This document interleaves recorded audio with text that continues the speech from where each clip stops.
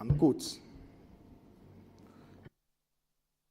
With this provision at the back of your mind, would you consider that LGBTQ rights can be captured under the Ghanaian law by extension, by extending it to Article 33.5? Thank you, Malik. Thank you, Mr. Chairman. At this moment in time, I am of the view that the Supreme Court has pronounced on matters relating to the LGBT. Readily, I cannot remember those cases. There are about 3 of them. One of them, I believe the Sky, I can't remember their names fully. So I would not prefer an opinion on whether or not the rights of LGBT people. Thank you very much. Any follow-up? Thank you, Mr. Chairman. So apart from these LGBTQ, do you conceive of any rights that can come under this provision, under Article 33.5, from your practice and your, everyday relationship with people? At the moment, no. Very well, that will be it, Mr. Chairman. Honorable Bafo. Thank you, Mr. Chairman. Congratulations, my lady, and welcome to the committee.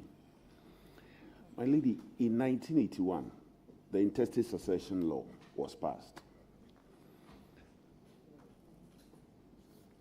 to protect mainly widows. That was the philosophy. Their right to the property and also surviving children. In our local parlance, we refer to them as, colloquially, we refer to them as orphans. So mainly, spouse.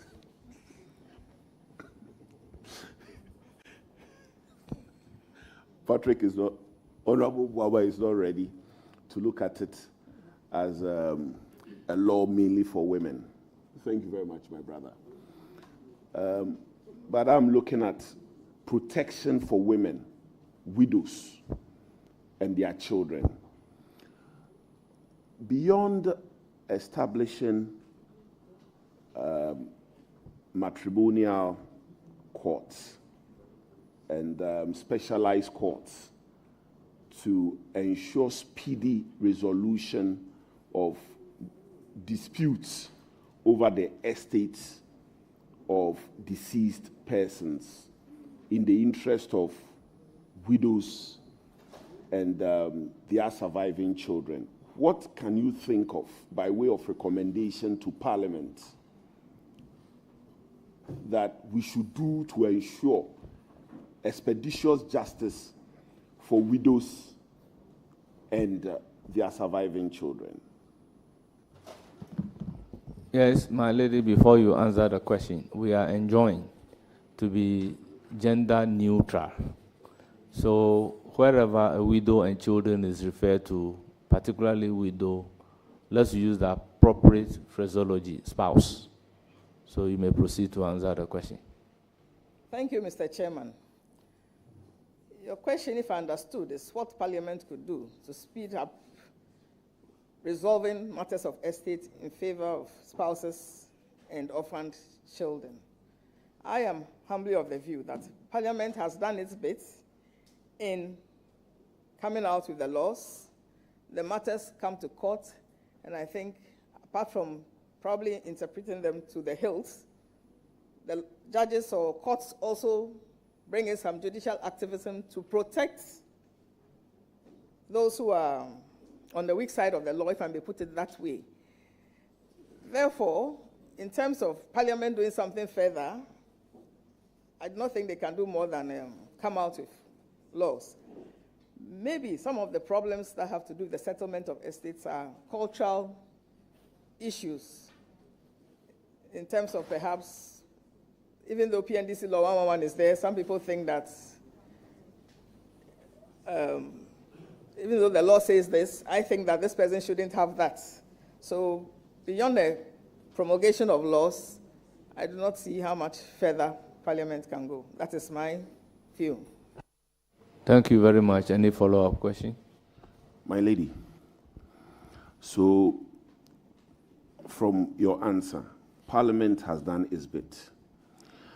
The people of Menchia want to know what the court can do to ensure that when such cases come to court, there will be limited procedural bottlenecks, more or less speedy delivery of justice for such people. What can the court do? If there are procedural reforms you may want to recommend to ensure that such people get justice expeditiously, given the consequence of lengthy litigation on the properties and even the persons themselves, to the extent that some of them, their education is affected, their well-being affected. I mean, their lives. Yes, my lady, you have the floor. Thank you, Mr. Chairman. Very well. I believe that you are interested in how fast cases or matters to do with administration of estates are settled. I believe the Judicial Service has put in place courts that deal with matters of probate issues. On the other hand, I have been in courts, even at a time in the Court of Appeal, something came on appeal to do with a matter of estate. And as we say in the Children's Act, children cannot wait, or even if not in the Children's Act. Since I was a magistrate, it was always one of my. So things come up, maybe somebody's school fees are outstanding, something is hot and burning. The courts find ways of dealing with it. I do not think estate matters wait unnecessarily long, unless, of course, there are some contentious estate issues which may go on for a while. But generally, I think the courts do their best. Thank you.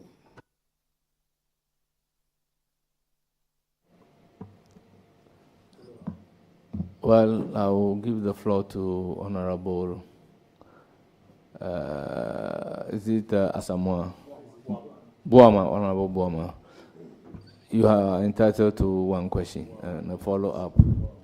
Thank you very much, Mr. Chairman. Not Yao Boama, but Boama Nyako. I'm also Yao Boama. You're also Yao Boama. But Isaac against Patrick. Okay, then Thank you very Yao Boama, the first time. Yes, Chairman.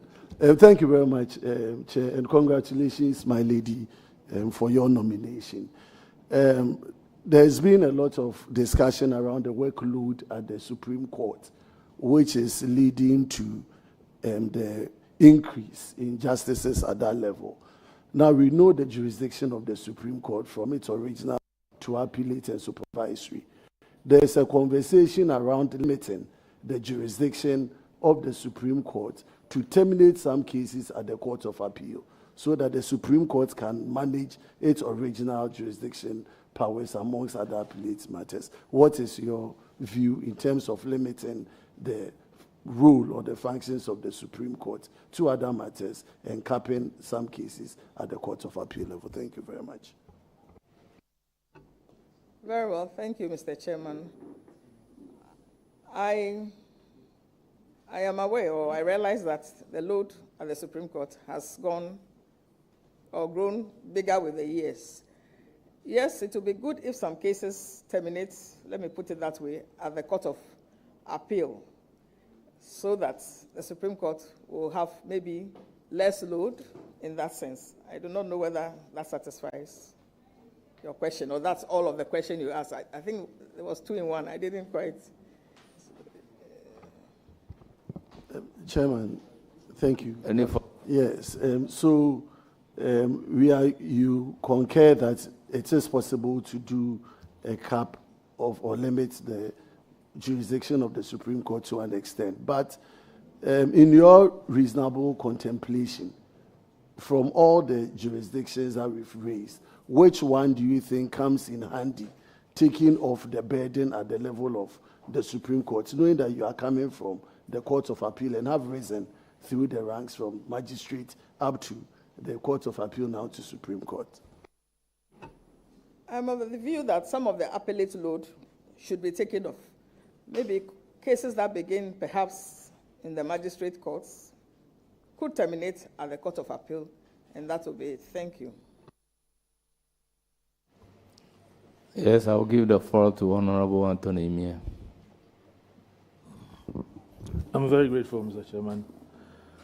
Welcome, my lady, and congratulations on your nomination. Accra.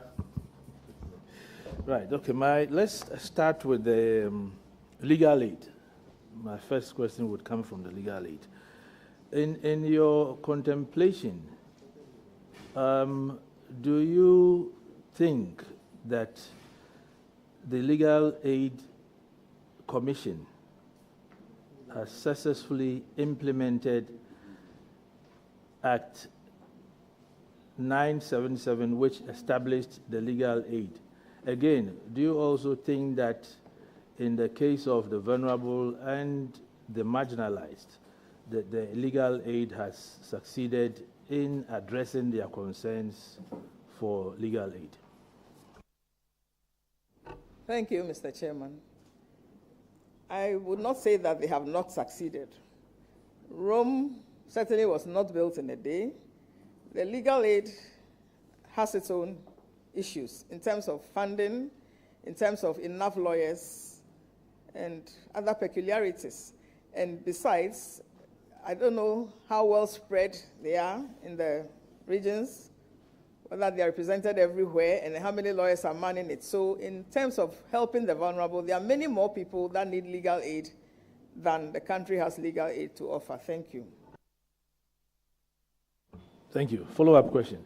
If you have the opportunity to make recommendations to help the legal aid properly achieve its mandate of serving the poor, what are some of the recommendations you would make? Thank you, Mr. Chairman. One thing that comes readily to mind in terms of manning or staffing the legal aid, I would say that for fresh lawyers from school, they could be made to do their national service right across the country in legal aid offices. Maybe a certain minimum number posted, or depending on the size of the region and the population, maybe on that level. Where there's more, they need more. So the point is, if we can set national service for young lawyers to go to legal aid offices, that will also fill in the gap. And the next time they finish, another batch goes. And I think we'll build the capacity and we'll be achieving what they set out to do. Some may even stay on and make their lives in legal aid. Thank you. Now, my second question. Would you support a constitutional amendment barring the appointment or nomination of persons perceived to be politically exposed to the Superior Court of Judicature? Did I hear say, will I support, Mr. Chairman? Can he just, the question said, will I support the question?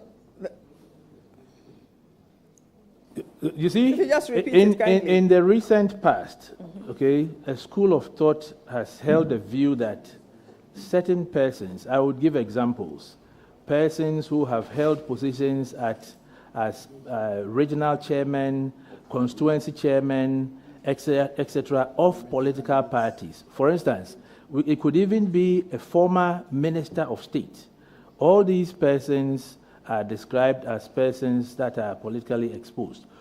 Would you recommend that the Constitution is amended so that these persons are barred?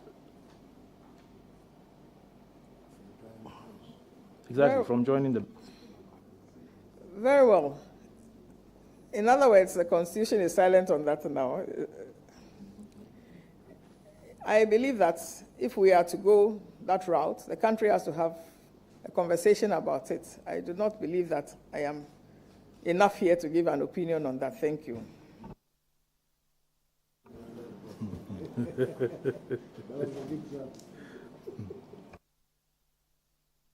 Please, your third question. Thank you. So my follow-up question then. Now, let us zoom into Article 1284 My brother, that cannot be a follow-up question. It's directly related. It's directly related to appointments. It's directly related on the qualification of judges to be nominated to the court of that would be a different question, because your earlier question was on anybody who has a political color. Can such a person be given the opportunity to go to the listen to me, to go to the Supreme Court? Exactly. And she said, we can have a conversation on it. Exactly. But she's not here to offer opinion Mr. Chairman, on that matter. Both questions fall or come under 128, under qualification of persons to be nominated to the Supreme Court. Well, ask the question and let me see. Very, very well. My lady, my follow-up question is, many perceive judicial promotions, nominations, etc., to the apex court as politicized. Okay. What transparent mechanisms would you recommend to ensure that merit-based progression is introduced within the judiciary? Well, before allowing my lady to answer the question, take note that that is your question number 3. Very well. Your good self expressed the view that many perceive. From where I come from, I've been in the service for 28 years. I have worked from as young as being a magistrate, and at every time I believe that I have worked hard, and by dint of hard work, I am where I am. I do not see the politicization in the appointment of Superior Court judges. I may even use myself as a good example. I was promoted to the Court of Appeal in 2019 by the other administration, and like a thunderbolt, minding my own business, I am here by the grace of God. Thank you. I'm very grateful. That will be all for the nominee. Thank you very much, Honorable Member. I'll proceed to give the floor to Honorable Aliplima Koroko. Thank you, Chairman. Congratulations, my Lord. I'm always excited to see women get to this position. In fact, you're a role model, and then we are all learning from you. Just a quick one.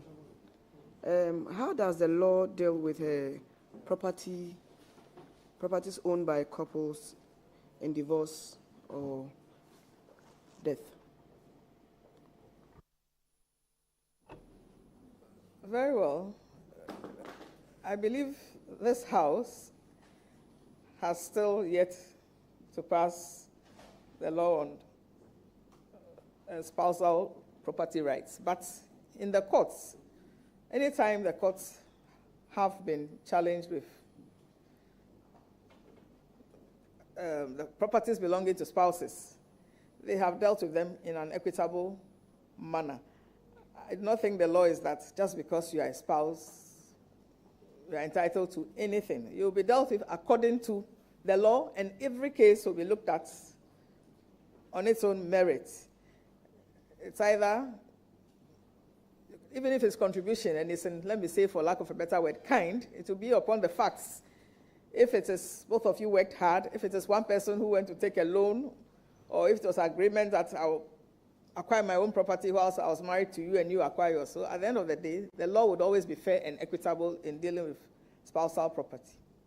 That is what I can say. A follow-up question. We know outside Ghana, they practice child support. I don't know if there's one existing in Ghana. If not, are you considering it? Thank you. Thank you, Mr. Chairman.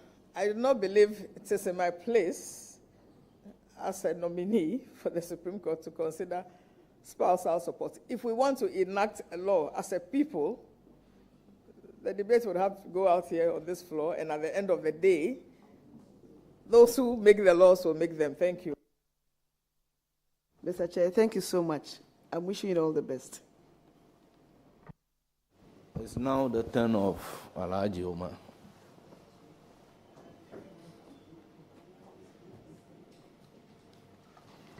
Thank you, Chairman.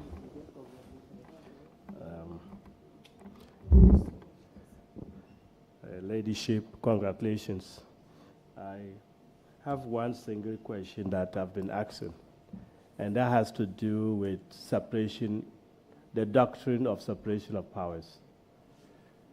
What is your view about it regarding the Constitution that we have for the 1992 Constitution? Very well, Mr. Chairman. I believe that the Constitution has created a path for all the arms of government, and ordinarily everybody is in their lane, the executive, the legislature, judiciary. In Parliament here, you have your own laws. You carry on with your lives like everybody else does. But then, that won't mean that if something is done which is repugnant to the Constitution, under which we all are shaded, those who are responsible for taking a say on it will not. For example, if a matter comes to court, which has to do with Parliament or executive not doing what they're supposed to do under the Parliament, I don't think the judiciary will sit down and just fold its hands. That does not mean that it will be encroaching on your rights or your work. But that is how good governance works ultimately for the common good. Thank you. Any further question? Yes, a follow-up. Thank you. This is, I think, is a question about practicability. Practical. That a few years ago, Parliament was working on a law, and it had not yet come to conclusion, because it has to be signed into law, then we go for interpretation or challenge it. But it looks as if the Supreme Court, not once, severally, interfered in the work of Parliament. I want to find out, if you are sitting there, will you continue that? Well, are you talking in respect of the decision of the Supreme Court in Ezwame versus Attorney General? Ezwame versus the Attorney General? Talking about recent LGBT law which was passed and got arrested, someone went to court, and the president had not yet... Then with all due respect, I'm likely to overrule you, because the nominee is not here to comment on a matter pending before the court or a matter that the court has already made pronouncement. So you may ask another question. Thank you, as I guided. Thank you. I wish you well. Thank you. I will proceed to give the floor to Honorable Patrick Yaobuama, the senior.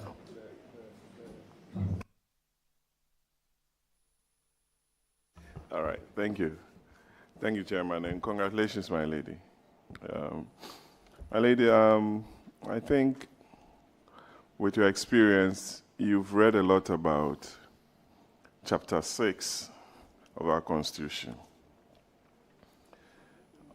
on the directive principles of state policy.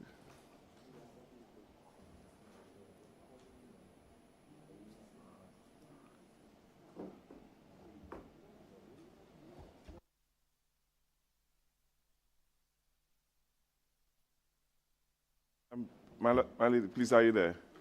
Especially Article 36. On economic freedoms and rights, and the fact that the president must, within 2 years, bring to Parliament his plan of development and what have you, asking for direct investment to come into the country. There's been a debate on the bench for some time about the justiciability of this chapter. I want to hear your views on whether the provisions of under Chapter 6 are justiciable, in your view, because I'm sure some of your colleagues have their own ways of merging these provisions with other statutory provisions to make it enforceable. So I just want your take on this. Thank you. If I understood you, Mr. Chairman, you mean whether the provisions under Chapter 6 are justiciable. I am of the view that if they were not, the framers of the Constitution wouldn't have even put it there. At the end of the day, the whole country is entitled to development. As a people, we have brought up this law for ourselves, and we have carved a path which we wish to follow. And I believe we also have a national development planning body. So at the end of the day, if we follow the trail, we would achieve or would arrive at where we would want to. So in my view, it is. Thank you. Really, that would be difficult, in my view. Because if you look at some of the provisions. We'll get there. Rome was never built in a day. Very well, very well. I just wanted your thoughts because I've read certain positions by Justice Datebai and his group and how the positions some of them took. That's why I asked you. So let's look at emerging trends. You're a very modern judge. And I know you've taken an Uber before. Very well. You've heard about Airbnb. I'm sure you've stayed in one of them. Not yet. Not yet. Yango and all the new technologies that you don't even know the source, but you pay with your card and enjoy the facilities. You are there 2 minutes, a car comes up, you don't know the person, you key in your address, the person takes you, whether the person is a murderer or not. You just sit in the car, takes you there, you travel and you book an Airbnb and you go and stay there. With some of these evolving technologies, would you recommend to your JTI, Judicial Training Institute, to take a critical look at some of these emerging trends so that the justices are abreast or kept abreast with some of these modern trends so that they will be able to determine some of these issues when they come to them in the nearest future? There is a decision in Italy. That's why I'm asking you this question. Thank you. Very well, Mr. Chair. You've mentioned a lot of business names that all form part of this modern trend. But your question, if I understand you, saying that the JTI should train judges so when some of these things come up. For example, about Facebook, some years back, when I was in the circuit court, I think, I know there's something that is called porn revenge or nude revenge. Porn revenge or nude revenge between exes, like ex-partners. So somebody shared a picture of his former girlfriend. Let me see, we are all adults here, a nude picture of his former girlfriend with other people. And you know how the world is. I always tell friends that once you take the first photo, click, it's no longer yours the moment you send it. And you can imagine the mental agony to this person, but the matter came to court and it was difficult to apprehend, but with our electronic laws, et cetera, and I think the police also did some good investigation and he was apprehended and dealt with. So we have to learn about these things all the time. And sometimes, like you said, it's not just the Uber. You go to San Francisco, the cars come with no driver and we still sit in them and go.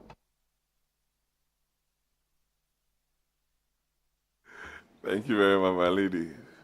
As for me, when the car comes and nobody is in it, I will not sit inside. I'll run away.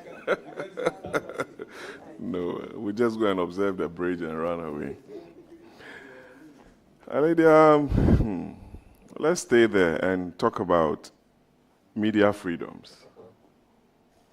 the Constitution guarantees media freedoms, but there's little to talk about when it comes to content. People generate content, share them, discuss them, before you realize everything is out there. But they will tell you, oh, the press is not subject to any direction or control. Yes, but there are limitations within the media space anyway. Do you think, as a country and as Parliament, we haven't done so much with regards to regulations to ensure that the media is kept within bounds and within the Constitution, so that our image as a country and as individuals are well protected and respected within the media space? Because a judge will wake up in the morning and find his or her picture on the front page on a matter that he or she has sat on. You wouldn't know where that journalist or media house got the judge's photograph, but it will be there. And maybe even the ruling that the judge gave is not well reported. It's skewed in a way. Those are things that I believe do worry some of you as justices of the court. So I just want to hear from you on some of the things I've spoken about. Thank you. Very well. Ghana is a strong advocate for media freedom. Going back some years back, maybe 30, 40 years ago, I do not believe that the media landscape was what it is today. And perhaps that has propelled us into a kind of media free-for-all, if I may put it that way, like you are saying. So some of these things happen, and of course, we get disturbed. Others go to court seeking for their reliefs. However, I do not think that we have to go out right away with the big stick, knocking everybody. Maybe we first of all have to engage the media. There are responsibilities. Their freedoms have to go with responsibilities. They have to know that. We have to sensitize them. People have to learn how to report. Even like you mentioned about a case being reported. We have a judicial media persons, I believe, but sometimes they don't report exactly. But I think it's a learning process and sensitization. And when we've done all that, at the end of the day, maybe we can have some further regulations that will make the media or the journalist realize that the fact that he has a microphone, or the fact that there's ink in his barrel or pen, or the fact that he has a keyboard that has an enter stroke, does not mean that he can just go to town. Respectfully, my views. Thank you. My follow-up question to that, would you advise the Judicial Service to train some of the journalists in this country, or you have a training program for them, those who report from the courts? Would you ask that your next budget you request for some more money? I can see the acting CJ here, for some training of the journalists who report from the courts. Would you? And I wish you the very best, my lady. Thank you. I believe that can be done in collaboration with the JTI, and if it's brought to the attention of the Office of the Acting CJ, that certainly can be arranged. Thank you.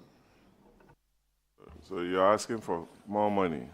No, I didn't talk about money. I just said they could be trained. But of course, if we got more money, we would not be any less miserable. Thank you. Honorable Patrick Yoboma, you can donate 40% of your bank account to them. It will be in the right direction. I wish I could do that, but, you know, I'm miserable.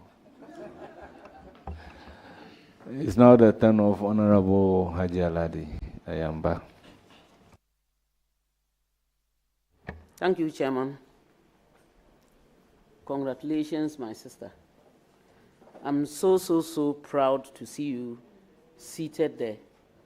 As a woman, it's not easy. I know you've worked hard, so I continue to pray that your efforts would send you higher. Well done. I wouldn't have asked you any question, but if I don't, I know what some of, I won't say that one. My sister, there is a problem, and the problem has to do with an issue that is on the Criminal and Other Offences Act. I asked earlier on, and I think this is my third time of asking this same question. There is a gap when it comes to the age of having sex and the age of marriage. And it's quite disturbing. For me as a woman, I have looked at it severally, and I think that if at 16 years, especially the girl child, is still in school or supposed to be in school, and she is allowed or permitted by law to have sex, I believe she could easily become pregnant, get infected, run away, elope and leave school and what have you. Or even she could be misused. Excuse my language, I'm a teacher by profession, so I'm not derogating any teachers, even those who are teaching her. Now she has been given the permission. It means that even if that happens, nobody can be held responsible. She can become pregnant, that ends everything. But then, she cannot get married to the one who has impregnated her because she's still 16 years.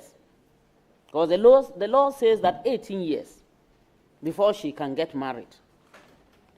The gap between 16 and 18 is a very big problem. 2 years is not a small thing. The child would have started even running around if she becomes pregnant, but she's not married. How do we reconcile this issue? My question is, how are we going to make sure that the girl either shouldn't have sex when she's 16 because of all these things we have identified, or the girl can marry? I'm referring to the girl mostly because I've seen that the issues are mostly on the girl child. Or she should wait until when she's 18. What do we do as women to help them, whether the girl or the boy? Very well, Mr. Chairman. If my memory serves me right, I think this gap was even bigger when I was a junior judge. It was probably 14 something, if I remember. I may be wrong, but it was bigger. You are perfectly right with what do we do with the gap. It has to do with the law, and it has to do with morality. Sometimes it is very difficult to legislate issues that border on morality. If somebody can have sex at 16 but cannot marry, what is the whole point? I mean, I can't imagine when I was 16 and what? I was reading for my O-levels. I believe when you say, what can we do as women, you didn't say, what can you do as lawmakers? But I can say, what can we do as women, sisters, mothers? I think education is a natural contraceptive. The longer the girl child stays in school, the longer it will get to the point of settling down to have a family. It doesn't mean that, I'm not saying that everybody should go to school and become a judge or a doctor or a lawyer or something, but even if a girl child grows up to become a young lady, has to do some training to learn cookery or sewing, all those are training times, and they keep you rooted and focused. So that is one of the things that can be done. But if we move the gap and we even make it 18-21, I am sure we'll come back and have the same conversation. So you cannot keep on legislating. There are other ways, like I've mentioned, that this problem can be solved. And then education should go out there to families, to our brothers, our uncles, our teachers, our granduncles, that we must leave the girl child to grow up and become the woman that we expect them to be. Thank you. Thank you, Chairman. when I started asking this question, I want us to all know how difficult it is. But then, what I started hearing from even people whom I shouldn't hear from is that, don't we want them to be apprentices before they become the so you see, yes.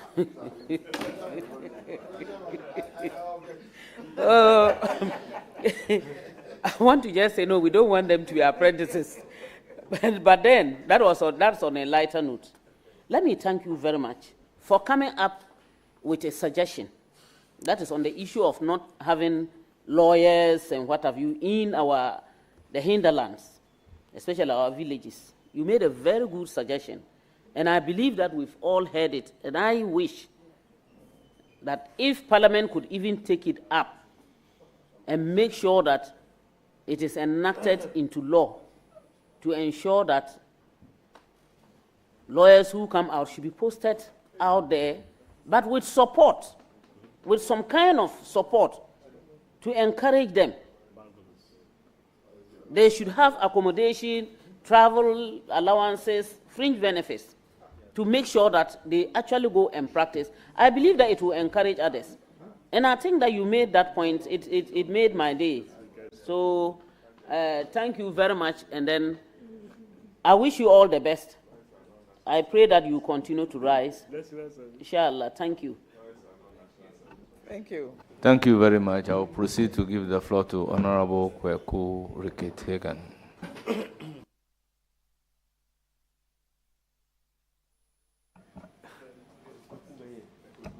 Thank you very much, Mr. Chairman.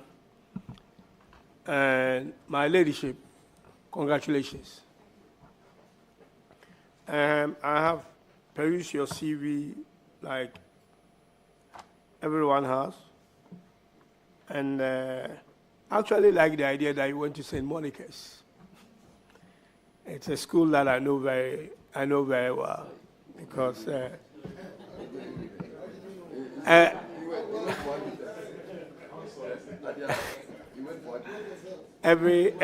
Honorable members, order. We can call for further and better particulars after the vetting. Actually, every auntie, cousin, including my mother, went to St. Monica's in Ashanti Mampo. So that's all. Yeah. But on a serious note, I have a question here which I asked the previous nominee. And it's, I said in Ghana, even though we have district courts which are supposed to deal expeditiously with matters, but it looks as if our court processes are still very, very slow. And I wanted to pick your mind on this, that if we think we need to set up some small claim courts to deal with matters that borders around, let's say, 10,000 Ghana cedis, that can be dealt with, small courts, that can deal with such matters very quickly, instead of keeping the law process longer and longer. Just want your view on that.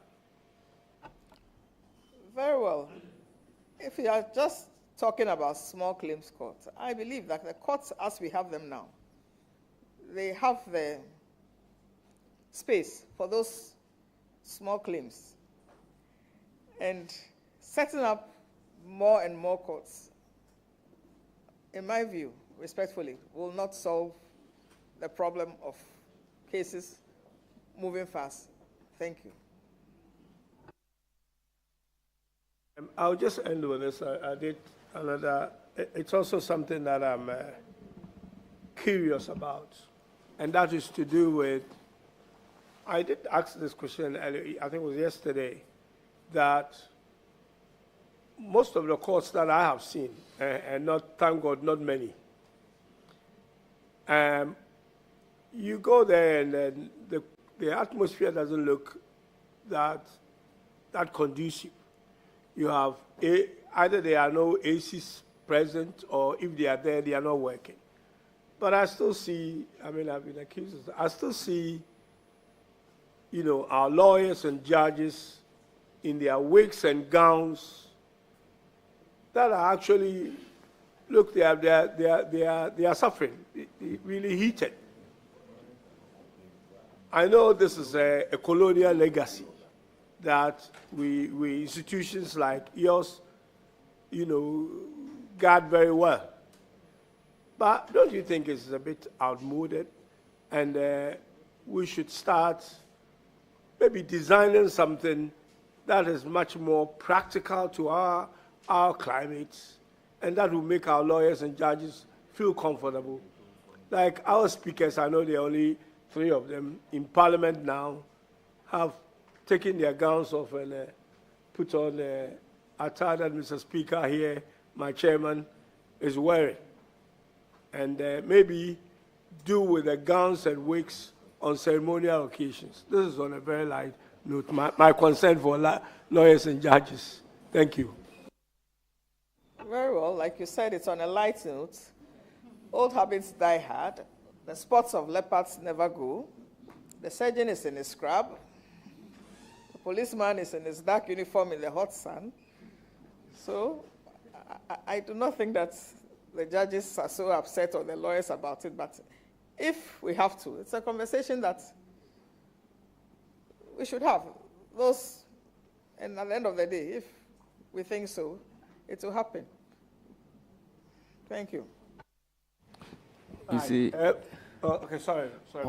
Honorable Rickett Hagan, the lawyers love the wig and gun, but the non-lawyers are rather worried about the wig and gun. Because of this, anytime I'm going to preside, I will wear the gun.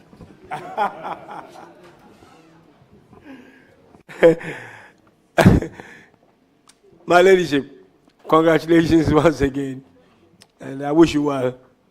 Thank you, Mr. Chairman. Thank you so much. I will proceed to give the floor to Honorable Jerry Ahmed Shaib. Thank you very much, Mr. Chair. My lady, you are welcome, and congratulations to you. My lady, so you are known to be honest. You're also known to be friendly, industrious, ambitious, and you're a grammarian. You're a grammarian. I mean, you're somebody who has very good skills in writing grammar. That's a report I read. I just want to find out how you came by all of this. Mr. Chairman, thank you. Well, I say fortunately, my parents were both into education. As a teacher, I followed her to class 1. I started reading early, writing early, went through school, and ended up reading English for my first degree in literature, and taught it for 8 years. So maybe that is the explanation. Thank you. Well, on the issue of you being honest and having practiced for about 3 decades, as having been on the bench for about 3 decades, from the district court to the circuit court to the high court, the appellate court, now, I mean to the appeals court, now to the Supreme Court. Have you at any time in point been approached by someone to offer you some sort of gift, bribe? And what was your posture? What did you do about it? Maybe 25, 26 years ago, maybe I can't remember totally, but when we started as young magistrates, sometimes you go to a court and you have to develop a certain posture because people watch you and then people come and try and play tricks with you. But the moment you also send them the body language that you're not here to play monkey games with them, that's the end. So I wouldn't say directly somebody has come to, but we live with people, people get to know you. Integrity is everything. What you do in the daylight and what you do in the night, they are the same. So I wouldn't say that somebody has walked up to me or gone through somebody directly to come to me. Thank you. So my second question. So having still been here for about 30 years, what recommendations would you make in reference to judicial reforms and why? When you talk, respectfully, Mr. Chairman, judicial reforms, will that mean to do with the actual courts and administratively? They are all encompassing. Very well. To do with judicial reforms, many or oftentimes people complain about the slow pace of trials or court work. I won't say that. I will say that the judicial service I entered 28 years ago is not the same as today. For example, the lower courts, I don't think I ever saw a recording equipment in my court. We wrote laboriously, but times have changed. To have great reforms, we need to put in the infrastructure. If we talk about even e-justice, e-justice does not operate on steam, for lack of a better word. We need to put in the network. And many times we find that a lot of things, we keep them in Accra for lack of finance to expand. So for judicial reforms, they should be across country. If we talk about cases moving fast, efficient, speedy trials, it shouldn't happen in only maybe the law court complex. It must happen across the nation. That means that there must be massive injection of funds. So judicial reform does not come cheap. That's the first thing. We need massive injection of funds if we want to run an e-justice system. For example, 2 years ago, I happened to visit Kenya, and we went to their judicial training school, referring to e-justice and what they were doing there. And they even said, they came much after us. Ghana started e-justice some years back. They really came on board when COVID caught up with them. And at a point, their Supreme Court even sat when one member was outside the country. And they had this slogan, to the last mile. They were laying their fiber optics. You know, they were serious. The World Bank was with them, yes. So if we want to reform drastically, we have to take some of these things, the bull by the horn, and do them. Otherwise, we'll be tackling them piecemeal, piecemeal, piecemeal. That is one. For reforms, capacity building of judges. You can't train a judge maybe at entry point and say that is it. It must be continuous education. We must have good libraries. Law books are expensive. Not many people. We are entitled to a book allowance. That comes when it comes. For sure, it comes, but when it comes. And I am sure the book allowance will not buy too many books.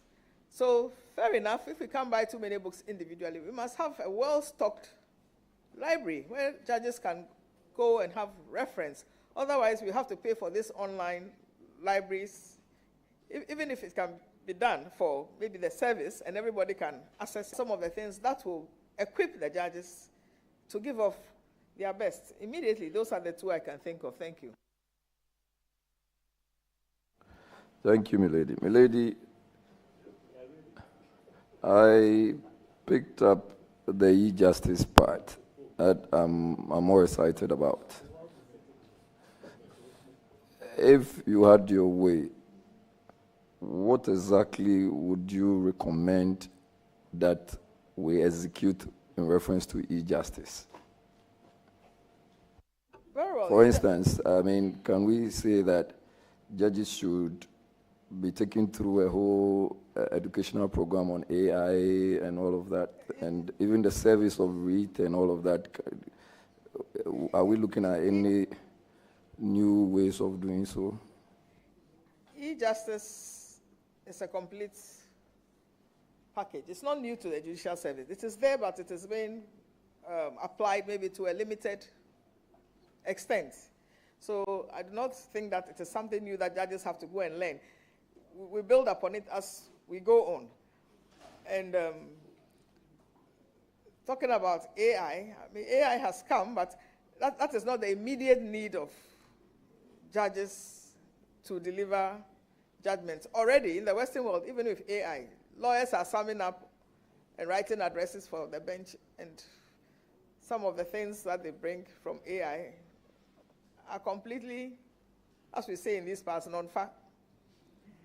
So it's not a matter of AI. E-justice is where the things that we do in the physical world. Why should somebody sitting in Tamale who wants to sue somebody in Accra travel, whether by air or by bus, to come and file a writ in the registry?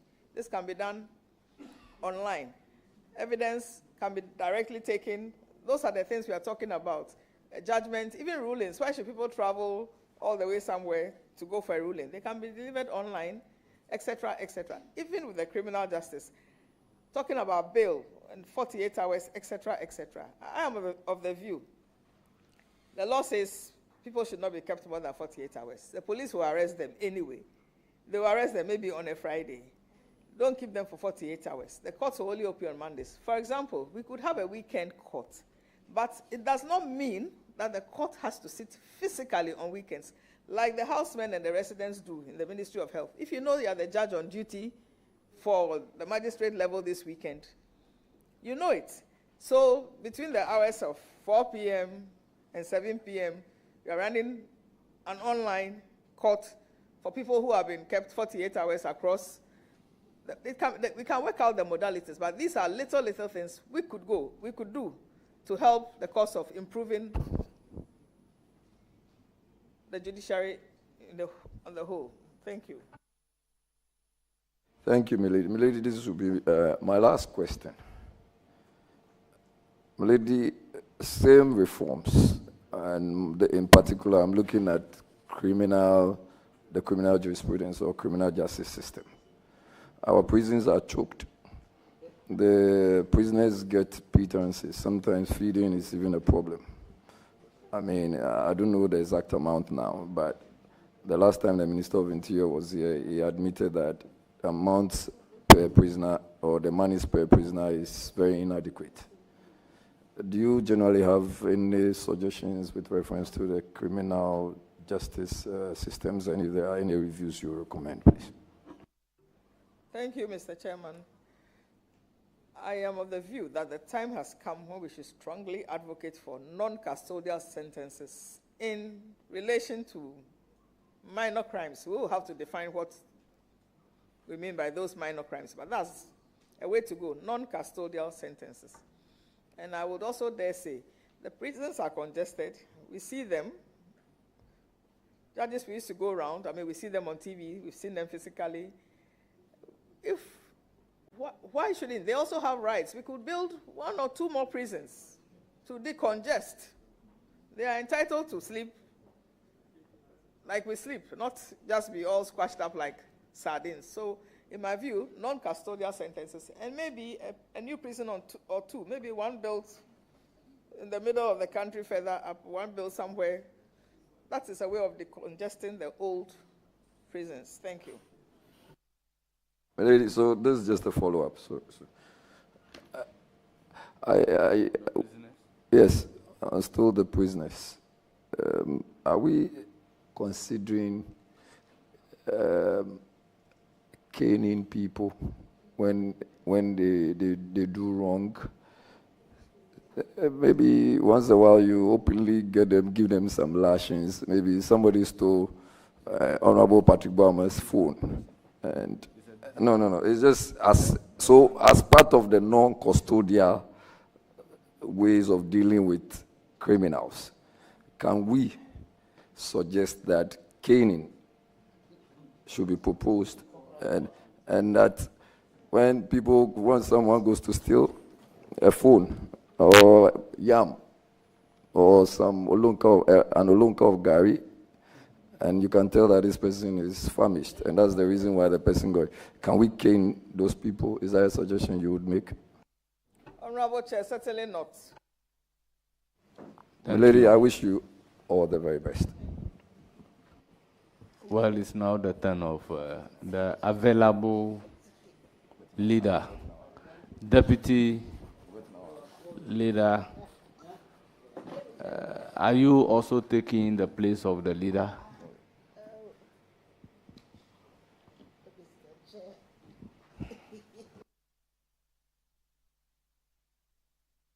Very well. Thank you very much. Congratulations, my lady. We are all equally happy that in the scheme of things, gender equity has been considered. And it is my belief that is the more reason why we have the 7 nominees. We have 2 strong ladies within the 7 nominees that have been appointed by the president. And I believe that, yes, there are people who believe that the affirmative action law, which has been passed, relates more to competency than just the promotion of women into any position. I believe that competency is a critical need. But the issue is that we know that from our patriarchal nature as a country, we have issues with the women participation in leadership and in governance. And therefore, it is critical that this affirmative action law is enacted. I would like to tease out from you, what will you do to promote this law, considering the fact that we have a number of people within the judiciary who may be up for the right appointment, but because they have not reached the the qualification, that's what I would say, the qualification back, it has not been possible to promote them to the level which you have reached at the moment. But we need more women in the judiciary. What will be your effort to enhance the participation of women in the judiciary? Thank you. Thank you, Honorable Chair. I'm not saying that we have enough women in the judiciary, but we have many women in the judiciary. Currently, if you look at our annual report book, the ratio, the men are about 50 point something, and we are about 49. They are just about 1% and a little more than us. In the past years, maybe 20 years down the road, backwards, a lot was done for the girl child. I am a woman, but I do not believe in affirmative action for affirmative action's sake. I say that because you and I are women. If women are just put anywhere for any house sake, and they go and they don't perform, you and who gets the flag? It is we, the women. I believe in mentoring young girls, bringing them up, building capacity, encouraging them to gain the heights. I would say, apart from the grace of God, nobody has plucked me from anywhere and put me anywhere ever in my life.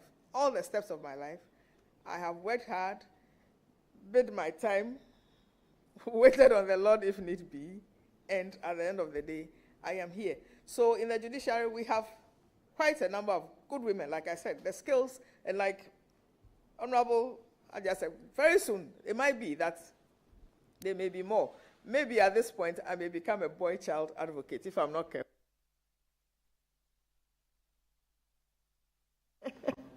A follow-up. It's very interesting to mention that very soon you become a boy child advocate.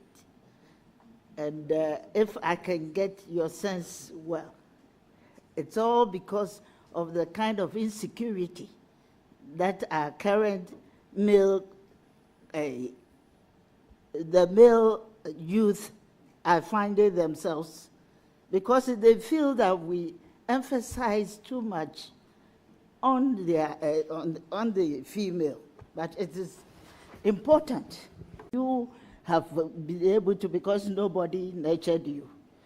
You have been able to, because nobody nurtured you. But that is what I wanted. You've named education as one aspect. There are also mentoring that you can also be looking at any point in time. I don't know. There are so many people who feel that in talking about affirmative action, it means you are a feminist, and they put all kind of negativity to it. Honorable Leader, And what I is the feel question? that is not the case.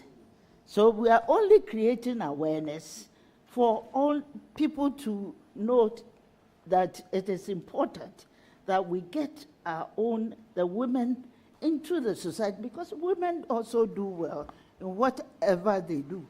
But what I believe must be done at this point in time, for which maybe we will require your proposal, is what constitutional provision can we make at this point in time to take good cognizance of the affirmative action act that we've promoted out there?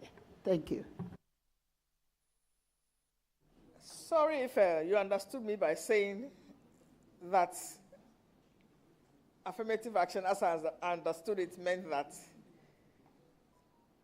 women should just be promoted for promotion's sake. I did not mean that. I said if that were to be the case and the woman didn't perform, we the women would not be happy. But asking me that what constitutional provision, I am of the view that women and men in Ghana have equal rights. I mean, we all start out at school. We are all encouraged to be the best of ourselves, gain the highest. In my little space, I have young lawyers, some of whom I've encouraged, who have become magistrates and circuit judges now. Others who are in law school, who are passed through my hands during internship, and I mentor them. At the end of the day, in my little space, those are some of the ways. And also, going back to the girl child, we encourage girls to stay in school. Education, education, education, education. Because education, in my personal view, did a lot for me. So that is what I have. Thank you very much. My lady, could you share some personal or professional obstacles you have faced on your journey to become a justice of the court, and how your story might inspire the next generation of legal minds? Thank you. Very well. Our work can be laborious, lonely, frustrating, and what have you. I mean, sometimes I look back when this nomination came and I just wonder whether this is me, because sometimes you have to sit up night after night after night to read, and you never finish reading. Those were obstacles. Even sometimes to go to work. There was a time I worked in Tema, but there was no official accommodation in Tema. And I was not, there was no official accommodation in Tema, and I lived on the far edge of town, towards the West Hills Mall. I had no choice, and at that time, the N1 was under construction. I had to go daily, go at dawn. Sometimes you leave the house and the moon is still shining, and you have to cross Accra. The N1 was under construction. You have to go around Pambrose, Dansuma, Independence Avenue, come back to Tetekwashi before you go on. I mean, I went through all that. There were very frustrating moments, and going to tell my coming every day on the motorway and all that. But resilience, I mean, tough times build resilience. That's what I say. So even though you have sleepless nights, you want to do what everybody is doing, you can't. You have to be very disciplined as a judge. Those are all obstacles. Maybe you want to go and sit somewhere, but you cannot go and sit at +233. You have to sit behind your books. And all your mates, like all my mates are retired now, and then you see all the wonderful things they can do and get up to, but you cannot. But at the end of the day, we are here and we are thankful to God.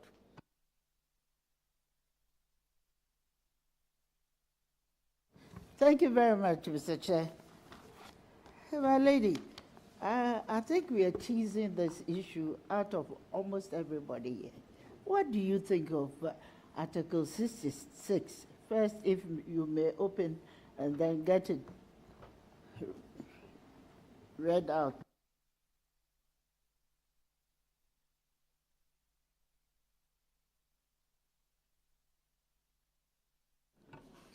Mr. Chairman, did I hear her say I should read it out? Very well. And share your views with Very us. well. Thank Term you. of office of president. A person elected as president shall, subject to clause 3 of this article, hold office for a term of 4 years, beginning from the date on which he is sworn in as president. A person shall not be elected to hold office as president of Ghana for more than 2 terms. The office of president shall become vacant on the expiration of the period specified in clause 1 of this article, or B, if the incumbent dies or resigns from office or ceases to hold office under Article 69 of this Constitution. 4, the president may by writing signed by him and addressed to the Speaker of Parliament resign from his office as president. Thank you. Please, what was the follow-up question? What did I think of it? I think it's crystal clear. The Constitution, the president cannot hold office for more than 2 terms, and that is it, period. There's no ambiguity about it. As far as I'm concerned, established. or I can see, I do not find any such ambiguity. Anyway.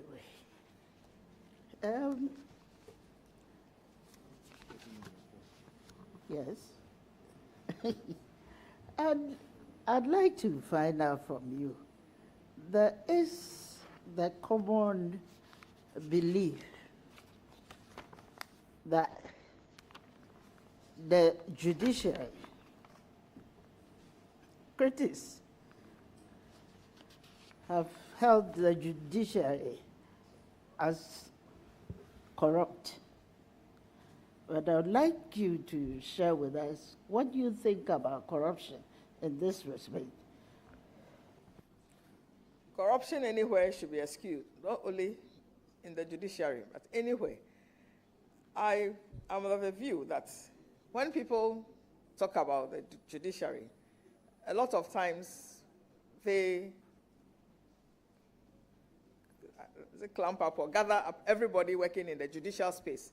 It's not only judges who make up judicial work, right through from other services, the police, the prisons, judicial staff, judiciary, they all work together. So I do not think it is a blame to be laid at only the foot of the judiciary. However, one bad fruit in a basket makes all others bad. So I am humbly of the view that any presence or otherwise of corruption should be stringently seen to and wiped out. That is what I have to say. Thank you. Thank you. Yes.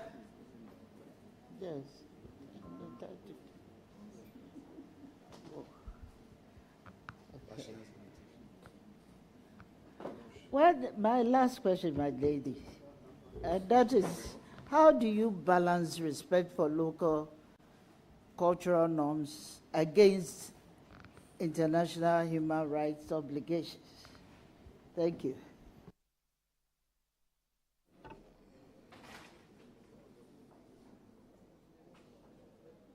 Very well, Mr. Chairman.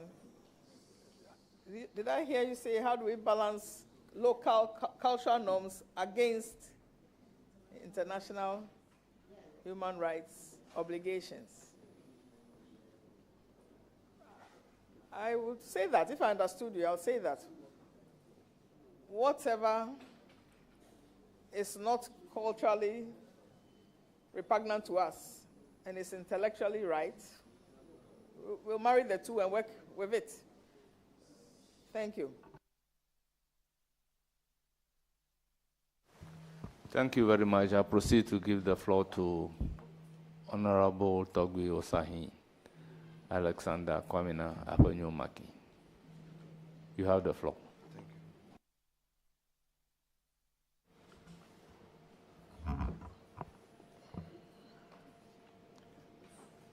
My lady, please, let us look at page 1 of your CV, your 5-page CV.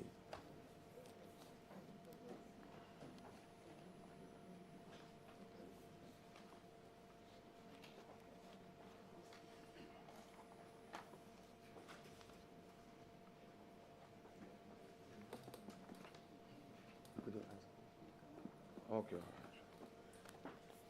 Lady, you said at J, biodata personal profile. At J, you say you speak every English entry. Yes, Mr. Chairman. Your tree, out of 10, 9 out of 10, 1 out of 10, 2 out of 10.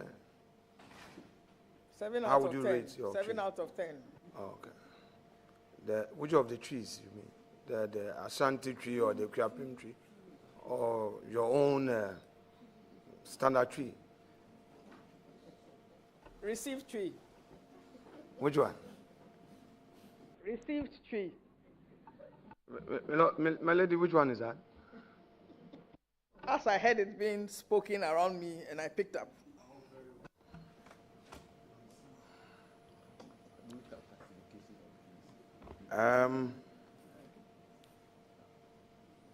You come from Peki?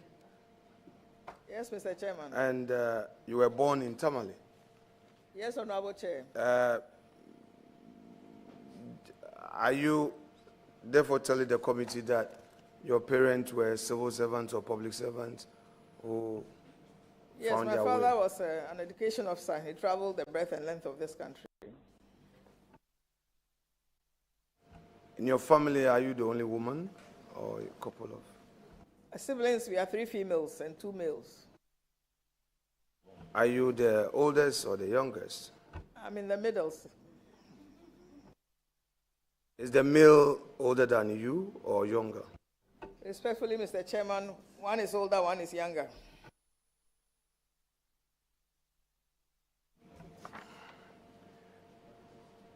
From the records, you were in Achimota School, and then you moved to St. Monica's Secondary School in Ashanti Mampo. So you had an experience of a mixed school and same-sex school. Yes, growing Honorable up. Chair. Are you able to share with us any experience in both situations, please? Very well. I spent 5 years in a mixed school, so I was used to that. And then I found myself in a girls' school for 2 years, but I survived. Thank you, Mr. Chair.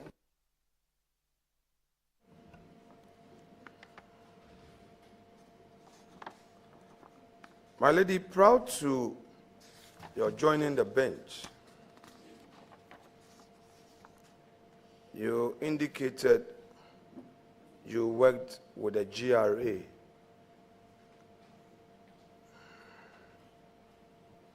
On your CV, page 3 or 5.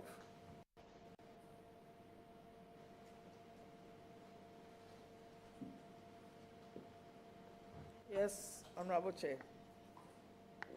Where exactly were you at GRA? Were you at the... At the time, I joined as Honorable Chair, humbly Honorable Chair, at the time, I joined the Value Added Tax Service when it had just been introduced. Then within a few months, it was annulled. Therefore, the staff there in the legal department were absorbed into the Internal Revenue Service as it was then known. So in those days when I was there was nothing like GRE as we know it now. Thank you. From the records also, you would agree with me that you spent some 9 years at the High Court. Yes, Mr. Chairman. Until you were eventually promoted in December of 2019 to the Court of Appeal. Yes, Mr. Chairman.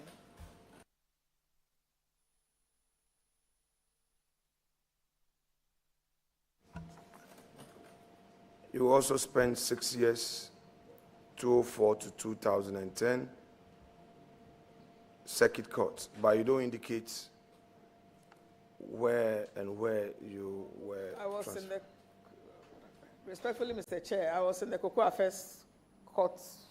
I spent the time there in Accra. Have you been a High Court judge in Winneba? Honorable Chair, I believe the Speaker, the Honorable Member remembers me from Winneba. I want to be sure. Yes, Very well. I was there. Very well. My lady, you've spent many years on the bench. And I want to take you through the very case.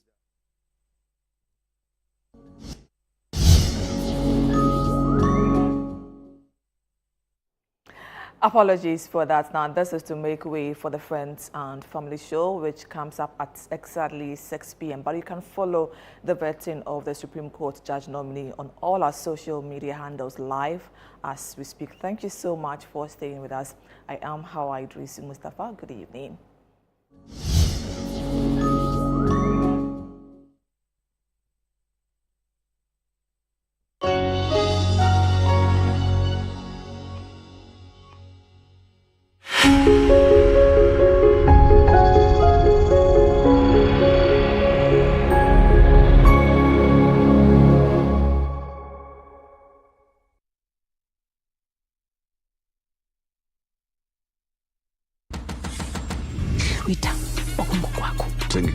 So much love in the air. What are we looking at? Thank you guys for joining us on this unforgettable night. Paw Patrol is on. It's Max Verstappen in the lead. The megastar is here. Absolutely sensational. Let's go! Just taking a trip down memory lane. Get unbelievable entertainment that is unbelievably easy to own. Get and stay connected to DSTV. Every day of my life is a page in my history. Every step that I take is a move to my glorious destiny. Ladies and gentlemen, what's cooking? You're very welcome to What's Cooking right here on Channel 1 TV. My name is Apioka. I'm the eldest. Hey, you're the firstborn. Yes. That's why you've been cooking.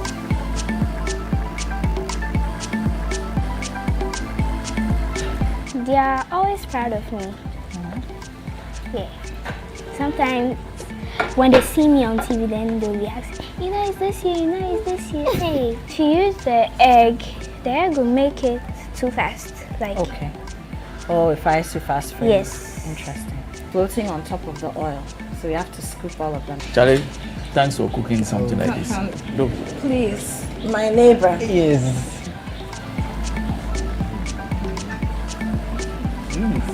We even asked what are their names, where are they from? Hello.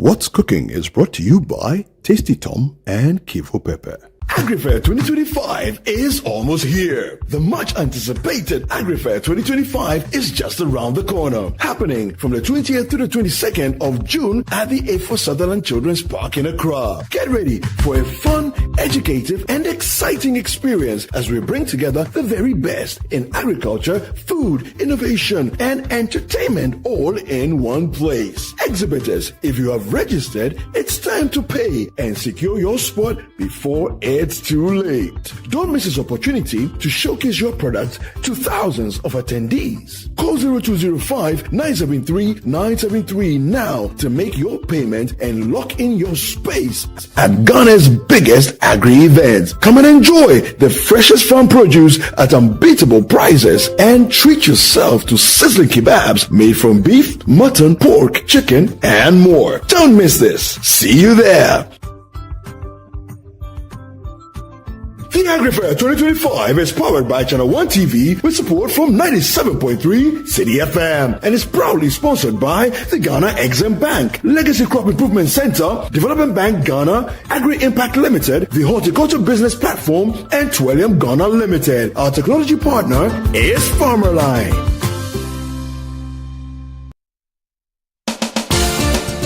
Where politics meets power, where the tough questions are asked. Welcome to Face to Face. Every Tuesday at 9 p.m., join Umaru Sanda Amadou as he takes you face to face with the key players shaping the future of our nation. I lost over $10 million at the trade fair. You had a fight with the management of trade fair? I don't have a fight with them. I just deplore the way they went about what they did. Let's talk about the chief prosecutor of the state at the time that you were being prosecuted, Godfrey Yeboah-Dame, the Attorney General. Yes. I think he was directed to jail us. By who? By the system. Boko has been a failure for your government, though. Can't be a failure. You have not solved it. No, you are not praising them, the previous government for solving Yendi, which was even a more difficult case. It's quite obvious that from these votes, the people felt that let's just let you go. So they were disappointed in us. You are essentially the worst government in the Fourth Republic. I don't know how you are doing that. If you based on the indicators. Yes, based on the number of people who refuse to come and vote for you. If that is your analysis, then why not? No filter, no boundaries, just the truth behind the headlines. Deep, bold, and unflinching. Face to Face with Umaru Sanda Amadou airs on Tuesdays at 9 p.m. only on Channel 1 TV, where politics gets real.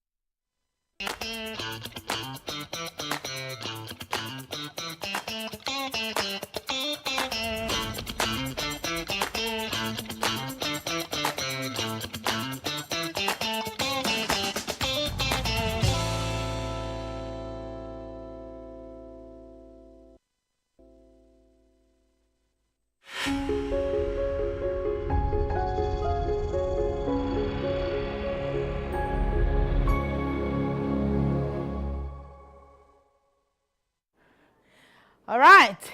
You're welcome to the Friends and Family Show live on Channel 1 TV. We're coming to you from our studios here at number 5 Ola Hansen Lane in Tesano. You know, all the time we bring you all the lights, the brightness, the happiness, all the emotions. And today is actually going to be a fun day because I bet you're wondering why I'm dressed down like this in some Puma sneakers. I've got my t-shirt on and some pants. That's because we're taking it really light and easy. Well, on the show today, we have the lady captain of the Achimota Golf Club, who's here with her team, and they're going to tell us everything about the swing. I talk about golf. We're talking golf today, and I bet that if you have some kind of interest in golf, you'll be excited to, hear everything. And probably all the misconceptions that you have about golf, and all of that. You know, it's for some kind of people. You can't really go and learn how to play golf unless you're on some caliber. And we're getting into this conversation, right, darling? And I'd want for you to be a part of it. So send me a message via WhatsApp on the number 020-444-7033. That is 020-444-7033. All right, darling. Don't forget to add your name and location. Well, my super special name is Noyo Kwote, and I'm going to be your host. I am actually going to learn on the show today how to swing. I've been seeing them, of course, on the golf course, but the chalet, vim no day to enter the course. But today, we're here to learn how to make that very swing, first swing. So please join me on the Friends and Family Show. Be part of it. Let's have a wonderful time. I'll take a break. When we're back, we get into this conversation. Probably it'll be on the course.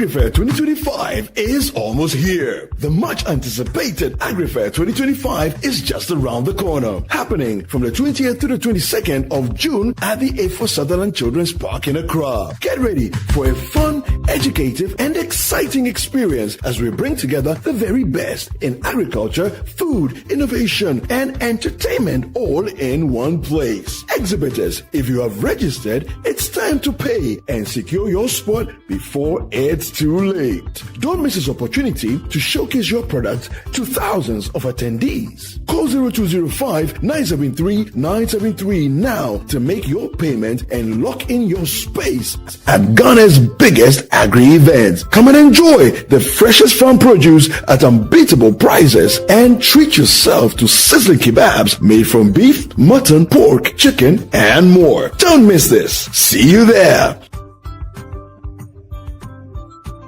The AgriFair 2025 is powered by Channel 1 TV with support from 97.3 City FM and is proudly sponsored by the Ghana Exim Bank, Legacy Crop Improvement Center, Development Bank Ghana, Agri Impact Limited, the Horticulture Business Platform, and Twillium Ghana Limited. Our technology partner is Farmerline.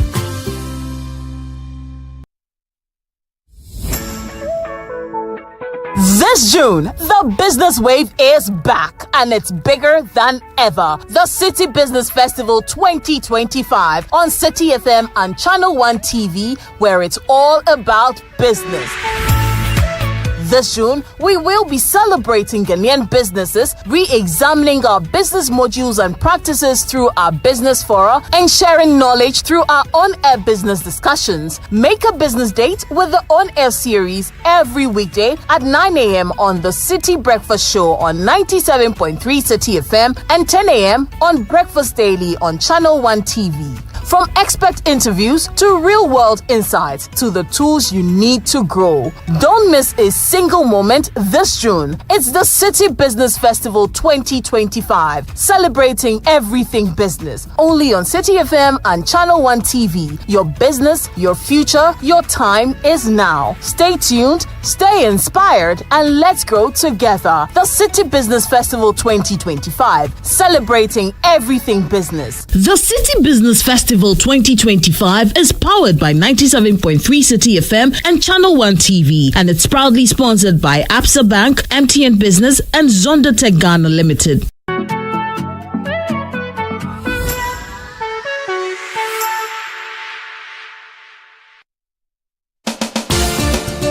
Where politics meets power, where the tough questions are asked, welcome to Face to Face.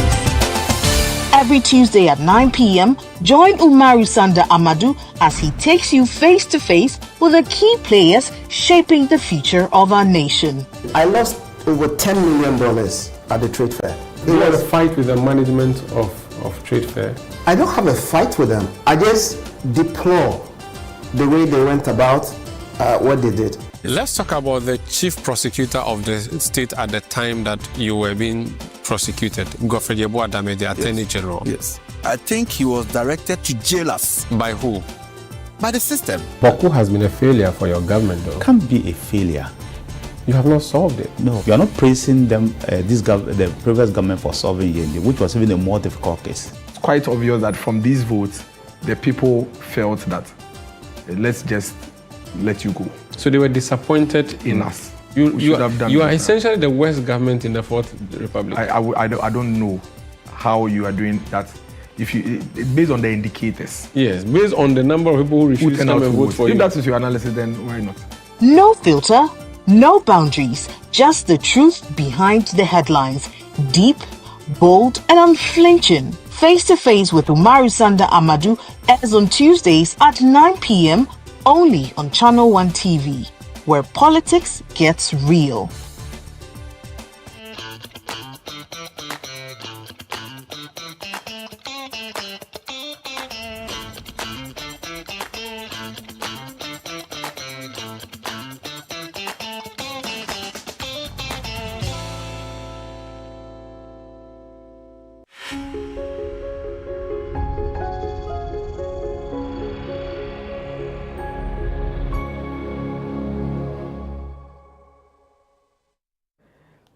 Welcome back to the Friends and Family Show live on Channel 1 TV. Always coming to you from our studios here at number 5 Ola Hansen Lane in Tesano. My name is Noyo Kwote, and I'm a bit active today because, yeah, we're about to swing. We're playing golf tonight, talking all about golf, all the things you need to know about golf, all right? I bet that you know that, well, I know that there's some kind of people play golf, and you can't just go and play golf. Hey, no. And then actually, they say that the rich people actually meet on the golf course to actually have their meetings. So if you want to meet a manager or an MD, meet a person on the golf course. We're just going to get all the misconceptions. We're going to talk about everything golf, all right? Probably at the end of this conversation, you get the interest to buy the golf. What's it called? A club, right? Yeah, to buy a golf club and then see if you can take the first swing. Well, I'm going to take my very first swing today. I'm telling you something. I don't know if there's power. You have to use power. But they're going to teach me. That's because I've got 3 beautiful ladies in the studio. All right? And I'm going to start off with Charity Vogel, who is a PR sub-committee. Okay, you're welcome, Charity. Thank you. And then I have Sarah Jiang. You're looking very sporty, like very golfy. I have to. Wow, you're playing. You're looking the part, actually. Introduce the golf. I left my hat. I should have, okay. to compliment. I want one after. Okay. All right, so that's Sarah Jiang is also a team member of the golf club. Yes. And then I have Hus Mang, who is actually the lady captain of the Achimota Golf Club. You're very welcome. Yes, Achimota Golf Club's lady section. Lady section, yes, so lady captain. Good. Yes, lady captain. Wonderful. You're very welcome. Thank you very much. Nice. But, I was actually expecting the whole, golfy look. But it's nice like this. So you can't really tell, yeah. You see? So I'm coming from office, but this is a golf pants. This is a trouser. Okay. Yeah, it's a golf trouser. Right. Yes, yes. Golf is very... easy? Very Is that what they say? Yeah, it's easy. I mean, for the look, we have different... different looks. Right? Yes, different looks. So this one is accepted. Is accepted. And then a more corporate too is accepted. So wow. A polo with this So must it just be polo? Or you can wear the round neck, you can wear something else. It has to be polo. No. So it has to be polo. Must have the collar. Must have the collar. Yeah, okay, yeah. Okay. Makes sense now. Yes, yes. Makes sense. All right, so let's talk about this. What actually got you into playing golf? Well, interesting. For me, my husband wanted the kids to play. Okay. Because me, I didn't like golf. For me, my aim was to lose weight, and then I said the golf is for old people, and golf is is boring and is what and is what. So I kept taking the kids to the coach, for them to be trained, and then the coach kept telling me, "Madam, you always come. You see your children play, and then you go back. I mean, come and try." I say, "Oh no, that boring game, that all the time, every day." And then one day, I just decided to touch the club. So I took and then I tried, and that was it. You liked it? That was it. That was the catch. Wow. Yes, What about yes. you, Sarah? I was in New Zealand when I started play golf because I used to play tennis before. So tennis, you need a partner to play with. So I think because it's not easy to find a partner in New Zealand, new country. So I said, why not try golf? Because golf you can play alone. Yeah. Right. Since then I started. So that's how you started playing golf. Yes, What about yes. Personally, my husband got me to golf. I had no interest, and it was like staying at home, boring. And then he was like, come and play. You have to come for lessons. Vivian is waiting for you. Like, he's always pressuring me with my coach, waiting for me and all that. So I started, and then, hey, You like it? I have a whole, I don't know how to say. Should I say it here? Whole trophies. Well, you've got trophies. You've won trophies. Yes. Okay. I'll be 2 years. Yeah. I'll be 2 years in August. Okay. Okay. And I have about. I can't count. Yes, yes. I haven't counted them. Nice. Yes. But did you ever think that will bring you this far? Like playing golf will bring you this far to the extent that you will be a captain? I never thought, you see. That's how it is. So it's always good to try. Right. Because until you try, you never know, what is there for you. So I've never regretted.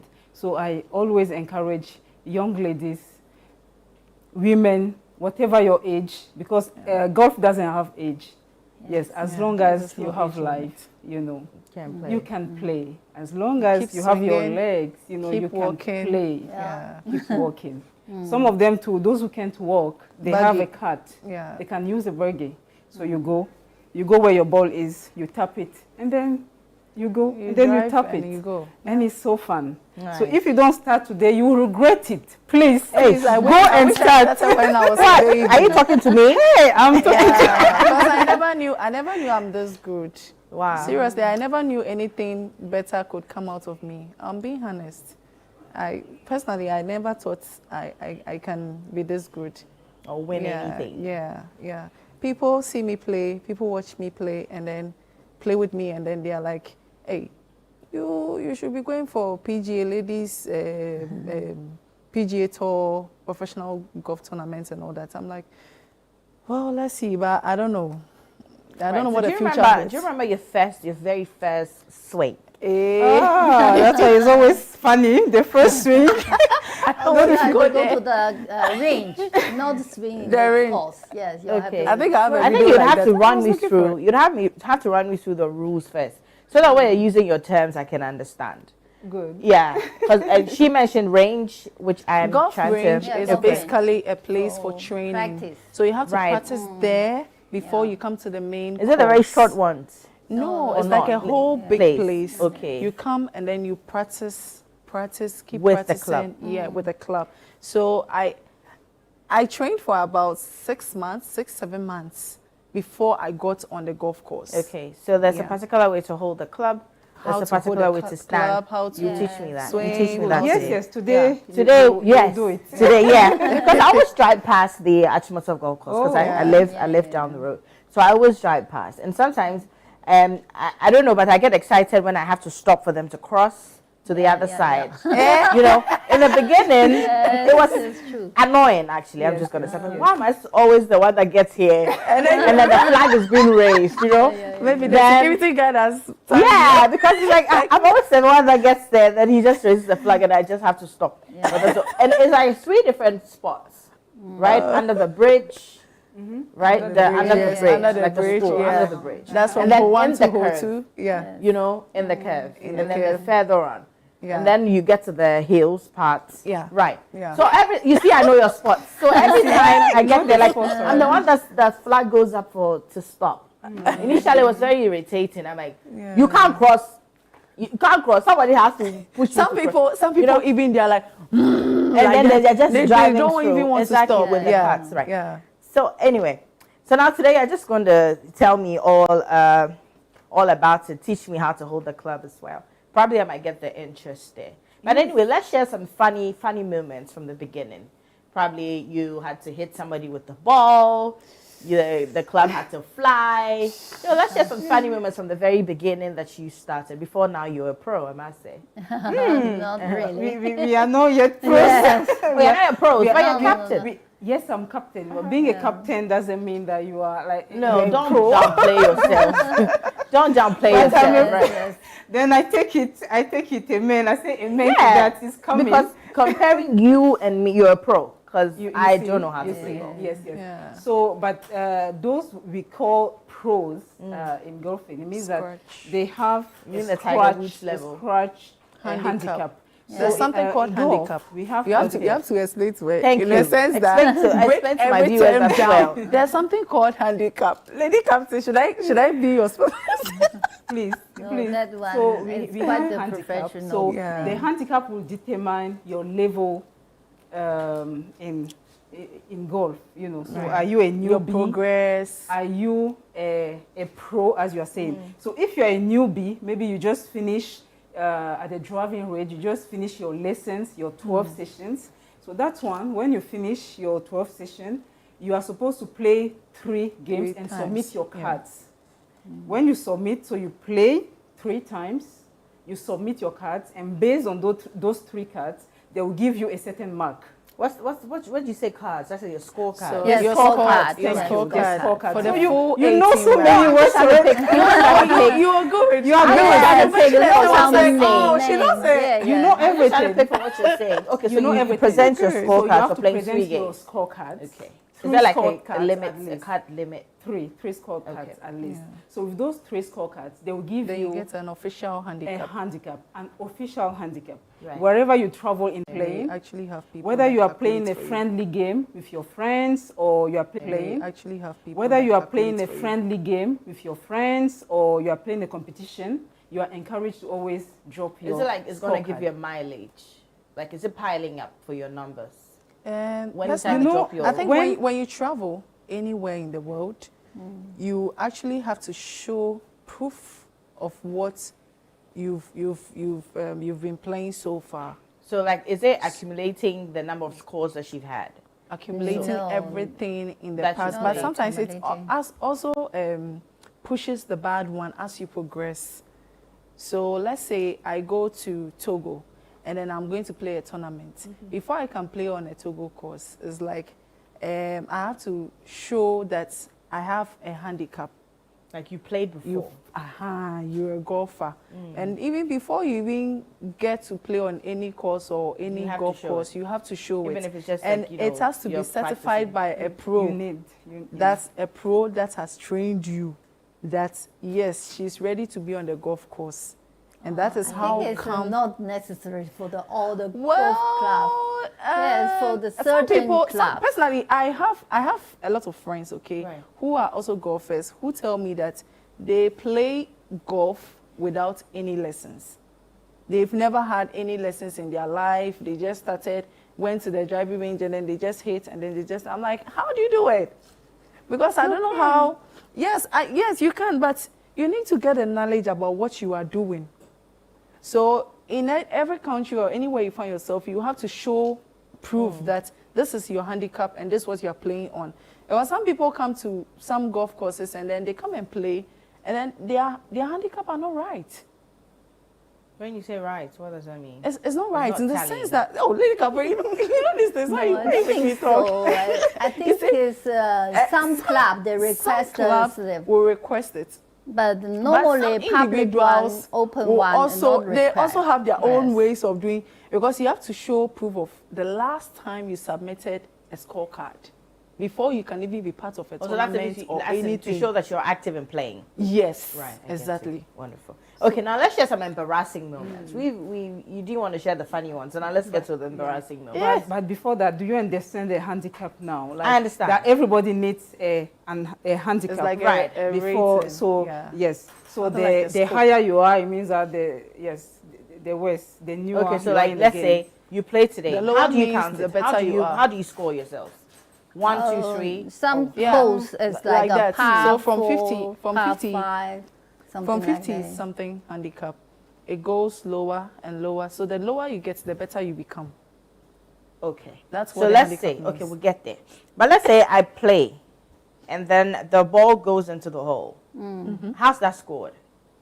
That's one. One. So that's what I'm asking. Yeah. So how does it show Every on the shot card? counts.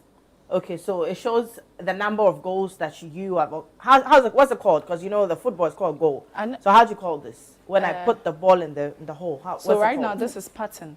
When you're able to push the ball or hit the ball from here into the hole, it's called pattern. So when I do one, it's one pattern. When you pat, yeah, one pat. So the next two parts. Two parts. Three. If you So miss, is that how it's missing, counted on yeah. the card? Yes. Okay. Yes. Okay. So Not only counting the patting, also swing the driver. And you have to start from anything, somewhere and then come to the middle. Every golf it course depends on got the their regular score there. Yeah. Okay. So, and then we have 18 holes on a golf course. And you have to do all of them. You have to do all of them. So if you miss one, you have to keep playing till you hit it? Yes, yes.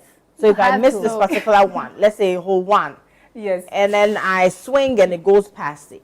You have to come back, keep playing till it goes in. If you play 20, you play 20. Yeah, I have to put in. Then it will be counted. Yes. After the 20 before I get one.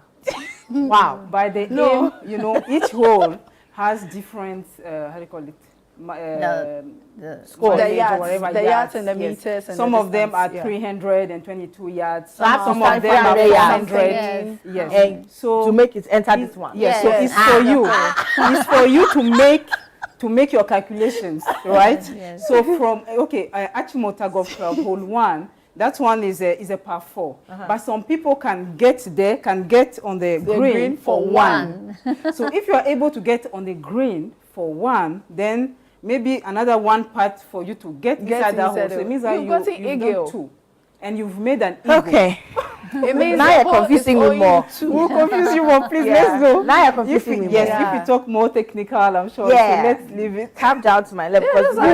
Who is eagle and who is rat? You see you. Who is bird? You see you. Anyway. But So we're talking about the embarrassing moment. You use birds. Yeah. To describe the game. Yeah, some of it. We have albatross, we have eagle, we have birdie. We have And hole in one. It's just about four, 5 times. That's all. Yes. But we want to make it interesting to your viewers, please. I don't want them to feel like golf is boring. Please. No, it's not boring. I'm trying to get the whole concept. It's not boring at all. You know, It's so fun. we actually think that you just go and stand and swing. But now you are bringing out the terms and how you're getting the handicap. Yeah, sure. I would have thought of somebody that's actually using a wheelchair. Actually. If you had said that, I'm not gonna lie. Exactly. So when you said initially, I thought that people who actually can walk, so they are in the wheelchair. And handicap is basically the progress. Exactly. So now you How had to explain for me. Yes. So if I had come to the field with no education at all, I would have thought that that's what it meant. And the pros have zero. So they start from top to 0. So the lesser you get, the better you are. They play, and then they get to 0. So you'll be 10. 9, 8, and then 0. So when you are 0, you are a scratch player. Like right now, I'm 12 handicap. I'm sure definitely someday I'll get to. Yes, you will. Maybe. Yeah. So the lesser you Yes. go, the better you become. The better. Yeah, good. Now we're still talking about embarrassing moments. I really want to know. Have you hit somebody with a club? Oh, then no. You've never had any embarrassing. I have rather been embarrassed. How? Yes. Someone hit me with a golf ball just after a month when I started golf. I actually didn't want to send that because it's the view. I don't want to. Some of the viewers don't like to see blood and all that. Also, it really hurts because I see the balls are really hard. Very hard. With the speed, also very hard. It lands and it's like boom, like that. Okay. Yeah. So the ball just landed here in my head. Inside, so I have this thing here. The scar is still there. Yeah, but very bad luck. I'm glad I How can. do you feel about it? I know that you were in pain. I'm glad I can fix frontal, anyways. Also, it's left a scar. Yeah. There's a scar here. Yeah. Oh. I think this thing is covering it. Nice. We always have a way to cover these things. You know, as women, we always have a way, to cover this. Anyway, so you don't have embarrassing moments. Embarrassing woman, just like this, I cannot part it in. Embarrassing moment. I think. Wait. There's a particular one that I did. It's on my page. Very embarrassing, eh? The part is just like this. Yes, just short, and you cannot very short part it like in. this, as short as it is, like Oh this. my God! And I sent you the video. And like this, just like this, and I missed it. And the part was just getting in, and then just stops on the edge of the hole, like that, and it gets stuck. Very embarrassing. No, don't tell anyone. Don't tell anyone. That's what. No, you know, I can't relate because I have to understand the thing well. You get it. So that's why I'm so processing just imagine your boy. So it was really let's say there. your boy is just by the hole. So you should as someone who's played over and over should just flick and then it's easy. And then it has. You expect it inside, but you know. Sometimes you I miss see a lot. it. I see a lot when you're watching on TV. Sure. They always miss the short one. You can't do it. Come and do it and let's see. True. But that doesn't take a lot of practice. Yes. It needs dedication, your tears, your emotions. It needs your time. Everything of you. And also strategy. Everything. Strategy. You have to be smart. Everything of you. Yeah. But then we are not saying that corporate people should not play. Me, I'm in the office. I still say yes, sir. But on weekends, I make sure that you go and play. I go and it's play. Just 4 hours of the time. It's very good exercise. So Saturdays and then holidays. Anytime there's a holiday, we are on the golf course. So you play with the children? Yes. I'm blessed, you know, my husband plays and then the kids as also, well. And then so we all play.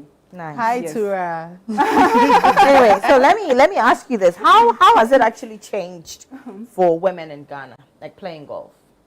You think playing golf has actually added something to the lives of women? Because you are the lady captain, so you know how exactly. Like you just said, you're still in the office. Yes. Right. Has it given women some kind of freedom? It's given some kind of, you know. Yeah, let's just talk about it. How it's like women some liberation. To women. To say if it has given us freedom, that one I will lie. You know, no. You really have to make the rules is the rules. To make efforts, you know, to play golf. Because one, it takes a lot of time. You know, it's not like the other sports. Maybe you decide to go and do 1 hour. Maybe at the gym, you can go at the gym, do 1 hour, and then you are done. But golf is not like that. Golf, to finish the whole course, you need at least 4 hours. And when you are with friends... With a lot of water. Your friends, you know, it can even take because a little bit you get to longer. one place, you have to stand and talk small. Yes, we are walking, we are discussing, walk, and, you know. Yeah, it's like... But also good for women to make a friend, you see. Yeah. And also, like this friend, I meet them in Ghana. Hi, Sarah. You look so familiar.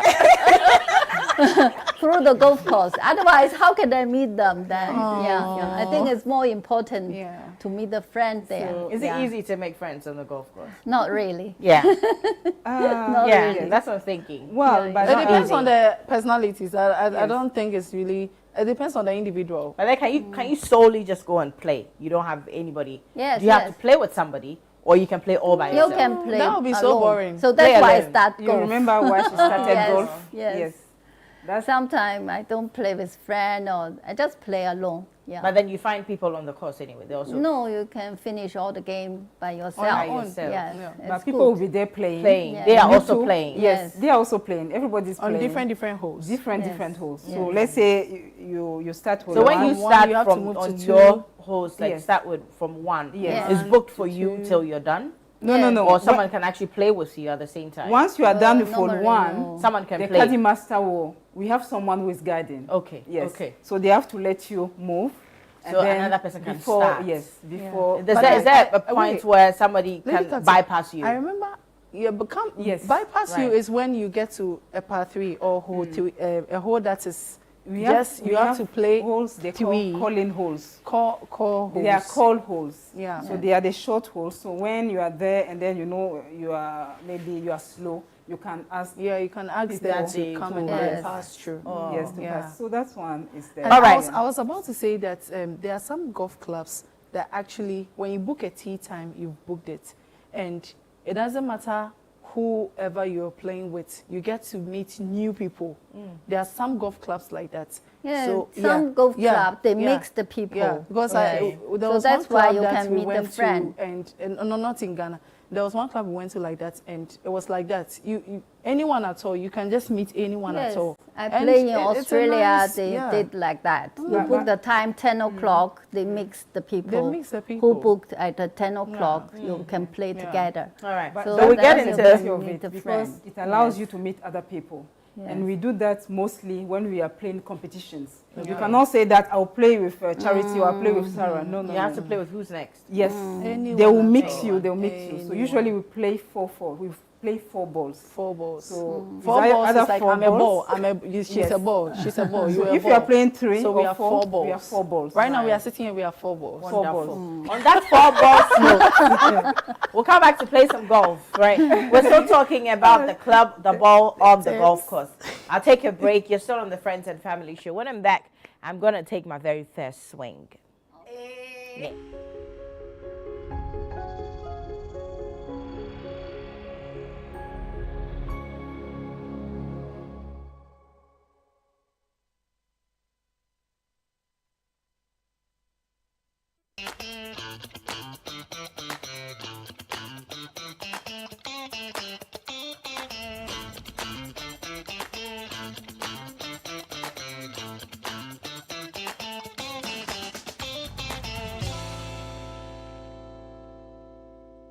Curious about what's happening beyond your borders?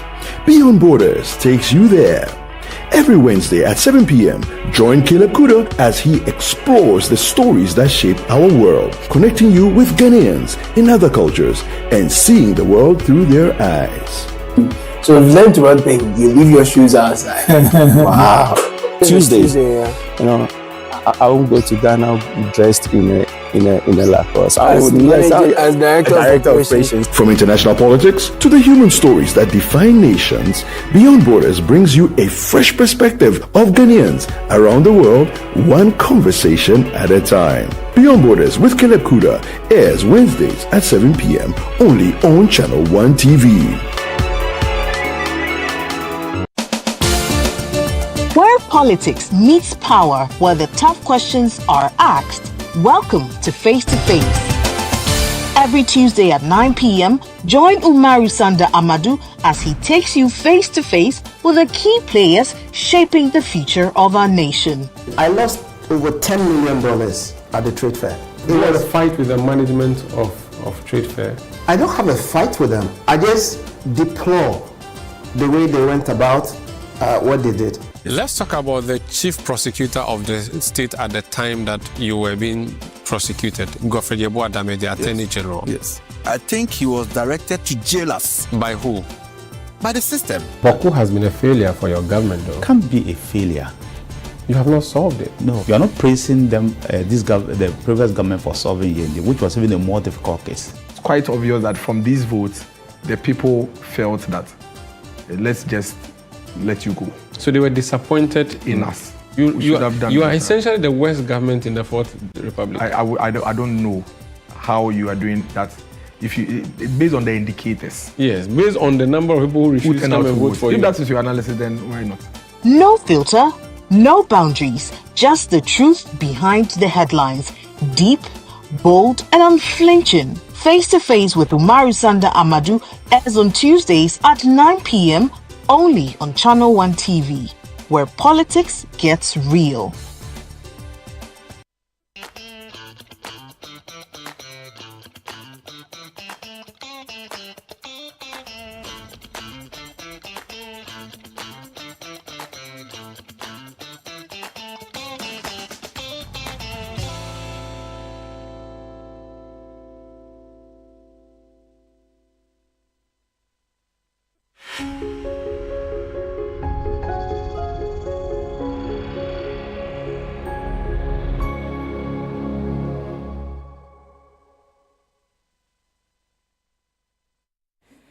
All right, welcome back to the Friends and Family Show. I'd want for you to be a part of the show. Send me a message via WhatsApp on the number 020-444-7033. Don't forget to add your name and location, all right, darling? And you should be interested in this, of course. There's been some kind of explanation. I bet that's making it lighter. But I said before I went for the break that I'm actually going to take my very first swing. But before I do that, I'm going to ask some questions, all right? I bet that you'd want to know all about the clubs. Probably they have specific things to do. Probably they have some names, and one has a particular thing it does, the other, the weight, what it does not do, and all of that. And even if the balls have names, because the way the thing is going now, it's like everything has a name. Yeah, it's like everything has a name. If you don't understand the people, like I said, how you can go and say it's wheelchair. That's not what the whole thing's about. So we're getting into this. I'm really, interested in this, like to take my very first swing. Because I see people, I see children actually with their, the bag with the clubs, and they're moving.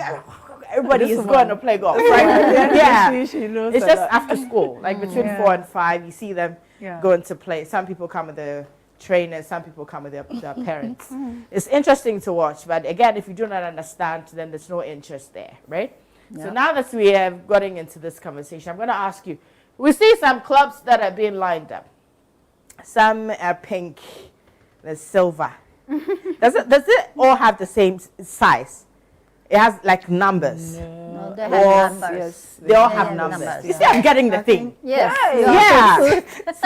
So they have numbers. What do they do? I'd want for you to show me. Do you have a particular club for beginners? And then you have a club for people who've played for long. Yeah. Is that how it works? Okay, so do you have a beginner club? For me. Who has a beginner club? No, not a beginner. Okay, so I used to have some clubs, but now I don't use them again. Okay. So usually you start with certain clubs and then you move. Yeah. So according to the numbers, I see 60-12.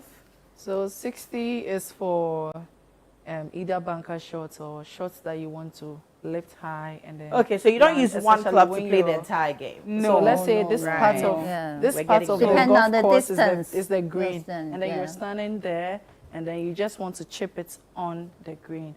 So on the green, the green is where you pat. So let's say this is the green. You are coming to pat here. So the chipping, this one, you use this one to chip from wherever you are. Like you are playing ball. I want to chip the ball like this. Okay, get it. So remember the golf course. We have holes. We say hole like hole one. Hole one can I'm just giving an example. Right. Hole one can be 300 maybe and 22 yards. So from the beginning to where you want to end, to where that hole is, you have to know which club you want to use. Yes. Yeah. So we have so we have really close. A particular club that can easily. So we have usually when you have a long hole like that, like about 500 and something yards. 500. You want to use this one. You want to use this one. You want to use the bigger one. So when you use this one, and then the base is different. This one looks like the base is bigger. Yes. So you have this one. And then you hit it. Driver. And again, everyone has their brand that they like. I was going to get that. It's just like drinking water. Okay, so they're different brands. Even with shoes or clothes. Like, all right. Yes. Okay. Yes, good. So each club with what they do. All right. And then when you get to the green like this, we have something we call. Okay, now I think that the way I'm bringing things out, just tell me what's in the bag because I don't know what this is a putter. Okay, you have a putter there as well. Yes. I can show you the golf course, something like this, on the watch. Yeah. What is this? This is the course. Right. So that means you start from here. I see 100. Yes. The hole number 1, and this is arch motor. Our friends on TV can see, but don't worry. So this is from the ladies. You start from T. Ladies T is 246 yards. So that's a lot. So you have used the driver. She was like, Charity, I can't do this. I'm like, why? So that's to put all of that in your head. It's not difficult. It's not difficult. It's not. They have the board to show you. So if you don't remember, you they have the show you. Now back to my question. Good. What is in the bag? Yes. So in the bag, you are supposed to have. Here I have 13 clubs, And then so when you are playing a competition, you are not allowed to have more than 13. More than 14 or 13. 14. You're not allowed to have more than 14. Yes. The standard is 13. Yes, 13, yes. Okay. So here, so you have your driver. This one is called driver. Okay. That's for long shots. For long shots. The one you mention the name, tell me what it's for. Yes, for long shots. This one you have your pattern. We can be holding this for you. So when you get to the green, so on each hole, remember each hole you have a portion where it's kind of like round, but it's not always round. So that's what we call the green. When you get there, that's where you will have the hole. And from there, you have to use this pattern to then push the ball inside the hole. So this is your putter. Yes. And then you have this. This is my P. Yeah, that's for the pitching wedge. For the pitching, you have this. So this one, when you are getting close to that round area. So we are taking it down now. We are not talking too technical. I wish they can actually have a view of what the golf course looks like from the tee box to the fairway, and then you come to the green. So when you get to that area, you know, to the green is very smooth. You will see that the how do you call it? The grass is very smooth, you know. So when you get to that place, you will use this one. Let's say our green is here, and you are, let's say, how many yards? Depends on the 50, people. 50 yards. 50 yards, 40 yards. You can use this one. That's why we use the pitching If you are, wedge, some people even 100, some even 100. Some use a 50, 100 can take them to yards, the green. You can use your pitching wedge. Depends on the people. So I see the carpet, right? Yes. It's got two different colors. And it has a line. Doesn't mean anything. No, this is just a practice. This is for you to practice. But the lighter green doesn't mean anything. No, it doesn't mean anything. Deeper green doesn't mean anything. It doesn't mean anything. So the ball can be anyway.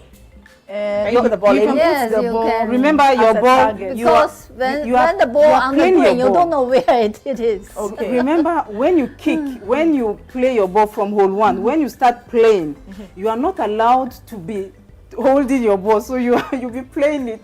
So you are not placing it. You are playing your ball until wherever it falls. Wherever you play. Yes. You play remember, the aim is to get into the hole. So if I play the ball over, and it goes over there, I'm supposed to play. You have to go and walk. You have to walk and go and get it. If you go inside the bush. One of my friends was like, Charity, I can't do this game because. So if I play the ball and it goes over, I send myself. Then I'll go and bring the ball back again. So until it enters, I'm doing back and forth. Yes. You are going to the bush. If your ball, if you don't know how to play straight balls, so when in this case, it falls inside lake. Yes. We have hazards. Yes, we have hazards. We have lots of hazards. Rules and regulations. It's not plain like that. Oh, no. We have bunkers. Your ball can go inside the bunker. The bunker is a sand. It's a basically a sand. And then you can't find the ball. It's like a sand that you have to play there. You have to play inside there. Sometimes it's in water too, in the water, you know. There will be a penalty. No, there's a penalty. That's why you draw. Yeah, for the stroke. They will give you penalty. And there's always out of bounds. And that is too. Out of bounds, it goes out of the course to somebody's house. Yes. It can go into someone's soup. Or bush. It can go inside the bush. So in that case, is it your ball that's missing? Sometimes when it's missing, it's two stroke. You get it missing two stroke. Remember, the more you have, like you are losing. You are dead. Okay, so let's say 12. Yes. And then I lose a ball. I get 2 strokes. Then I move for 14. Yes, that's how it 14. works. Yes. Wonderful. Good. You see the small one. Yes. The small one you cannot control it. Now we are coming to teach you how to swing. Yeah, you have to come. Now it's a swing. We'll start with the putter. Okay, so what do you do? How do you hold it? How do you position yourself? I think Sarah, please comment here because Sarah. She's almost a pro. Oh no! She's a pro. No, in fact, so she's you a have pro. the cross the hand. Okay, how do I stand? Yeah, normally you stand. The ball should be to the left feet. Okay. So you're patting like this, aiming the hole, huh? So it's a shoulder movement. Yeah. Not my body. I can't do like No. This one will come. Don't worry. It will come. Yeah, but it will not come. You have to use your shoulder. Let's see. So when it comes back, you move to where it falls. Yes, and then play again. and There are then some play greens again. like that are so healy.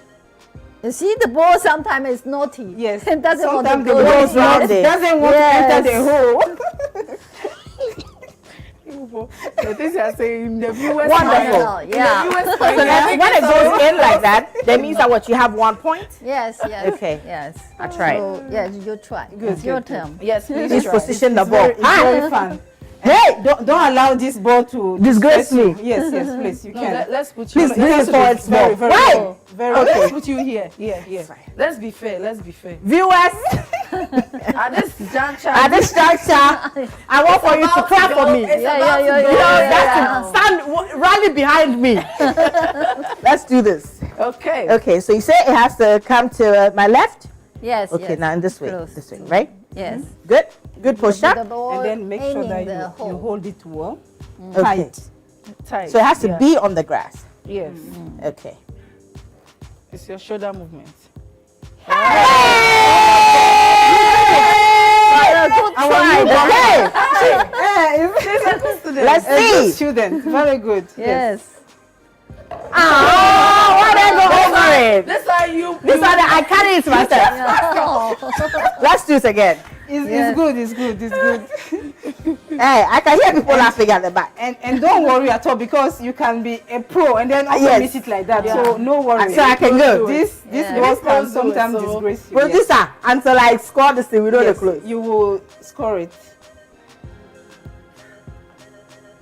You have to Yeah. hit And the ball. I can do this, baby. I can make do sure- this. You can Make do sure it. that practice. make sure that you hold it tight, right? Tight.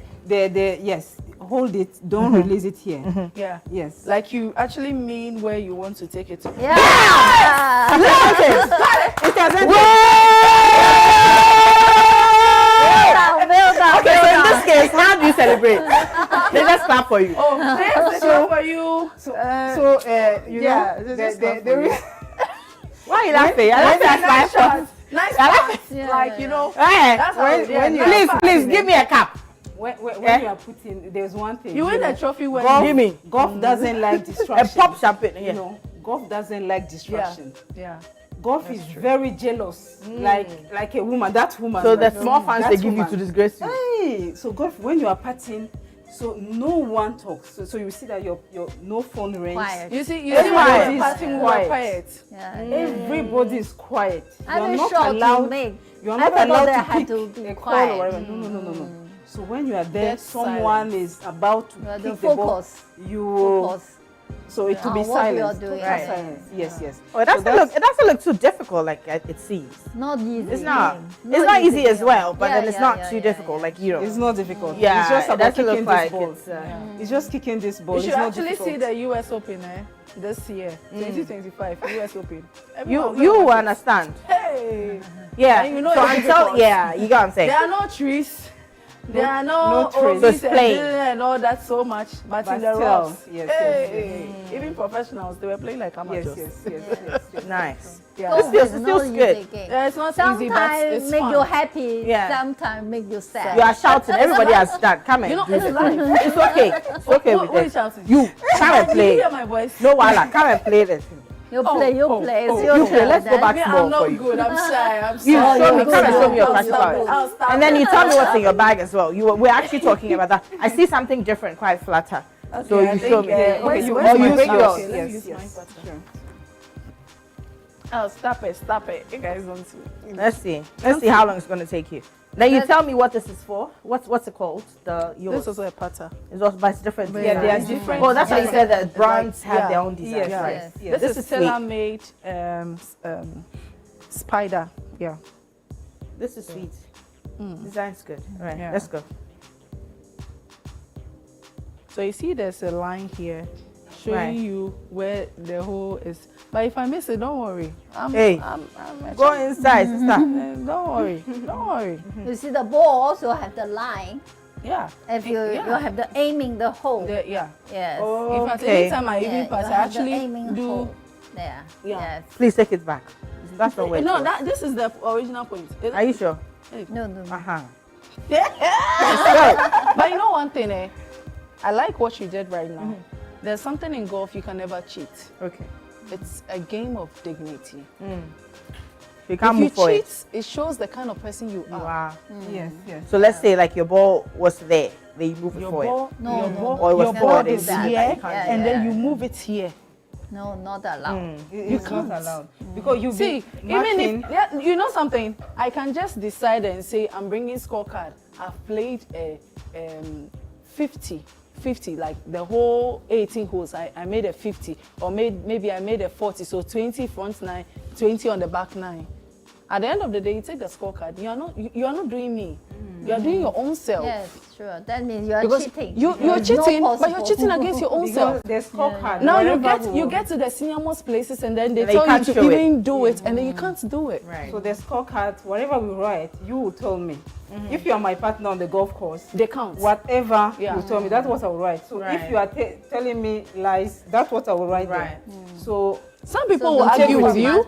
Well, some people, integrity. Some people will argue with you, but if you think you want to say a 2, if you've played a 5, well, it's up to you. All right, let's see yours. Let's see your shot real quick. Okay.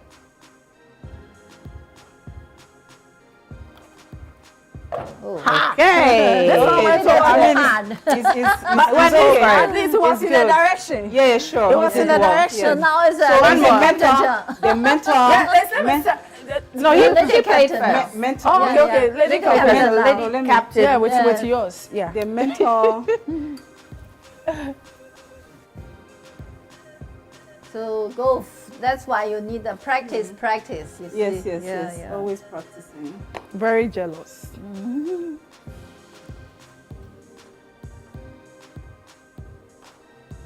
Wow. Hey!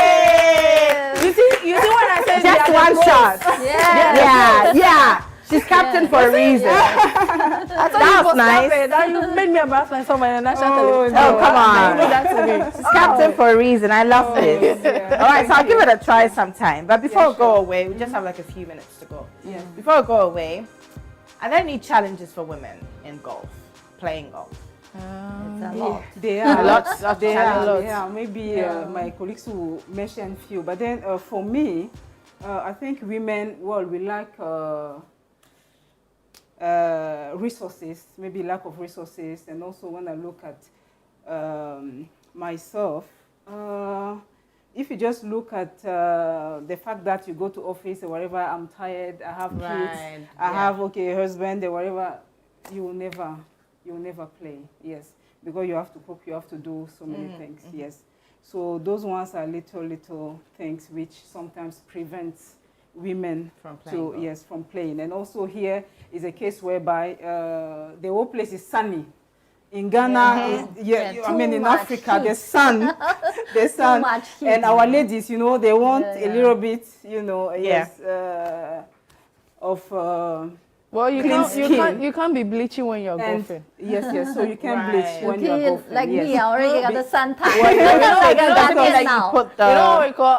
Okay, it's okay. It will expose you. Yeah. So the challenges, yes. The wind, rain, a lot of. So if it's raining, you still stay in there and play. You don't just cut it. We have our umbrellas all the time. So our bags, we have umbrellas. And then rain jackets and rain outfits. Everything in the bag. Yes, we have everything. Okay, I'll take a few messages and then we'll be done. Oh. From Dr. T. I like it. Dr. T actually sends messages often. Please ask your guests to share what playing golf has taught them, or which skills they've developed purely from playing golf. Golf is life. Beyond the skills, for the sport.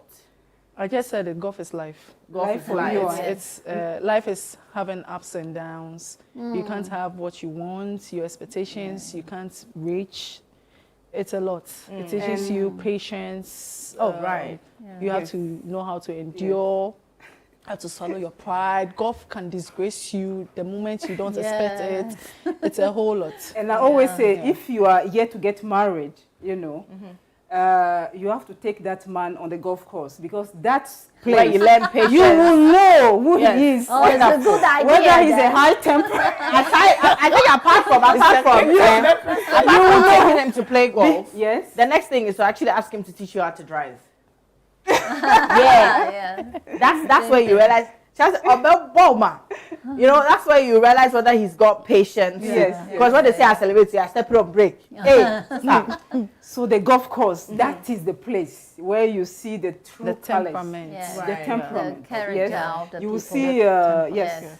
If you know, you want to see your boss temperament, come. The golf course, right. Okay, I'll take one final message. This one says, hi, it's me, Nanam again. I just love you, know you. Continue your good way. Thank you very much, darling.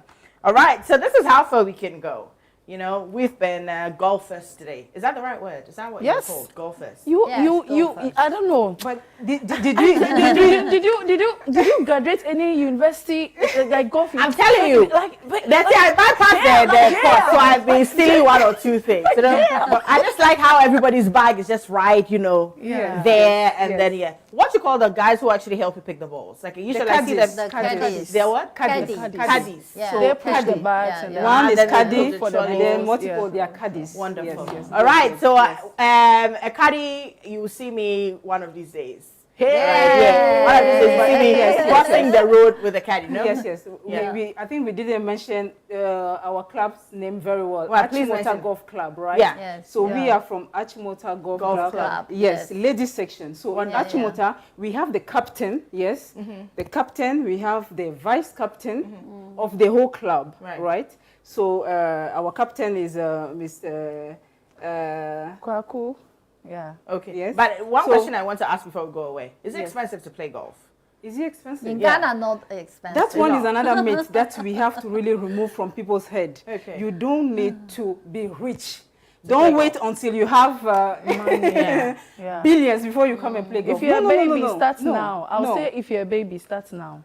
Right, and then for children below, for children it's free up to 17. So you understand why I say if you're a baby, start now. And that one, for those ones, is really, because if your child is playing golf, the chances are so high for your kid to have scholarships in good universities. Go to the best, okay. So, thank you very much. I'll come and get all the information for my squad. Okay, see you. All right, thank you so much for coming through. So, lady corporate, please, the corporate ladies. We beg you. Corporate ladies. The way you're shouting for the corporate people, if you don't come, they'll close the corporate ladies, please come. Golf is so fun. It's fun. Please come and join us. Come to Achimota Golf Club and come and ask of the lady captain. Thank you. So tomorrow we are going to play golf. Saturday we'll be there. My name is Noyo Quarter. Thank you very much for watching the Friends and Family Show.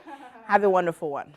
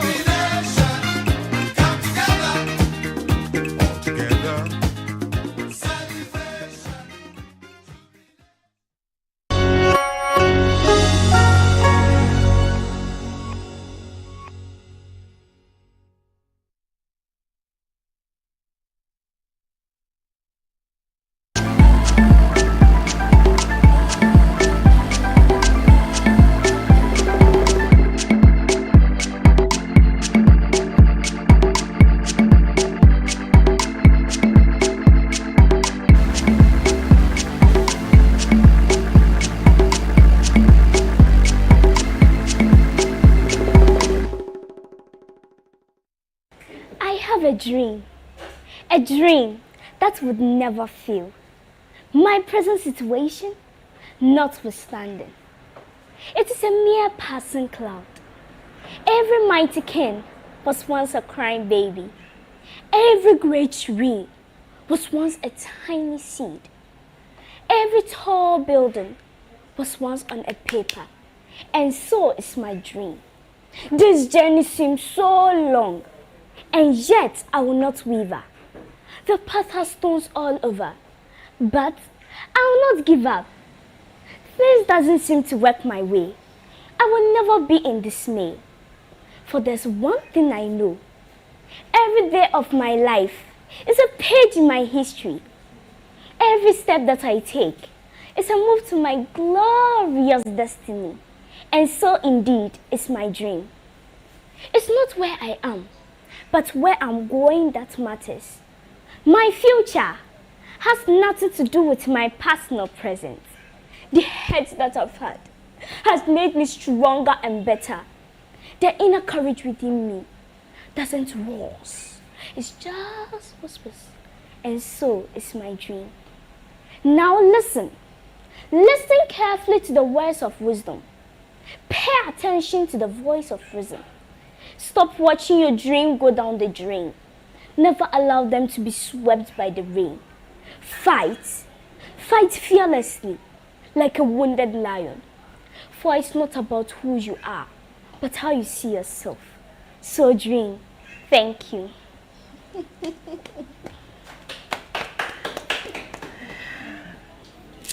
How are you doing? I'm fine. Also, I heard something. I was wondering what's going on. You're early. Guys, it's a whole performance here. You're very welcome. Thank you. It's great to have you here. Thank you. All right. So I'm just catching my breath and descending from what I've just experienced. Ladies and gentlemen, what's cooking? You're very welcome to What's Cooking right here on Channel 1 TV. My name is Apioka, and I'll tell you who my guest is. I need to collect my thoughts because I'm lost in her world of words at the moment. But clearly, she's a beautiful young lady. She's extremely talented, and she knows how to cook. So when we come back, we'll delve right into the meal. We'll tell you what she's cooking. We'll have conversations with the lovely Innocentia. Don't forget this show is sponsored by Tasty Tom, Ufakakra, Na Ye Bebre, and as well, Kivo Hot Pepper. And they've got lots of interesting things. I'll be telling you that as we progress with our cooking. Let's go for a break, and when we return, we get cooking.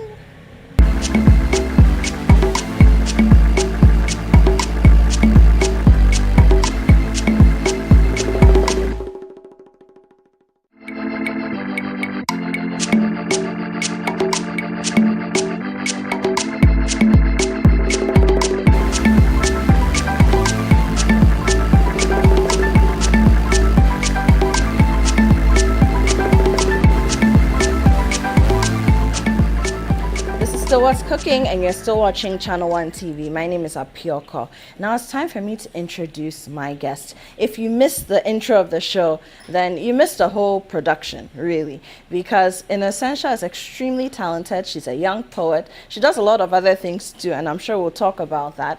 But she delivered a stellar spoken word piece, and I think that you know, just go back on YouTube, follow our channels, and then see what she did. All right. Now, don't forget that this show is proudly sponsored by Kivo Hot Pepper, and Kivo has a range of things. Apart from the pepper that's really potent and gives you the kick you need in your meals, Kivo has what I like to call the triple threat. All right, and it's got onions, garlic in there. There's one more. What is it? Ginger.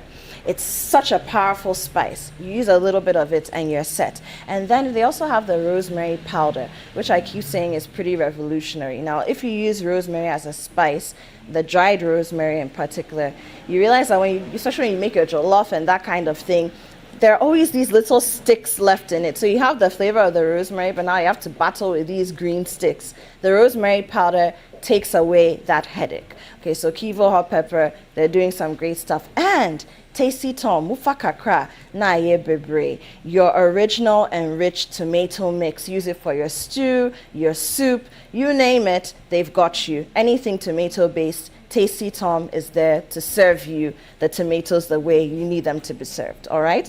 Now, in Essentia, we are making yam balls, right? So I see the yam, I see some, this is flour? Yes. Okay, what kind of flour is it? Yeah. No, feel free, just normal flour? Yes. Like the kind of flour you use to bake bread? Yes, please. Okay. Onions? Yes. And then? Milk. Milk, okay. Oil? Yes. Butter? Okay. And pepper. Scotch bonnet peppers, as we call them. And then some salt too. Okay, so why did you choose to make yam balls? Is it something you make often? Yes. Yeah? Why? They taste very good. So you learned how to make it yourself? Yes. Okay. And then let's talk a little bit about you. How old are you? Please, I'm 10 years. You're 10 years old. How old were you when you started doing poetry? 5 years. 5 years. So you've been doing this for 5 years. Yes, please. And you write poetry. You write your own pieces. Yes. So how did you discover the talent? I was watching a program on TV3 that's called The Talented Kids. A certain girl called Nakia came to perform, and it was splendid. So I chose poetry. As your art. Beautiful. Wonderful. So we'll talk more about you and what you do, but let's start cooking. So where do we begin? This is your kitchen. I'm here to help. Where do we start? We have some aprons here as well, so let me get them. Okay. So I'll give you the bright orange one since you're nice and bright. Okay. Let me help you. Oh, you can do it. Okay. She's an expert. Okay. So what are we going to start with? Let's start with the yam. The yam? Okay. Do you have a special way that you peel it? Yes. You do? Okay. So we'll do that. The knives are here. Do you use a special kind of knife or anything like that? No. Any knife works? Yes. Okay. So this one is fine? Is this okay? Yes. Okay. So we'll start with this one. So how do you do it? What's your special way? First, we wash the yam. Okay. Oh, okay. So let's go and wash the yam. With just water? Yes. Okay. Then the knife. So just wash the yam with water, just like this.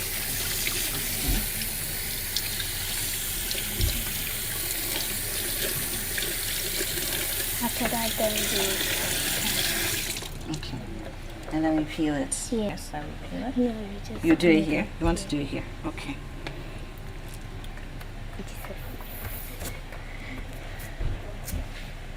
Do you want us to cut it a bit first? Yes. It's very big. Okay, so let me cut it into half for you.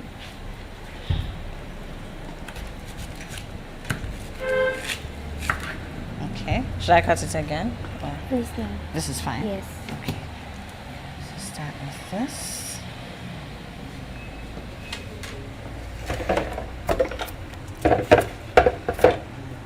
So let me give you a bowl so you can feel free. Okay, so we're peeling the yam.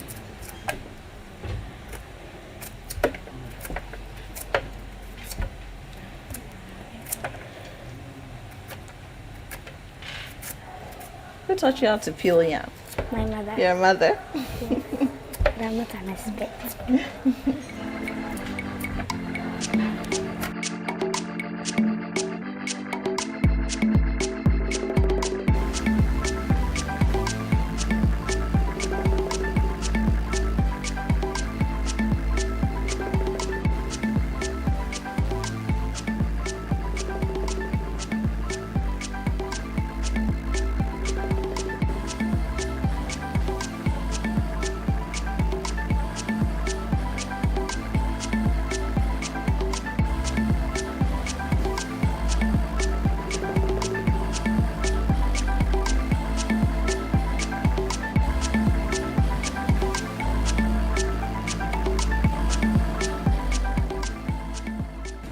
So I'm helping Innocentia. The yam is big, it's bigger than her. So I'm helping her.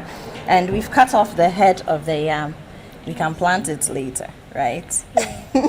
So for those who don't know how yam works, when you cut off the head, you can plant this. This is a seed, basically.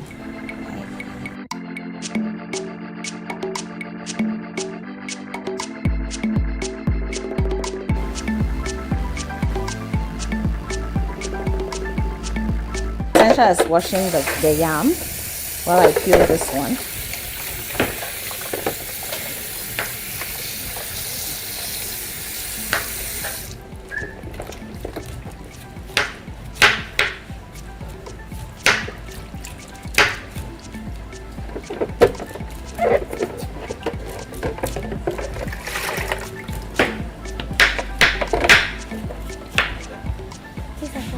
You washed it, okay. So I'm almost done with this one. I'll wash this too.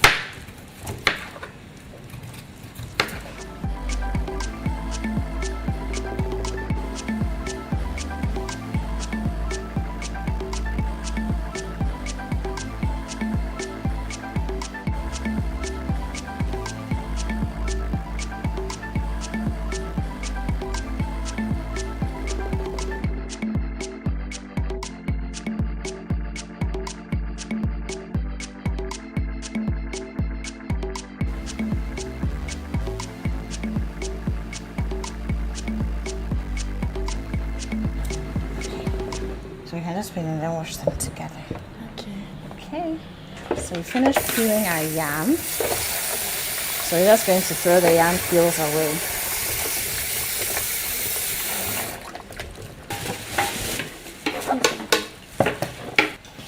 Oh, you can start. Go ahead. It's your kitchen. I'm just supporting you. So feel free.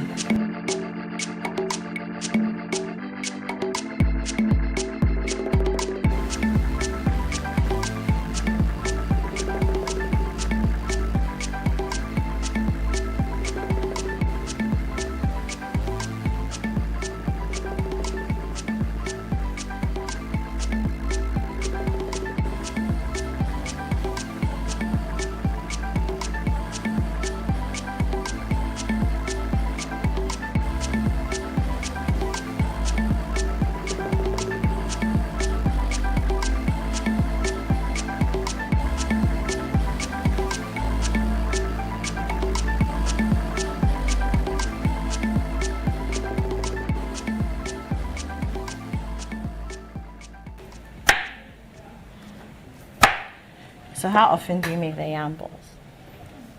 Twice. Twice?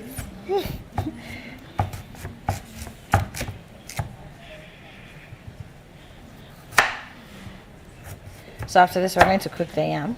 Yes. Okay, let me find it for you.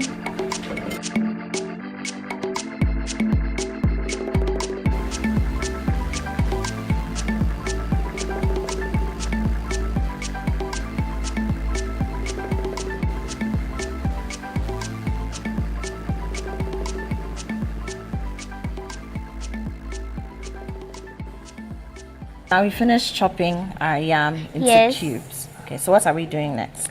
Now we wash it. Okay. You want to wash it again? Yes. Okay. Why? There are some dirt in it, so you need to wash them so that they can get out. They can get out. Okay. So then we should use this bowl? Yes. Okay. So I should pour it inside for you. Yes. Okay. And then we'll take it to the sink. Yes. Okay. Can you carry it? Yes. Hey, you're strong. Then wash it tight, then you pour water in it, then you boil it. So how do you know it's clean enough? You see it, you know? Yes. Okay. Okay. So go ahead. So you pour water inside. Pour water in here? Yeah. How much water? Half of it.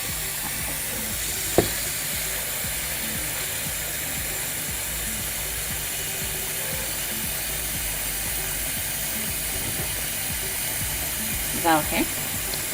She has some. Yes, okay. Okay.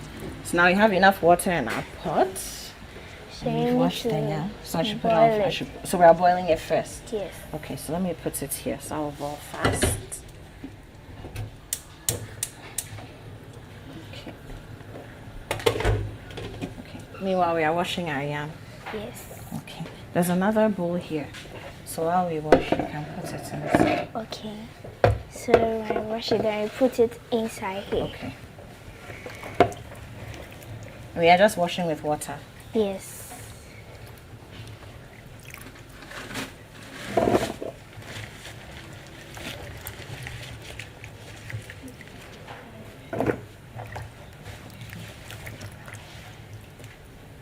Do you have siblings? Please, yes. How many? 2. 2. So are you the eldest or you have older siblings? I'm the eldest. Hey, you're the firstborn. Yes. That's why you've been cooking. Yes. So how do your siblings feel when they see you perform? How old are they? One is a baby and the other one is 5 years. Okay. So when they see you performing, how do they feel? Well, the baby can't talk, but Yes, the one who but- is 5. Yeah. Is it a boy or a girl? A boy. Okay, so you're a brother. Yes. Does he get excited? Yes. He wish he could follow me. Yeah. So are you teaching him? Yes. Okay, so now does the water need to boil first, or we can put the yam inside? The water needs to boil. It needs to boil. Okay. So while we're waiting for the water to boil, what else can we do? We then start chopping our onions and pepper. Okay. So how are we chopping them? Chop them into 2. You divide them. Then start chopping. So are we cutting it very small, or how are we doing Yes, it's cutting it small. Okay. Why? If you cut them big, when you are rolling it, it won't be like too this one. Me, I like cutting it small. You like cutting it small? Yeah, Okay. you can prefer to cut it big if you want to. Okay. So you want everything to be in the yam bowl. You Yes. don't want it to be sticking out and all that.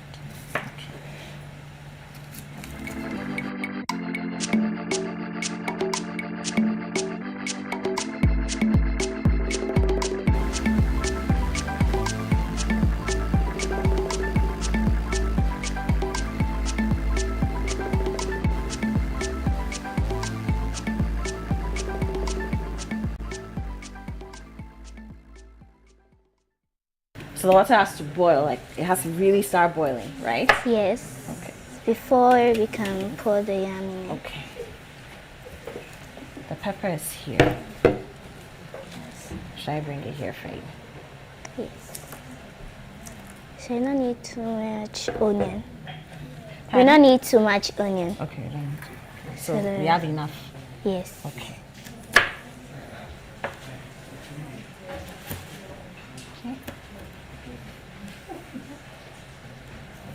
So now we're going to cut the pepper. Yes. Okay. So this is supposed to be in there. I should throw this away. Yes, please.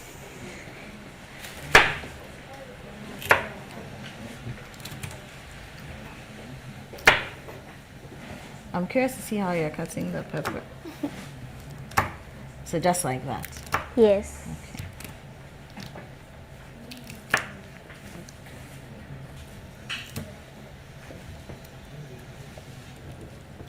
Okay. What school do you go to? Alpha Suska Kids College. Okay, where is it? It's located at Boom. Okay. KKME. That's my hometown. Yeah. Okay. So what class are you in now? Class 5. Okay. What are your favorite subjects? Maths and science. Interesting. Not English? Small. Small. But I thought because you're a writer you like English. But not necessarily. Yeah. What do you like about math and science? Maths, one thing I like about maths is the addition, subtraction, fractions, and the ratio. What do you like about them? It's very simple. Oh, hey, you're a sharko. Some people would disagree with you. No, that's good. And then what about science? Science is about facts. Okay. And also learn more about what you think it is. Okay. Interesting.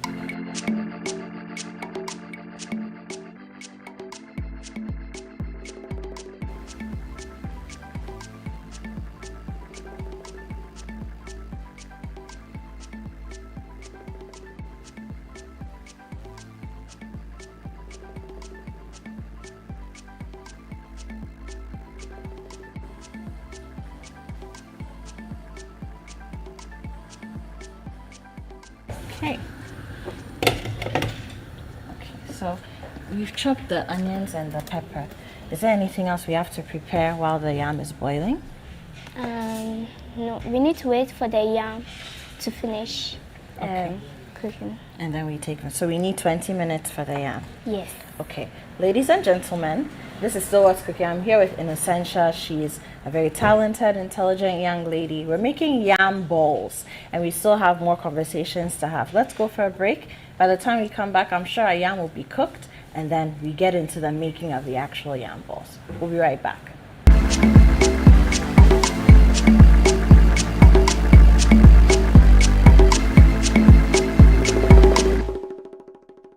Once upon a time, in the heart of Accra, a man in his fancy car sought directions. But oh, the Ghanaian way. Hello, bro. Good afternoon. Good afternoon. Can you please show me where the Presby Church is? Oh, sure. Go straight. 10 left at the big mango tree with the broken branches with most of the mangoes falling. Right after that tree, there is a watch cellar. If you reach, ask there. Anybody will show you. When the black stars stick to the field, every Ghanaian becomes a coach. Why Fatika want to be dribble? The coach must go. The sacred cue for our beloved Gobe. As we wait patiently, rehearsing the perfect vibe. Have you acted? Mami Gobe Nubi, the cocono. One Garino. These, my dear ones, are some few moments that makes our Ghana truly special. And as we share these stories, let us also remember a plate of lele rice, connecting our hearts through the flavors of our culture. Lele rice, ye nimno free tete. This advert is FDA approved. Tasty Tom tomato mix. Ofa kakra. Na ye bebre. Fa kakra yang kwani stew dodoa ope. Tasty Tom dear. It will surely give you value for money. Steak and little is enough to get our desired quantity of stew and soup, and it doesn't color your meat or chicken. Tasty Tom tomato mix inti. Me handwriting and sisada. Sena ne dene bia sa netie. Inti customers ba never. I don't compromise on the quality of my food. Use Tasty Tom enriched tomato mix. This advert is FDA approved. Playing for your country, easy. Scoring, easy. Avoiding injuries, easy. Winning, easy. But you know what be easy now? Kivo 4-in-1 Gary mix. Easy. It gets everything inside. Gary, creamer, sugar, roasted groundnuts. Just add water, then sharp my soakings make ready. Taste and energy, made easy. I'm a match winner, but the real champion is Kivo 4-in-1 Gary mix. Champion taste. This advert is FDA approved.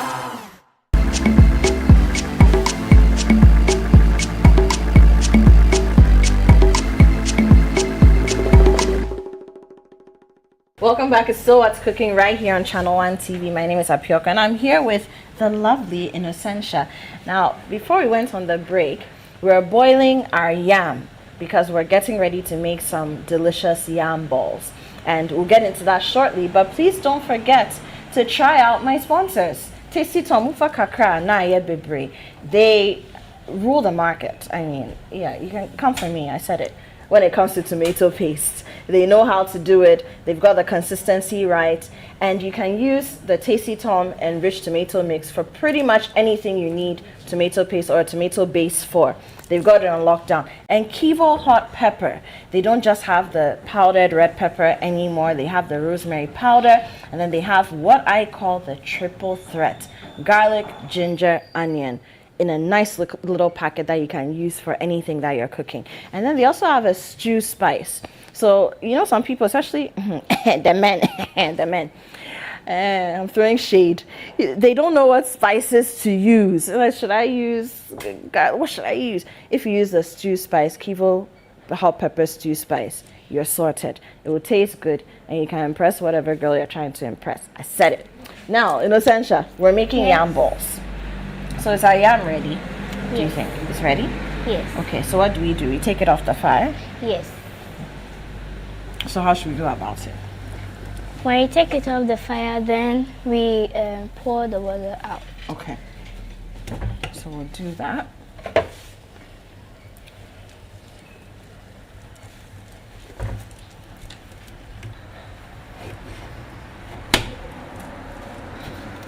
Okay. Hot. You need to be careful with the water. Yes, ma'am.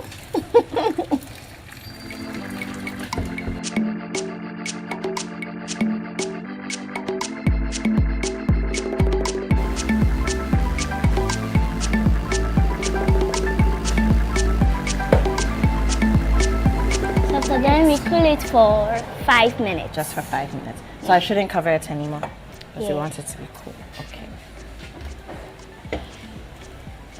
So when it's cool, what are we going to do? When we finish cooling up, when it's done cooling up, then we mash it. Okay, we're going to mash it. So what are we going to use to mash it? The tapoli. You use a tapoli. Okay. Yeah. All right. So we'll do it in one of these bowls. We'll mash it in one of these bowls. Yeah.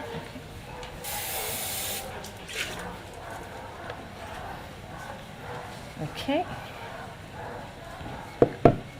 Okay, so I'll bring the tapoli soon. Aso and our friends behind the camera are going to get us one. Okay.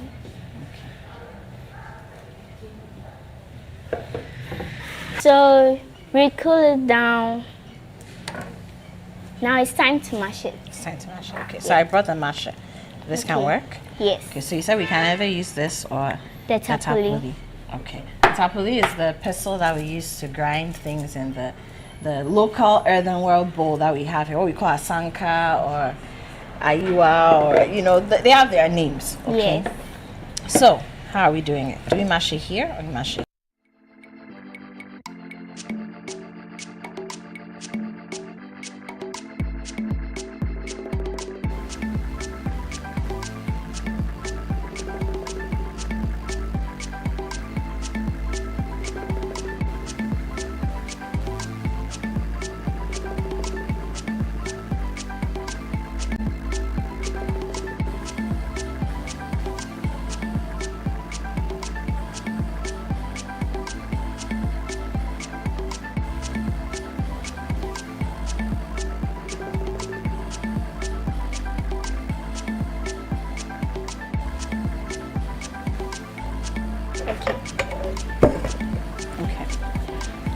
So it is time for us to mash it. We are not going to add salt because we've added salt already.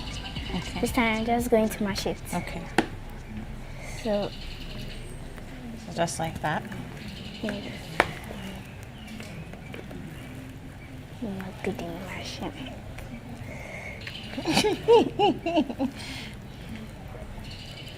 So do you want it to be very smooth? Yeah.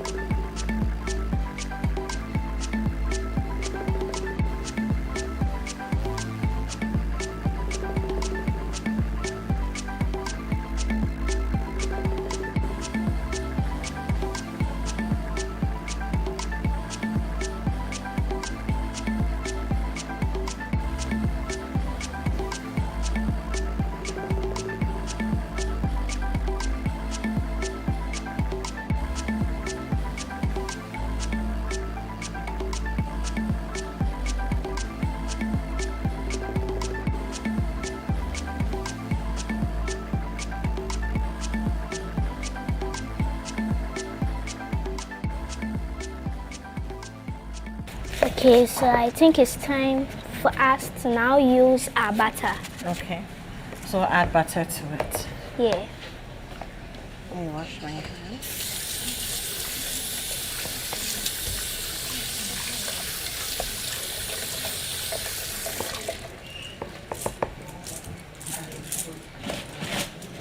So how do you know that it's time to add the butter? Because I can see all is mashed. Okay. So all is mashed. All the cubes have been mashed. Yes. Okay. So the butter is here. The butter, you don't have to use plenty. Okay.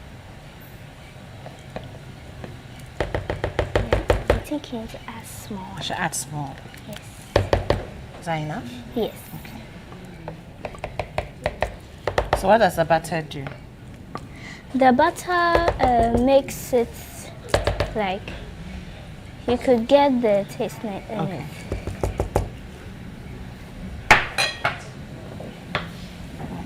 So we mash? So we stir it. Okay, we stir it.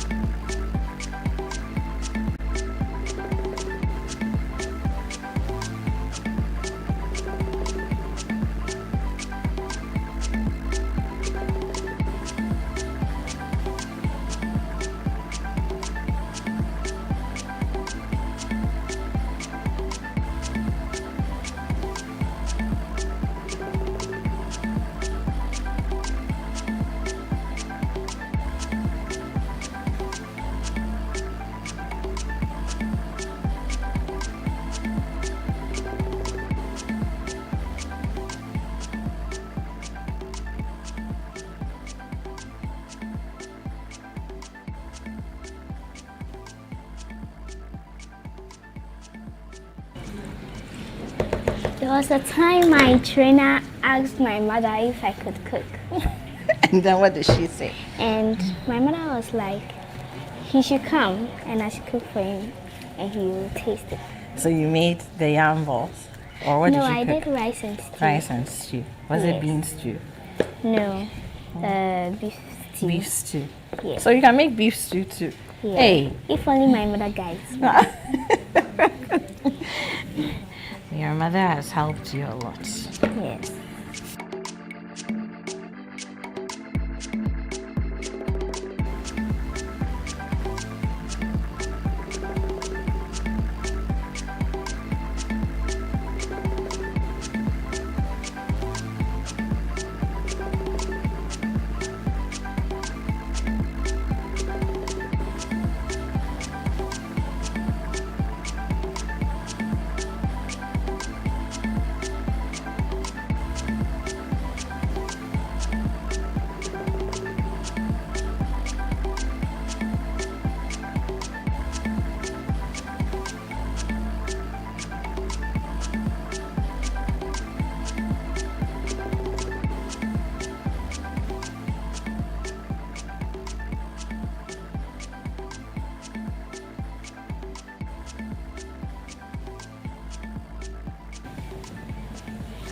So I think we could add our milk. Okay, we're adding milk now. Yeah. Okay. And the milk, when you're adding it, you need to add it little by little. Okay, why? Not all. Otherwise, when you add all, you will not get it how you want it. Okay, you don't want it to mix. It won't mix Yes. properly. You don't want it to be sandy and Okay. also. Okay. So I should mix it. Yeah. Okay.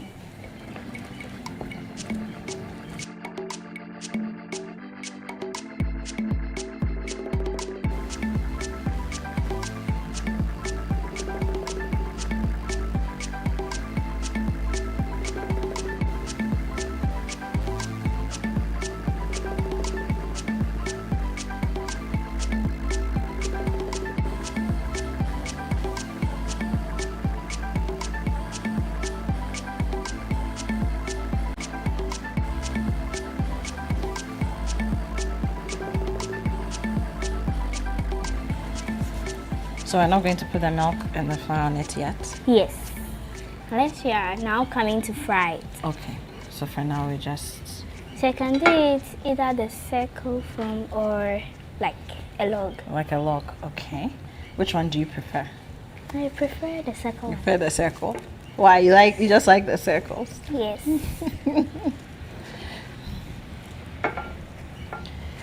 So how long does it take you to write one poem?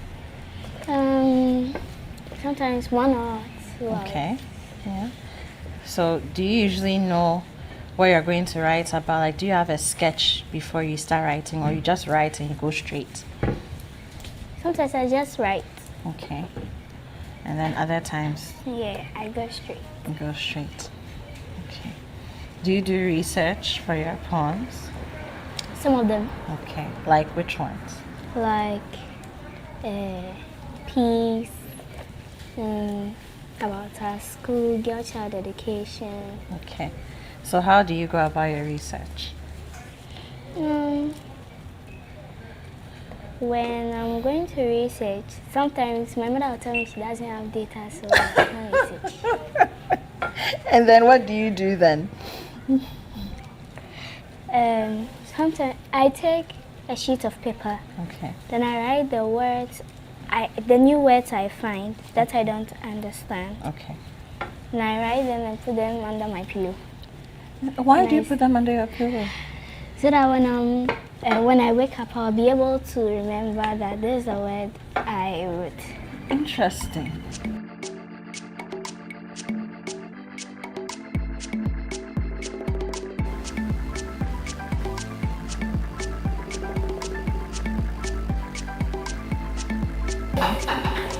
So how do you combine, because you have to study exams, you write exams. Yes. How do you combine your schoolwork with your profession? As you're a professional poet, yeah.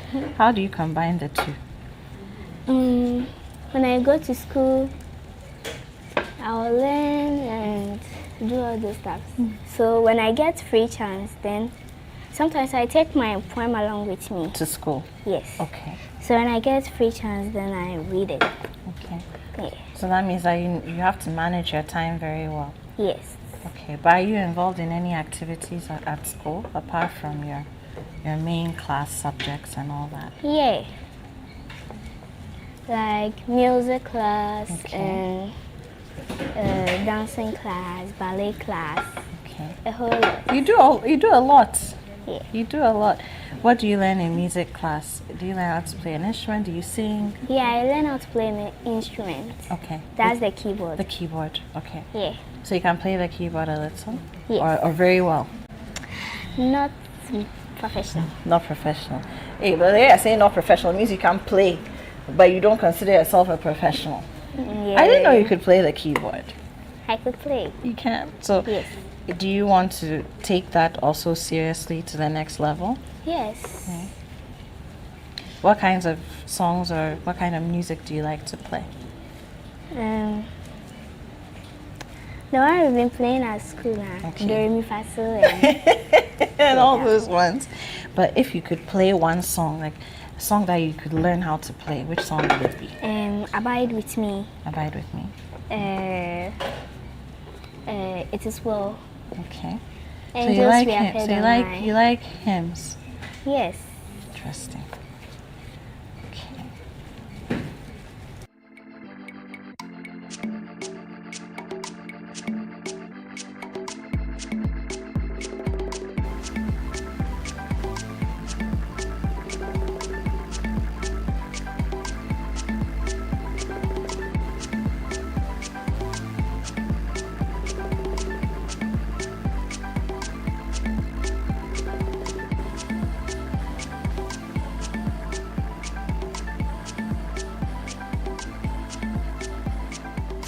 So what do we do?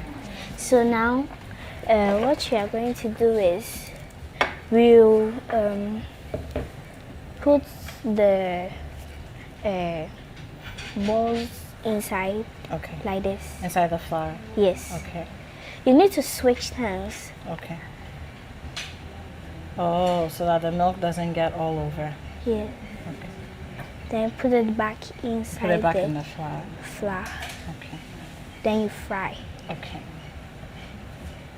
So you need to get another bowl and put it in it so that the oopsie, I think it's open. So you need to get another bowl. Then you could put it in it. Okay, so we need another bowl or plate, please.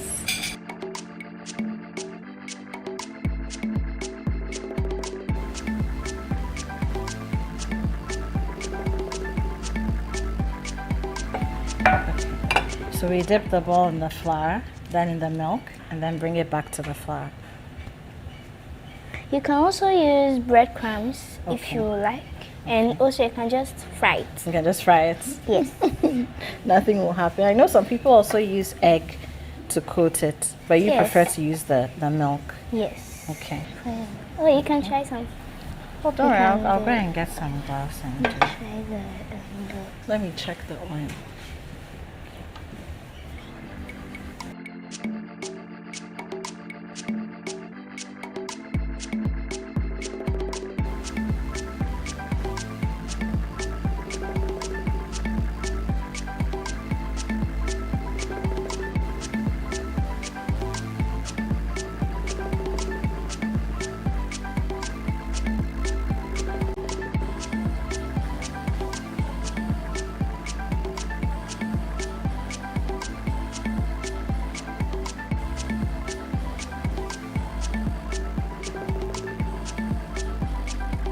When it turns like brownish golden color.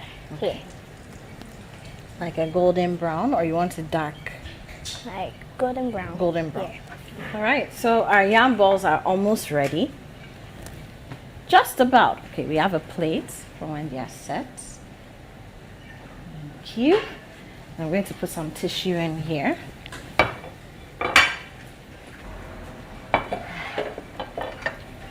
Miss Ansha, come have a look. So just a little bit more, right? Okay. A little bit more. It's okay. It's okay. Yeah. So you remove the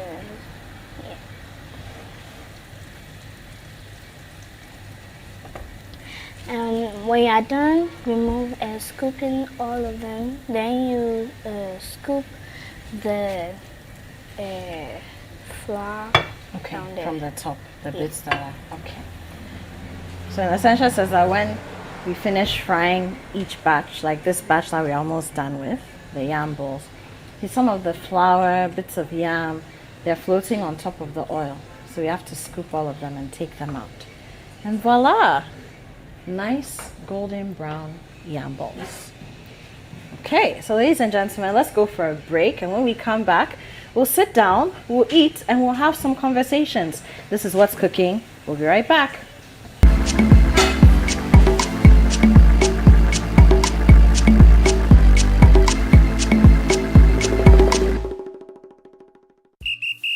After this fufu and pepper soup, I go score goals like them the dash points.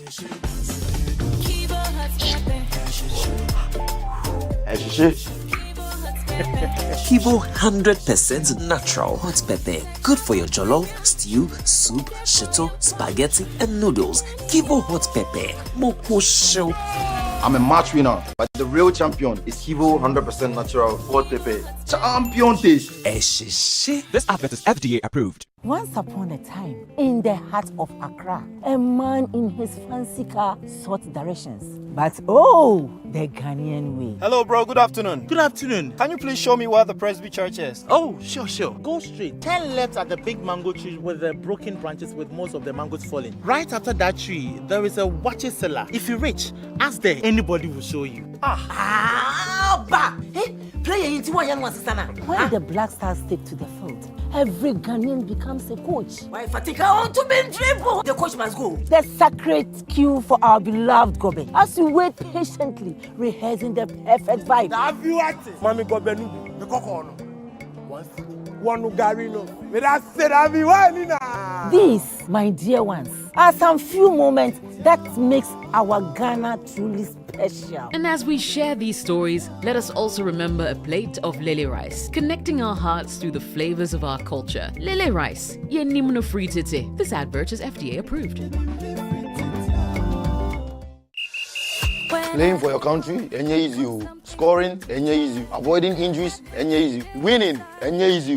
But you know what be easy now? Kivo 4-in-1 Gary mix. Aye easy. It gets everything inside. Gary, creamer, sugar, roasted groundnuts. Just add water, then sharp my soakings make ready. Taste and energy, made easy. I'm a match winner, but the real champion is Kivo 4-in-1 Gary mix. Champion taste. This advert is FDA approved.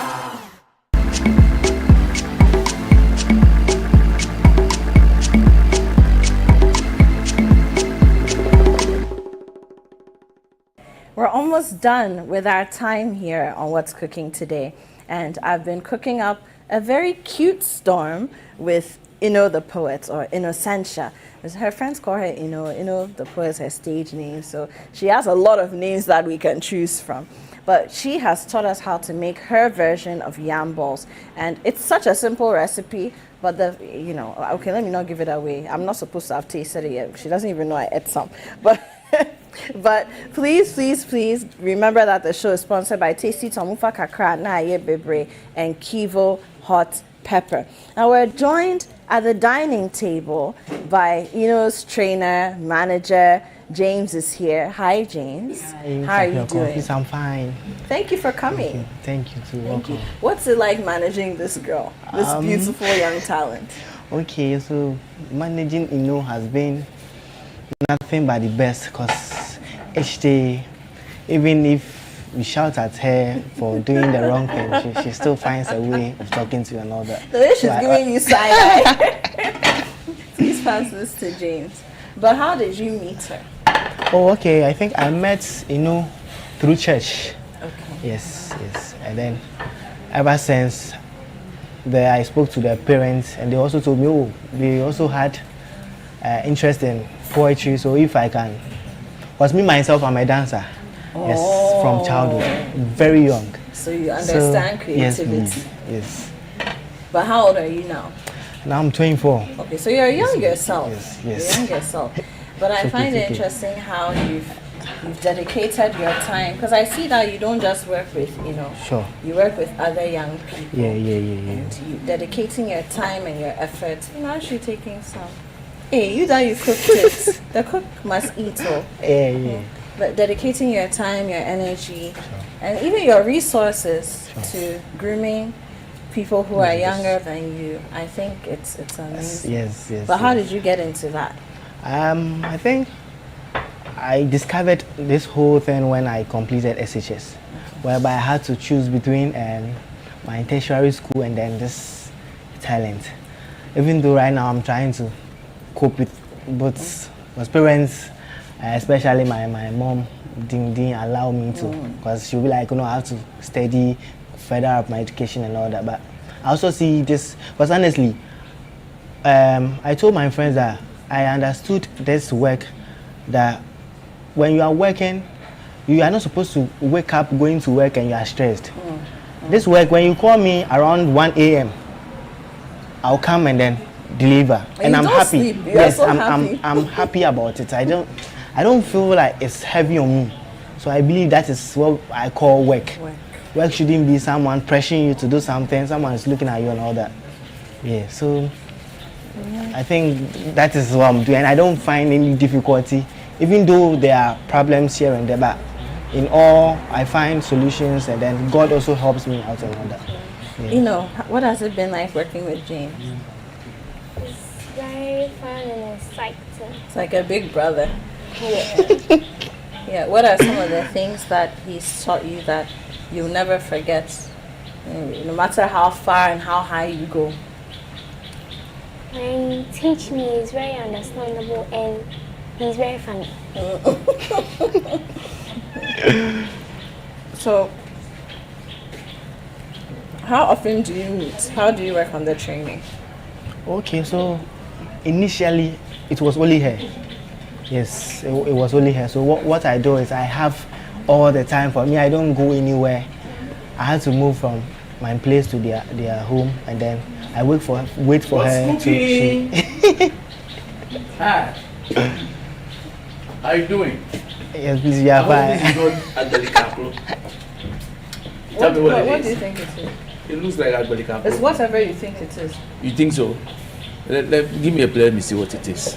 I don't have a plate. Oh, you don't? No, but this is my neighbor's house. I know where to find the plate. I know where to find anything and everything. Hello. So this one's Yes. the item with that. No, I'll pick it up with my fully prepared. Yes. Okay, looks like yam balls. Well, now I feel it. If it was Agbalikapo, I'll see some coconut something around. Anyway, Charlie, thanks for cooking something like this. Thank you. Continue my conversation. Please go ahead. Please go ahead. No. Please, my neighbor. Yes. Who calls himself the Taster General? Oh, okay.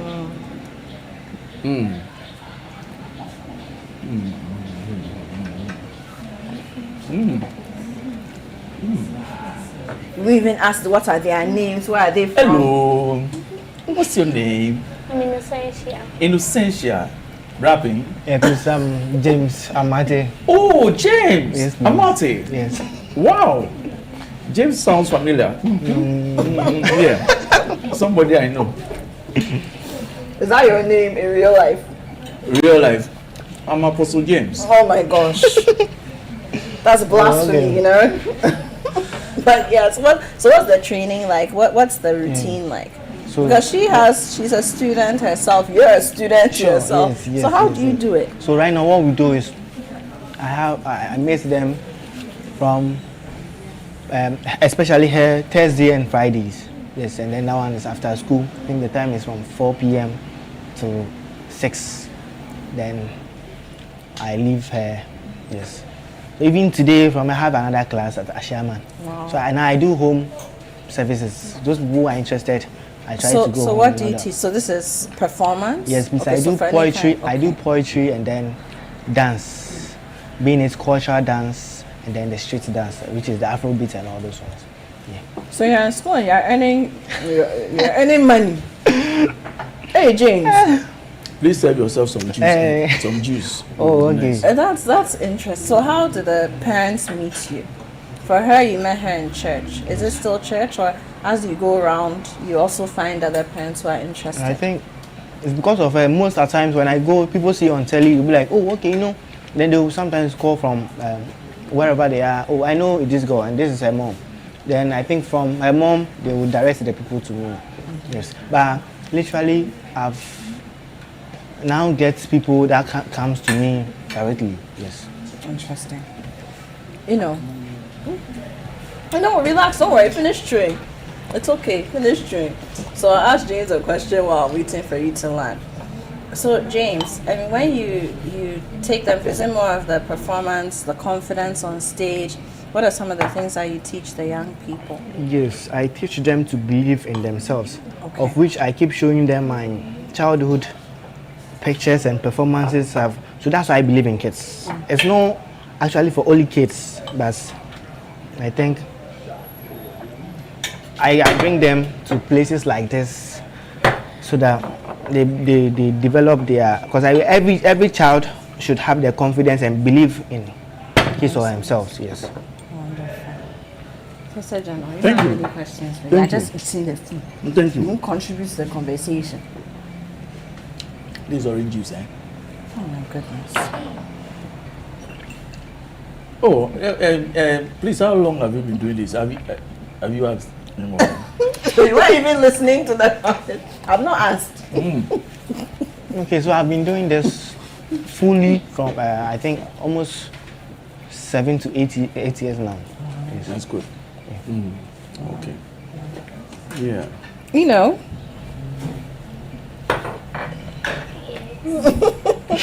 So, when is your next performance?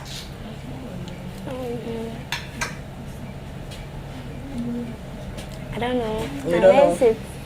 When it comes. So how do you prepare for a performance? First of all, I train at home.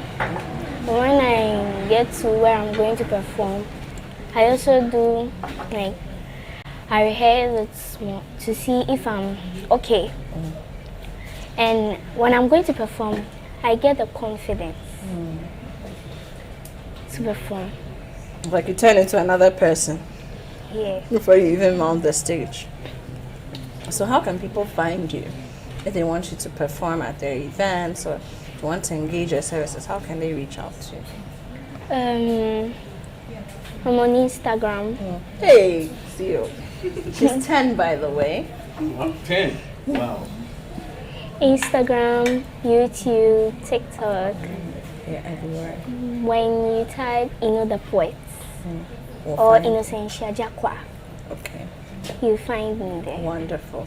James, is that right? Yes, Those are yes, the yes, details. sure, And how yes, can people please. find you? Okay. People who want to engage you for My their- personal account is Amando Status, and then if you want to follow my group, it's JHC, which is Jemati House of Creatives.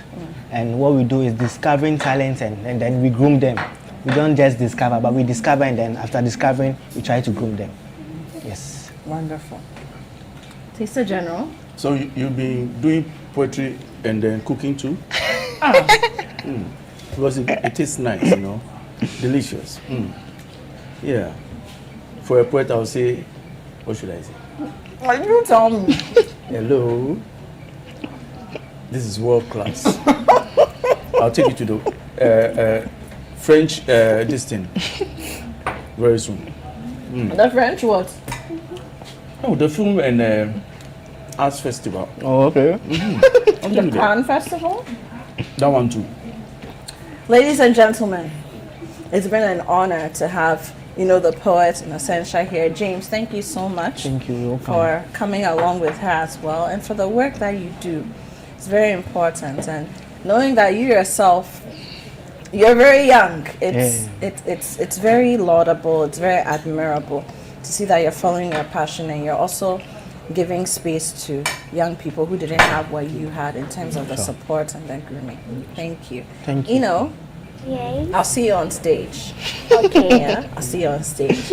Ladies and gentlemen, this is What's Cooking. My name is Apioko. I've been here today with the poet, or Innocentia Jakwa.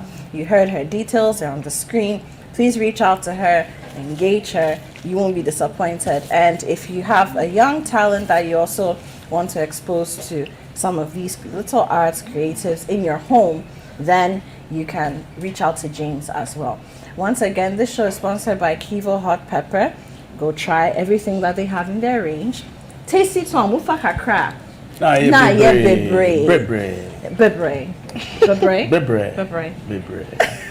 name is Apioko. Need to finish these yam balls. I'll see you again.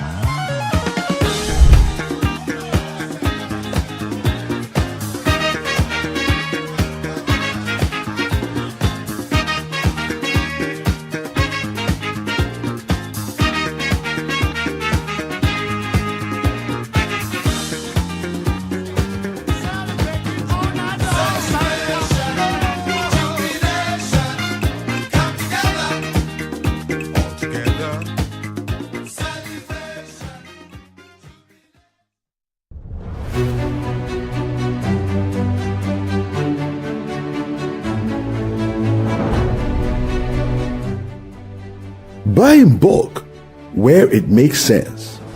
Buying in bulk can be a smart move if you do it right. Think dry goods, toiletries, or kids' snacks. At West Hills Mall, shops like ShopRite and more offer great value when you buy more and save more. It's convenience and cost efficiency in one place. Bulk smart, save big, only at West Hills Mall. Don't shop hungry. Here's a fun tip. Do not shop on an empty stomach. Hungry shoppers tend to overbuy and fast. Start with a quick bite at West Hills Mall's food court. Then move on to your shopping list with a clear mind and a full belly. Eat first. Shop smart, only at West Hills Mall. Shop with a list, not just a mood. Emotions make expensive decisions. A list keeps you in check. Before heading out, write down what you need and stick to it. West Hills Mall makes it easy to find everything in one place without distractions. Stay focused. List up, shop at West Hills Mall.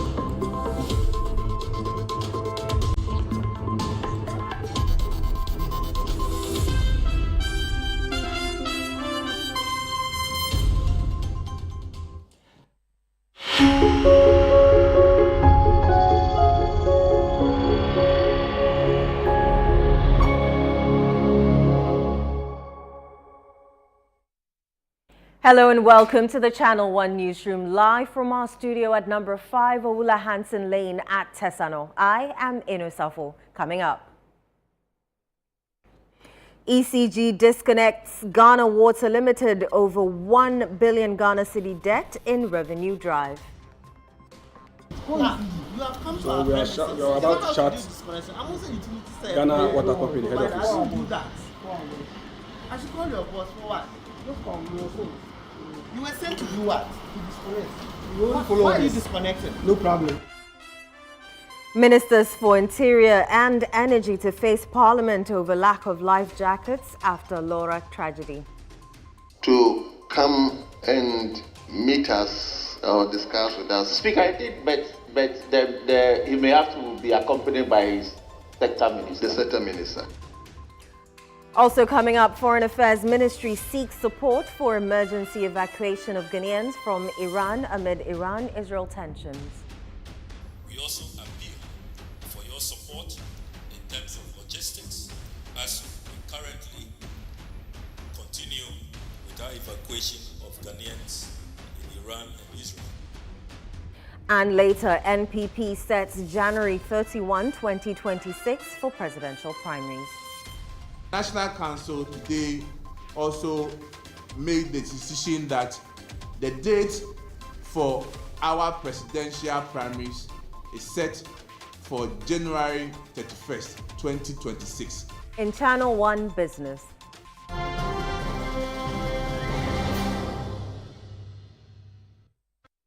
BOG Governor Dr. Johnson Asiama hails Fitch upgrade as vote of confidence in Ghana's economy.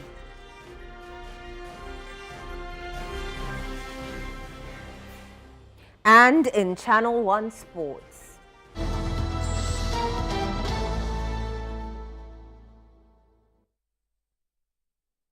Ghana Boxing Authority repatriates body of Nigerian boxer Gabriel Olanrewaju, who tragically passed away in Ghana in March 2025 for final rites in Lagos.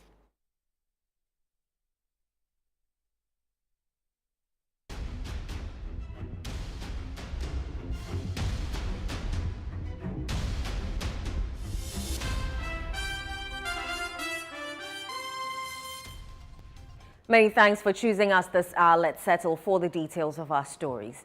The Electricity Company of Ghana has disconnected Ghana Water Limited from the national power grid over an outstanding debt of nearly 1 billion Ghana cedis. This move is part of ECG's intensified nationwide revenue mobilization and disconnection exercise. The action took place on Tuesday, June 17. Electricity Company of Ghana, ECG, on Tuesday intensified its disconnection campaign targeting institutions and businesses with unpaid electricity bills. A key target was Ghana Water Limited, disconnected over a debt of 999.6 million Ghana cedis. The ECG task force also moved to the premises of the Ghana Broadcasting Corporation (GBC) to enforce a similar disconnection over an outstanding debt of 3.15 million Ghana cedis. In the Roman Bridge district, institutions including Lancaster Hotel and the African Regent Hotel were cited for unpaid bills, though their disconnection status remains unclear. Acting General Manager in charge of operations at ECG, Ishmael Tete Oku, told Channel 1 News that Ghana Water Limited has been given a 48-hour ultimatum to settle its arrears or risk further disconnections, particularly at its main pumping stations vital to nationwide supply. We started this morning specifically with Ghana Water. Ghana Water is only about 999.6 million Ghana cedis, almost a billion Ghana cedis. And so we are to disconnect their head pumps.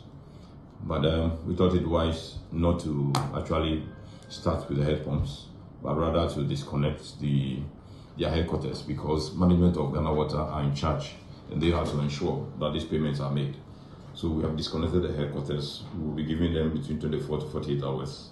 Failure to comply, then we'll then disconnect the head pumps, which will affect their customers as well. Although their customers have paid and they have not paid to us, we are forced and compelled to disconnect the head pumps if they don't comply with the arrangement we have with them. They are supposed to be paying us 72 million on a monthly basis, effective from the month of May, and they've not done that. They've only paid 5 million. So today we've disconnected their head office. Not only them, we've also disconnected the Ghana Broadcasting Corporation, that's GBC.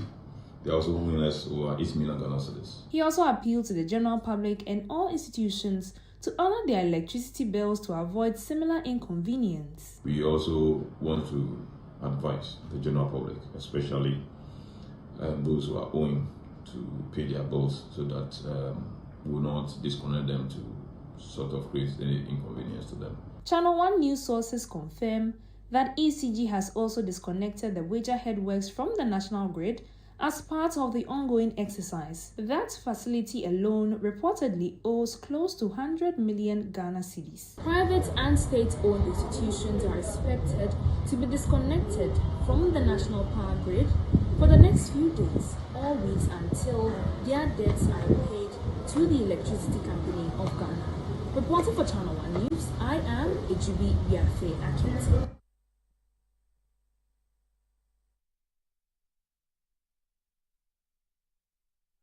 Let's go over the phone lines now and speak to the Accra East Revenue Protection Manager for the Electricity Company of Ghana, Eunice Nana Ajuman, to speak on this particular development.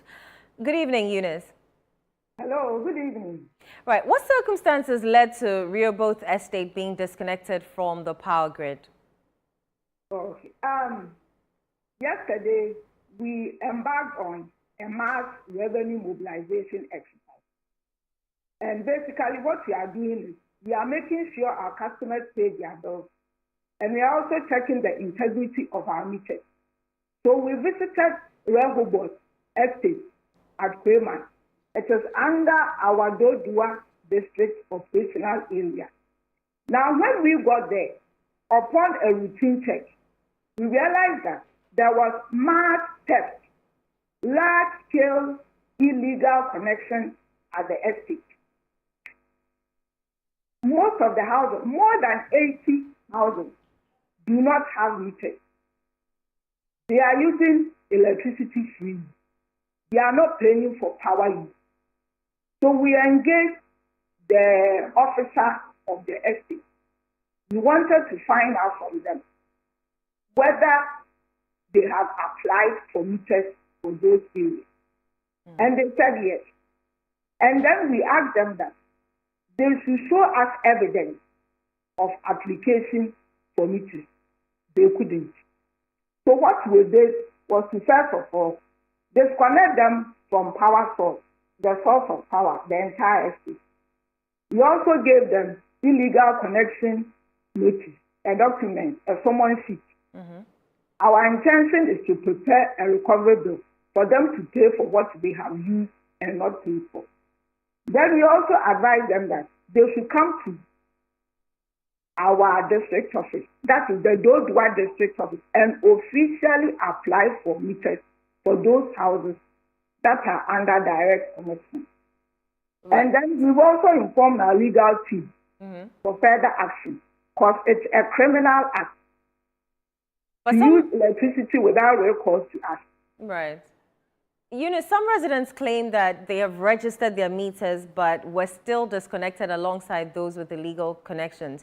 Don't you think this is unfair to those who have meters? Yes, we are aware that about 60 occupants have meters. But what is happening is that the estate developer is supposed to mount a dedicated transformer for the estate. As you and I speak right now, the estate developer has not mounted the transformer. So under normal circumstances, even those 50 customers must not be on the transformer drawing service. Oh, okay. So what is the main aim of this exercise and how long is it expected to last? Well, we started yesterday. It's lasting for 2 weeks. It will end on 27th of June. Right. And let's talk about today's exercise. Which areas did you visit, and can you briefly summarize how it went? Okay. In fact, it's not only Accra. that is undertaking the mass revenue mobilization exercise. It's happening in all our operational areas, from Ashanti region, Volta, Eastern, everywhere. We are doing the same thing. Now, for us in Accra, all the districts are undertaking the exercise. For revenue protection, today we went to Adenta. Yesterday we were at Dodua, and today we visited Adenta to also do inspections or to do routine checks to inspect their meters. And in addition to making sure that they pay their bills, because we are in to collect our revenue. Right. That is the essence of the exercise.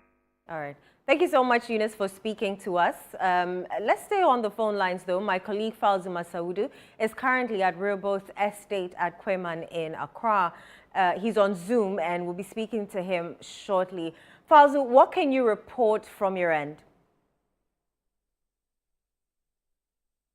Rightly put, I am currently reporting live from the Rehoboth Estate in Kweman, just a few meters or a few minutes drive to Dodoa. It is pitch dark here, as you can see in your shot. In fact, the only light I'm using is that of an extra phone. We are not able to film close shots due to security prohibitions, but we understand that the disconnection of power within this particular estate is due to some illegal connection, as mentioned by the representative of the electricity company of Ghana. If I'm able, let me try and see if I can just get a bit closer to paint. While you try that, though, have you been able to get response from management since you got there? So while we were here earlier, a member of the management came over to engage us, and we asked if they have indeed resolved their issues or otherwise with the major power distributor, which is the ECG, and they mentioned that they are in the process of doing so, and that they would come out to officially respond to some of these concerns raised, or some of these allegations raised by the electricity company of Ghana. What we gather is that it is not entirely true that the connection here is really illegal. So we are just waiting to hear from management. Possibly we get something substantive to work with in the coming days. But we also tried to engage some of the residents, but they were tight-lipped. We do not know why they would not want to, respond to some of our questions, but they didn't want to speak to the issue. So this really is the situation here at the Rehoboth Estate in Kweman. If time will permit, I could just take my camera around. Falzu, unfortunately, time will not permit, but thank you very much for speaking to us and giving us that update from the Rehoboth Estate. Okay, is that the estate that you're showing us right now? Absolutely. This just like 60 meters to the entrance, the main entrance of the estate. So this is for you. Thank you so much. It is pitch dark, complete darkness here. In fact, without the light, I would look like a like a village without lights. All right. Thank you very much for that, Falzu. Let's move on to some other stories now. Ghana Water Limited has uncovered a major case of illegal water connection at the Adwa Wangara condominium apartments in Cantonment.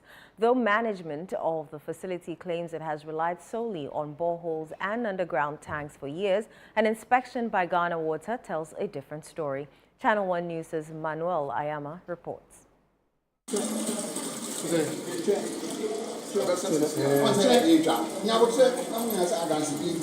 Adwa Wangara condominium apartments has operated in the high-end cantonment enclave for over 5 years. Facility manager Lucy insists the complex has always depended on basement reservoirs and boreholes, denying any knowledge of illegal connections.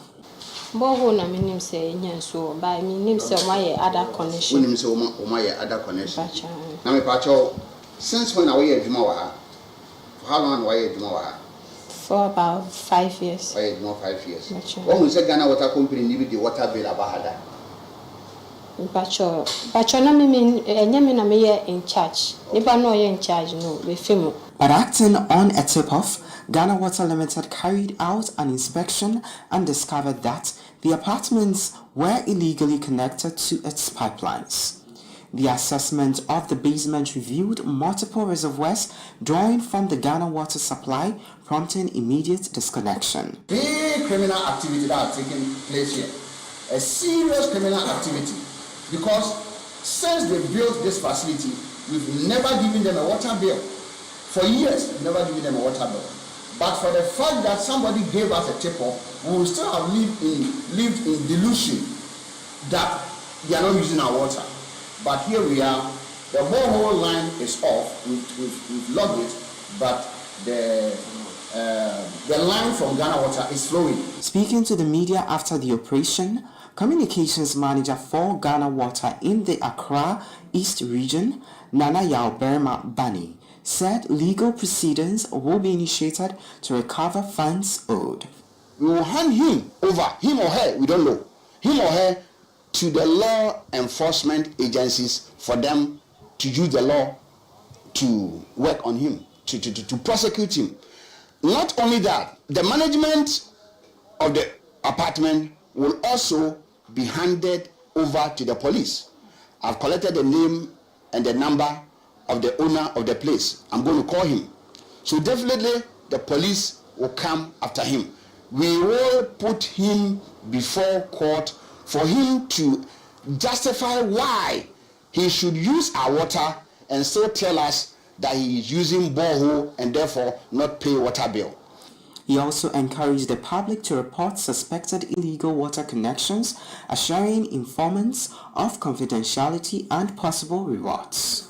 People who give us information which lead to the detection of illegal connection, we pledge that we will protect the identity of every single individual who graciously give us information that enables us to uncover or discover illegal connection. Now for the Ghana Water Limited, this is just the beginning. And it is, there are many out there like the Agile Wangara apartments, and they are coming after them. Reporting for Channel 1 News, I am Manuel Ayama. The New Patriotic Party has officially set January 31, 2026 as the date for its presidential primaries, marking a significant shift in its internal election strategy following recommendations from its constitutional review process. The NPP's National Council adopted a proposal from its Constitution Review Committee to bring forward the date of the presidential primaries earlier than in previous election cycles.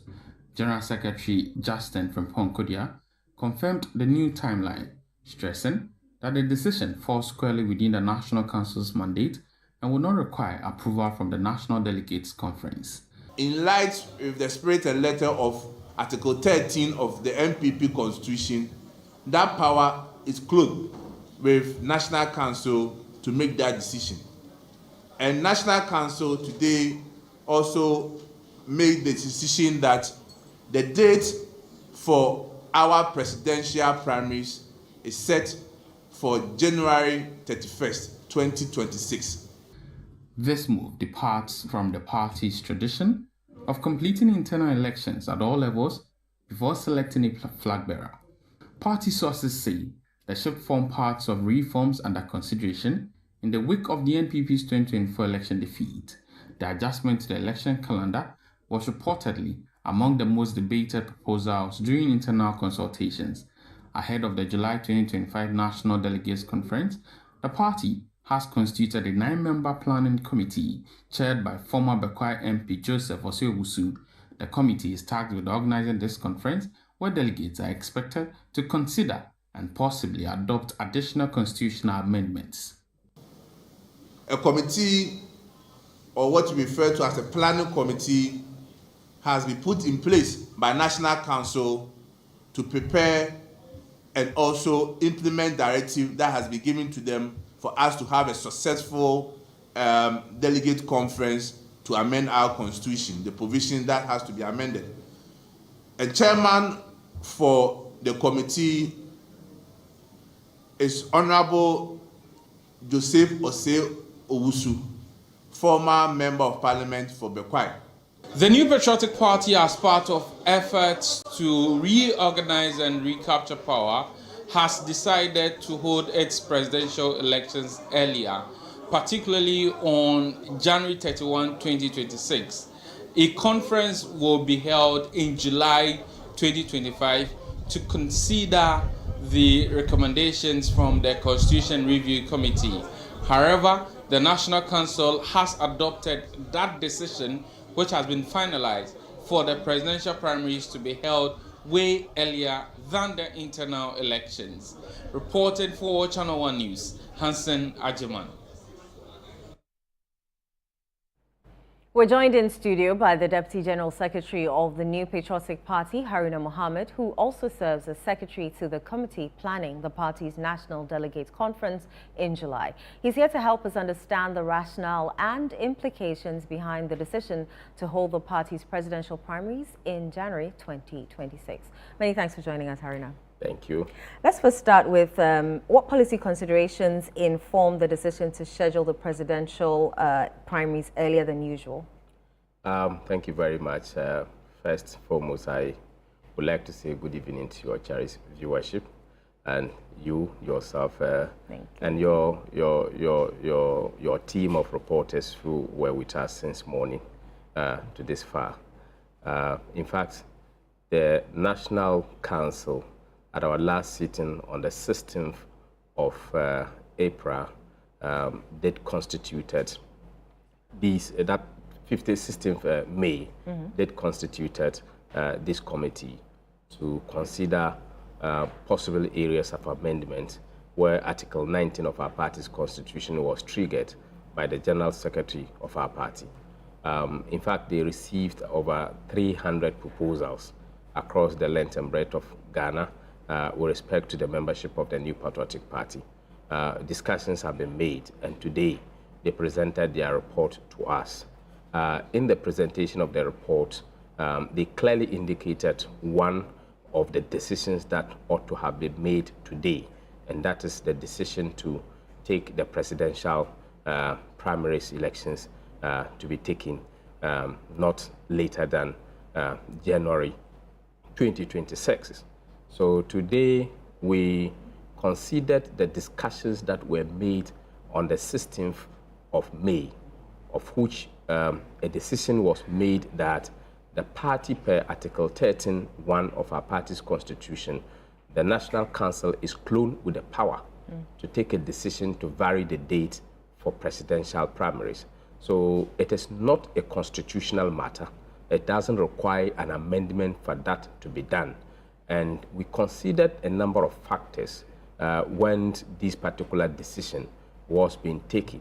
One, we all are seeing that all the brouhaha within the party and members of the New Patriotic Party who have expressed interest to lead the party by way of contesting for the presidential primaries, it is the anchor on which all the noise is being made. So if we are able to get that one out of our way and get a presidential candidate as early enough, one, the presidential candidate will be able to take on the government of the day as an opposition leader. Two, it will also take away the bickering and all the commotions that is being caused and negative reportage with respect to people agitating to lead the party or to be the flag bearer of the party. Three, it is also going to market the candidate enough with regards to us be able to get in contact with the international community, be able to get in contact with the business community, we'll be able to get in contact with the various stakeholders across the length and breadth of the world. We would get ample time to be able to explain our policy and be able to tackle and put government on its toe. Remember, we have just 88 members of parliament. So we need to have somebody to be able to get this done. It has always been a practice that we go through a certain process before we come. However, in these particular circumstances, the National Council exerted the authority of Article 13(1) to set a date based on the recommendations of the Constitutional Review Committee who have said that this decision must be taken today. We understand that the lead up to this decision involved intense internal debate. What were the main points of contention? You know, the NPP has always been the beacon of democracy. And you don't expect a party, a consecutive party, a liberal party such as the New Patriotic Party, to take a first-time decision such as this, because this is the first time that we will be having a presidential primaries to be held first ahead of all other positions in the party as contested. So you don't expect us to just have it done smoothly. We would have to debate. And in every organization or institution, you disagree to agree. So what are the arguments? The argument was more constitutional. And at the end of the day, we all agree that yes, that is true. The points that have been raised are very genuine. And then we also looked at the position of the party's constitution with respect to such a conduct. So we referred to the matter in question by looking at the constitution, which says that this should be done, and the General Secretary, within the space of 6 months, should be able to call for. Right. So if you look at the date, from now up to January, we have clear 6 months period for the General Secretary to communicate such to all the rank and file of the party to get them abreast with the timelines for the conduct of the elections. Isn't there a risk that this decision could, deepen the cracks within the party or the divisions within the party? We have taken cognizance of all the size of the story, and we've also looked at what it will come up with. And National Council is a body that is represented by various stakeholders. The regions are represented. We have regional representations. We have the regional chairman. We have the national executives. We also have the members of parliament. We have the council of elders. We have leadership of parliament. We also have other members as specified by the national council as stipulated in Article 10 of our party's constitution. So what should we expect at this conference? At this particular conference, just as you have always seen from the New Patriotic Party, it's going to be a contest of ideas. It's going to be a contest of what I can do. It's going to be a contest of unifying factor, a contest of selecting somebody who will be able to manage the affairs of Ghana properly, because we have always had a superior proposition with regards to the governance of the state of Ghana. And that is why we have always have the highest mortality rate of our implementation of our activity. Even after we exit government, you can still have traces of what we have been able to implement. Haruna, I know it's been a very long day, so we'll end it here. Thank you very much for coming in studio to speak with us. We appreciate it. Thank you very much. Surely it has been a very long day, very stressful, but City, I cannot avoid to come. Thank you so much. Let's do some more stories now. The ministers for the Interior and Energy are expected to appear before Parliament next week to address concerns over the lack of life jackets in communities that rely on water transport. This follows the tragic drowning of 7 Laura Secondary School students on the Black Volta on June 13. Channel 1 News' Charles Owusukumi has more in this report. June 13, 2025, members of the Laura Secondary School Cadet Corps were on a routine jogging exercise when they attempted to cross the Black Volta River at Dipe in Ekenoon. Tragically, the vessel capsized midstream, throwing all 10 students into the river. 7 of them drowned. In response, the Member of Parliament for Laura, Bid Zidane, made a statement on the floor of Parliament urging NADMO to urgently provide life jackets for communities that depend on water transport. I believe that what happened could have been avoided if there were life jackets available to the students. Unfortunately, there was none. I therefore wish to appeal to NADMO to take steps to provide life jackets for the Dipe community and all other communities along the Black Volta that use boats to commute, because that appears to be the only means of transport. This should not be allowed to happen again. Let us take preventive steps, including public education on safety and security. I further appeal to NADMO, the Regional Coordinating Council, and the Laura Municipal Assembly to come to the aid of the Laura Senior High School and the bereaved families by providing support to them in these trying moments. As a stopgap measure, I have decided to procure 10 life jackets as soon as possible to avert any future occurrence. Mr. Speaker, the time has come for us to rise above partisanship and political point scoring. The safety and development of our people must take precedence. The death of these 7 students should serve as a national wake-up call, an alarm bell sounding from the banks of the Blackwater at the Bay, urging us to act. Following discussions, Parliament agreed to summon the Ministers for the Interior and Energy to explain what measures are being taken to acquire life jackets for at-risk communities. Can we invite the head of the NADMO to come and meet us or discuss with us? Speaker, I did, but he may have to be accompanied by his sector minister. The sector minister. Yes, and also maybe the head of VRA, because of the issues. Speaker, you see, we are looking at, is it possible for us to purchase, for instance, 10,000 life jackets to be donated to these communities via the district? That's exactly what I'm looking at. Exactly. So that if we can look at the budget of Interior Ministry, so that certain portion of their budget could be allocated to take care of these emergency issues. I think it's very, very critical. Yes. Honourable members, we look at on that Speaker, note, we look at next week, Tuesday or Wednesday. Anyway. A week. Yes. So, Speaker, we proposing that next week Wednesday. So let me link up with you. You are the government. Let's link up with you so that Speaker, I'm guided. Very well. Meanwhile, in a separate statement on the floor, the MP for Nshai, Dr. Stephen Amwa, expressed concern about rising unemployment. He called for entrepreneurship training to be introduced at the basic school level to help address the challenge. Mr. Speaker, the most needed solution being the impact of this statement is the advocacy for the inclusion of entrepreneurship as a core course in the junior high school, the academic curriculum, and as elective in the senior high school academic curriculum. Mr. Speaker, I have already taken the needed steps and have unofficially contacted the Education Minister, who has given me the needed warm and not the frigid reception, as he deems that as very integral in a developing economy such as Ghana.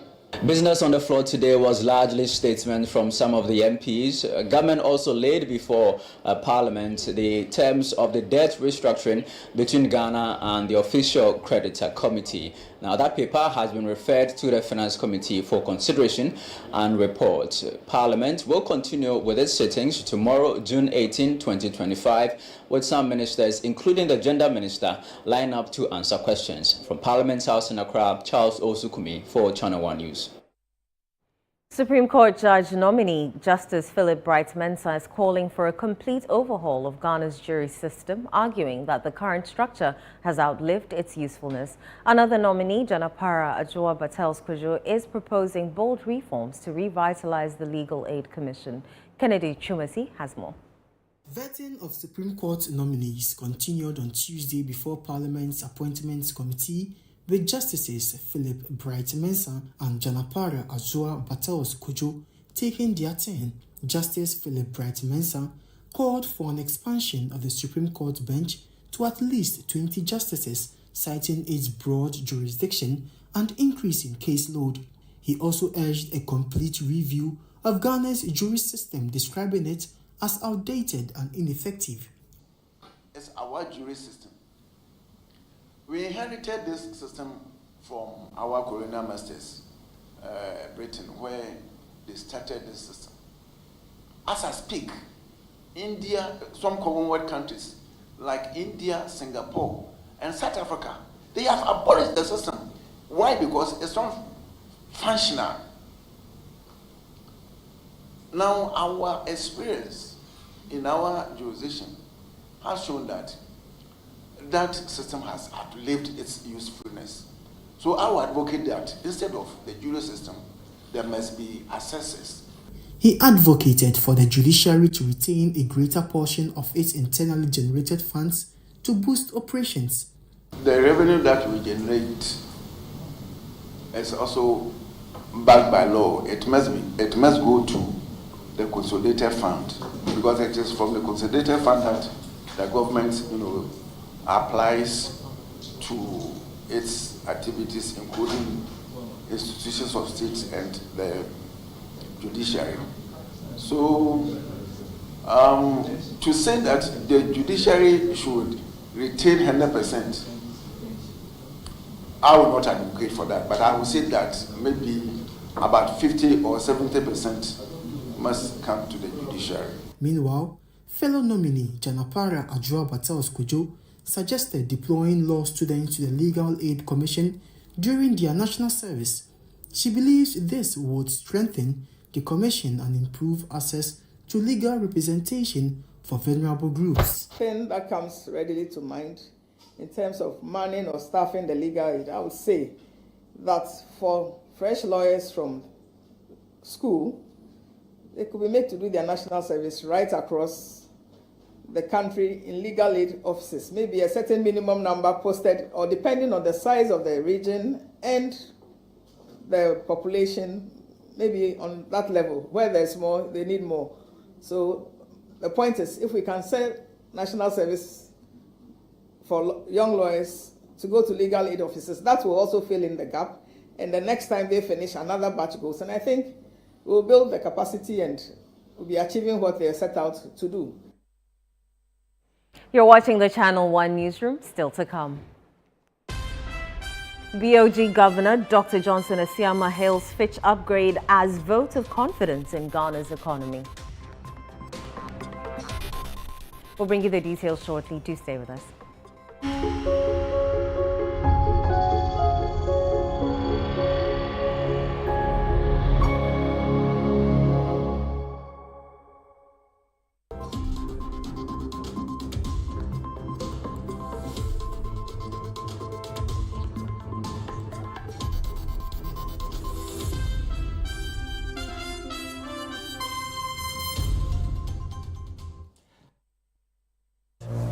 Yo, Green, you no go job. You look unhappy and seem to be in pain. I have this long-standing well at my anus and it keeps coming and going. I feel sick and so uncomfortable, bro. Have you taken into consideration going to the hospital? I've been to several hospitals and they keep telling me the same thing. They said it's anal fistula. I have to undergo a surgery. I'm scared I might not be able to hold my stool if I do this surgery. Wait, have you considered seeing a proctologist? Which one is that? What, do we have proctologists in Ghana here? Bro, we have a lot of them. They are being trained every time. Where can I? An anal fistula is an abnormal tract which connects the inner part of the anus to the skin around the anus. As long as this tract persists, there will be a recurring boil around the anus. A proctologist is the one credited with excellent outcomes of surgery of anal fistula. Laser and ligature anal fistula surgeries are the modern methods with very low recurrence rates. Visit Mwintaba Hospital and Coloproctology Center today or call us. Mwintaba Hospital, First Ghana Colorectal Center, in to serve a peculiar health need. She's coming. She's coming!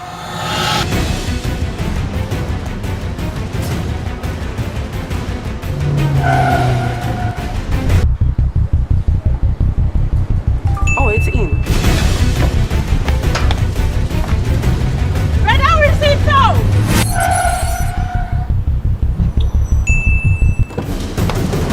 Boss, you left my bag. Here, take this. She's coming. I know. Go to the pharmacy now. She's coming! Oh.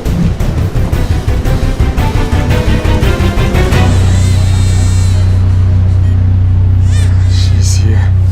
Pay faster, pay safer, and pay easy with Momo app.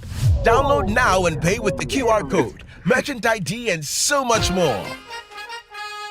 After a long flight, Safari Homes gives you the peace to unwind. A short drive from the airport, convenient for all.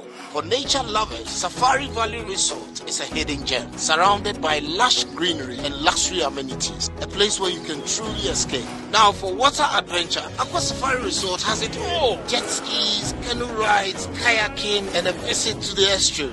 And for more excitement, Safari Eco Park is the perfect place to get closer to some amazing animals. Visit Safari World in Ghana, together bringing you closer to nature.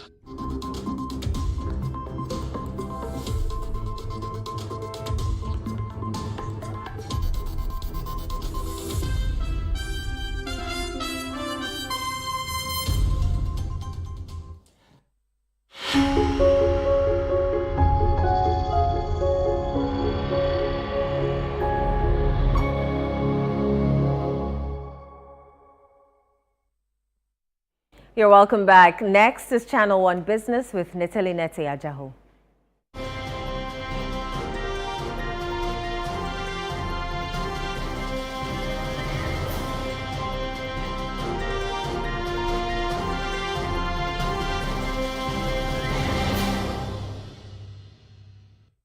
Channel 1 Business is brought to you by MTN and EcoBank.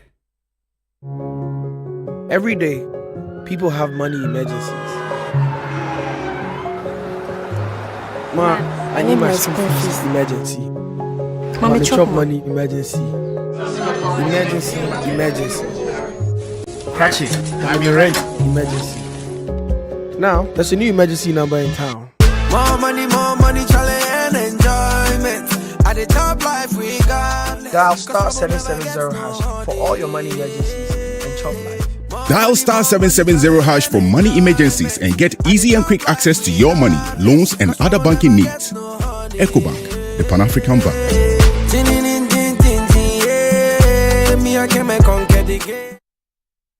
Hi Natalie, how are you doing? I'm good, and you? I'm very well, thank you. I understand our credit ratings is going up? Yes, and the Bank of Ghana governor has stated that it's a positive sign for investors to show that we are doing something right, so they can come back. Definitely. Give us the details. Okay. Now, Bank of Ghana Governor Dr. Johnson Esiama says Fitch Ratings' recent upgrade of Ghana's credit rating is a strong endorsement of the country's improving macroeconomic fundamentals and external sector performance.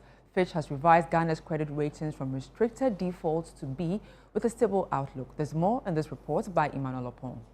The upgrade by the ratings agency follows progress in external debt restructuring, improved fiscal discipline, and strengthened monetary policy. Speaking at the Banking the Last Mile event hosted by the Ghana Association of Banks and Absa Bank Ghana, Dr. Esiama said the credit rating upgrade affirms the government's commitment to stabilizing the economy. And only yesterday, for some of you may have heard, Fitch has upgraded our sovereign rating once again. This is testament to the progress we are talking about. You just have to look at our external sector performance and be guided. Do not be driven by speculations. Do not be driven by what somebody said. The governor also assured that the country has built the needed buffers to withstand external threats to the economy, particularly from the Israel-Iran war in the Middle East. Let me briefly address a matter on the minds of many.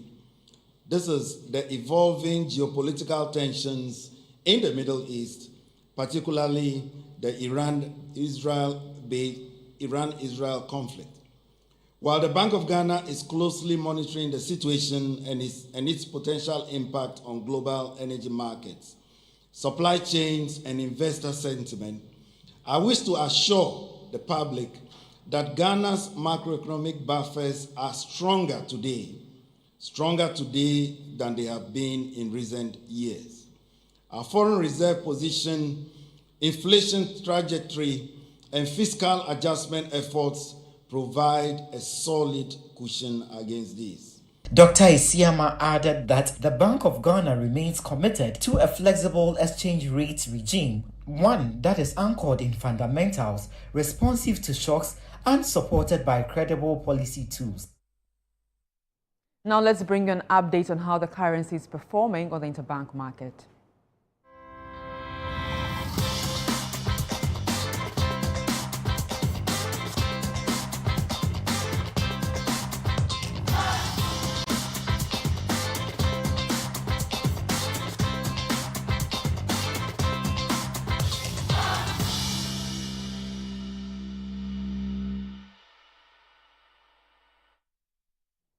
And that's all for Channel One Business. I am Neti Ajaho. Over to you, Eno. Thank you very much, Neteli. Let's do some more stories. The Civil and Local Government Staff Association of Ghana is urging its members across the country to comply with its ongoing strike at the Births and Deaths Registry. The strike is in protest against the continued stay in office of the acting registrar, Samuel Adumbotre, whom CLOCSAG accuses of misconduct.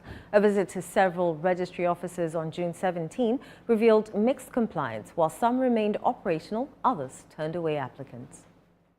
CLOCSAG strike action officially commenced on Monday, June 17, 2025. At the Greater Accra Regional Office of the Birth and Death Registry, activities appeared normal, with staff at post and applicants being served. Some officials speaking off the record explained that the office was open primarily to conduct a staff headcount.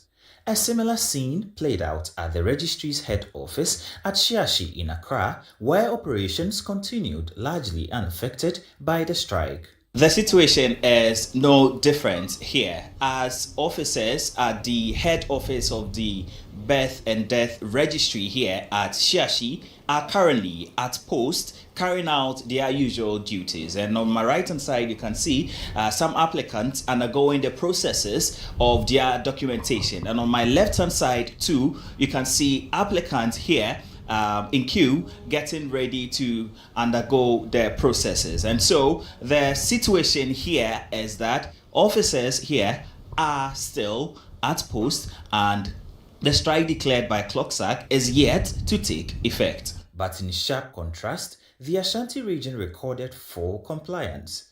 Offices were shut and applicants were left stranded. Frustrated visitors expressed their disappointment and called on government to urgently resolve the impasse. Just to know, I just find out that they said they are going on strike right now, and I don't know what to do right now. For now, I just said, I don't know if I should refund their money to them because I've already paid the money and everything, the forms. When I went to make my passport, I was asked to do the rightful changes before I can do the passport, else I'm going to face a lot of challenges. So I decided to come here today for it. When I came, they told me that they are on strike unless I come back on Monday. On Monday? It's Friday rather. So I was directed to take the number on the signboard, but when I tried calling, they said the number is deactivated, so I don't know what to do right now. You need it urgently. It's for my ward, not for me. CLOCSAG, however, insists the strike will persist until the acting registrar is removed from office. So as I speak to you, all the 16 regions, all offices of the registrar for births and deaths has been closed down, and we expect our members not to go to work until the Samuel Adumbotre is removed from office. The association is also appealing to the public to bear with them, urging citizens to support their demands for what they describe as necessary institutional reforms. We ensure that work goes on very well when it comes to the executive arm of government. The public should understand us that we want the right thing to be done, and if we say we are resetting, we expect that the father of resetting should set a good example. The Ministry of Foreign Affairs and Regional Integration is appealing for logistical support to assist in the emergency evacuation of Ghanaian nationals from Iran following heightened tensions and escalating conflicts between Iran and Israel. The ongoing hostilities between the two countries have intensified in recent days, prompting the ministry to initiate urgent measures to safeguard Ghanaian citizens in the affected areas. There's more in the following report. Every year, Ghana and the European Union engage in a partnership dialogue to celebrate key achievements, learn valuable lessons, and to set political priorities for the year. The 2025 edition was chaired by President John Mahama, who took the opportunity to highlight Ghana's approach to economic recovery. On macroeconomic recovery and fiscal governance, Ghana's economic outlook is rebounding steadily. Our administration remains committed to restoring macroeconomic stability through prudent fiscal management, enhanced domestic revenue mobilization, and expenditure rationalization. Working in partnership with the Bank of Ghana, we're stabilizing inflation, stabilizing the CD, and pursuing debt restructuring strategies to restore confidence and rebuild the fiscal space for development. These efforts are yielding fruits, And only yesterday, the Fitch Rating Agency upgraded Ghana's credit outlook to B-, stable outlook. We're also pursuing regulatory and institutional reforms that promote transparency, reduce inefficiencies, and expands our fiscal base. We appreciate the EU's ongoing support in public financial management, domestic revenue reform efforts, and anti-corruption. The Foreign Affairs Minister urged for peace, sustained diplomacy, and a citizen-first foreign policy as he called for aid to protect citizens from high-risk areas. Distinguished ladies and gentlemen, we also appeal for your support in terms of logistics as we currently continue with our evacuation of Ghanaians in Iran and Israel following the unfortunate conflict that has erupted over the last few days. The minister gave an update on some embassies facing encounters over land disputes. I can confirm in the presence of the President that we have also resolved all outstanding issues with those of you who had challenges with the Lands Commission. All of that has been resolved. I personally chaired all those sessions. Meanwhile, the European Union is investing in Ghana towards vaccine production. As you know, the European Union recognizes Ghana as a key player in Africa, and just few short years after the devastating global pandemic, based on our collaboration, Ghana is on the verge of becoming a producing life-saving vaccines, not only for itself, not only for the region, but for the continent. Together with Germany,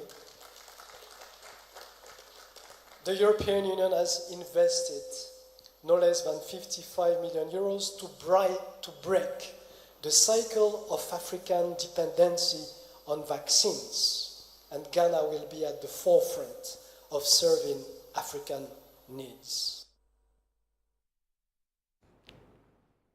With just 3 days to go, sponsors of Channel One TV's biggest agriculture fair are promising a vibrant showcase of groundbreaking innovations across the agricultural value chain. The fair aims to unite commercial farmers, agri-tech innovators, input suppliers, agro-processors, distributors and consumers under one roof to exchange ideas and unlock new opportunities for growth. The following report captures the rest of the story. From Friday, June 20 to Sunday, June 22, the Efua Sutherland Children's Park in Accra will be transformed into a bustling marketplace as Channel One TV stages the first ever agri-fair. Patrons will have the chance to purchase fresh produce at farm gate prices, network with industry players, and discover cutting-edge technologies shaping the future of agriculture. Among the key sponsors is Exim Bank. The institution says the agri-fair supports its mission of funding businesses across the agriculture value chain. When it comes to agri, Exim always comes to mind because most commercial banks shy away from direct agri production. Yes. That is where we go directly. In fact, we chase them. And then, so agri-fair is just promoting what we finance. Correct. We are promoting what we finance. It falls in tandem. And the product that will be exhibited are the produce that we want to produce here to ensure we have food security. Okay, which means you have farmers you deal with and businesses you've supported who you would like to even showcase, correct? Oh, yes. The head of SME at Exim Bank adds that the event offers a unique platform to identify promising farmers and agribusinesses that deserve investment to scale their operations. We're going to have a booth, and at that booth, we'll welcome people who want to make inquiries about our product and our services. We'll also be looking for potential agri-businesses that we can support to grow. So if you're a farmer coming to exhibit, be looking out for Exim. Yes. Because they may want to give you the impetus to move to the next level. Yes, we'll also look out for you. If you see potential, we'll come to you. Straight. We have a whole advisory department that will be there to advise you on how to even get ready to access Exim. You're still watching the Channel One newsroom, still ahead.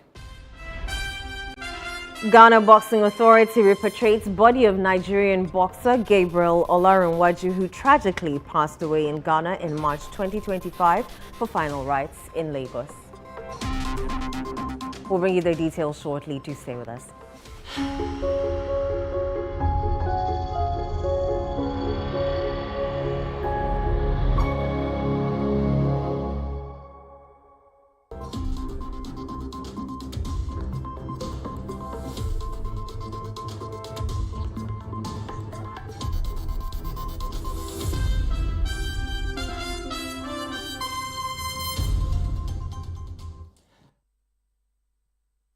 Went to get polytank. Oh, and you're fine. Go straight. No, I'm not left, right. That's right. Ghana na ye wono. So when you do more, and ye data. Oh no! I beg, na here. Make a polytank at all. And you just a many of you to be able to buy you. Or food to be at enjoy your craft. Akuya Bulambo Kotoman. Emua. Like they take you by so. Go to the distributor and you give the original polytank. Polytank. You get a sound? Polytank, Papananka Sankasa. Imagine a place where technology and compassion meet. A sanctuary of health, precision, and trust. At Olive Health Diagnostics and Imaging, we redefine excellence. From advanced ultrasound, X-ray, and CT scan services to accurate laboratory, cardiology, and dentistry, our mission is clear: to provide the care you deserve with accuracy, precision, and speed. Your trusted healthcare partner, Olive Health Diagnostics, always ready whenever you need us. Olive Health Diagnostics and Imaging, redefining excellence in medical diagnostics.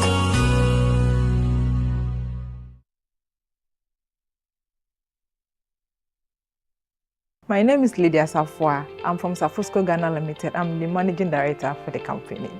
I'll commend MasterCard Foundation and Absa Bank for the 10% loan for women-led businesses and agri-businesses, because this facility came in at the right time for Safusco. The facility helped us to get machinery for our detergent powder and other raw materials to help us come out with three products: that's the detergent powder, the African black soap, and the bleach. We're able to employ 15 youth in addition to our working force, and this has really helped boost our productivity and revenue as well.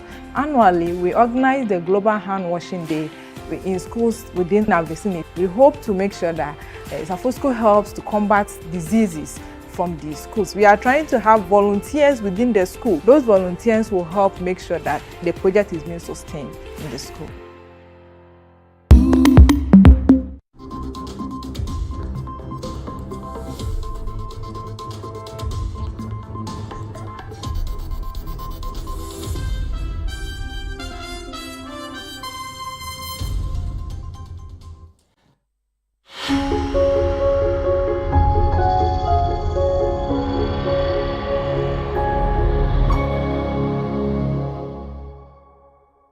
You're welcome back. Let's go to Channel 1 Sports with Benjamin and Ketia.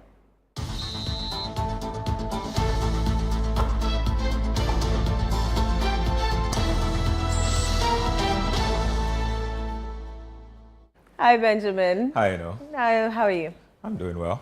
I'm very well, thank you.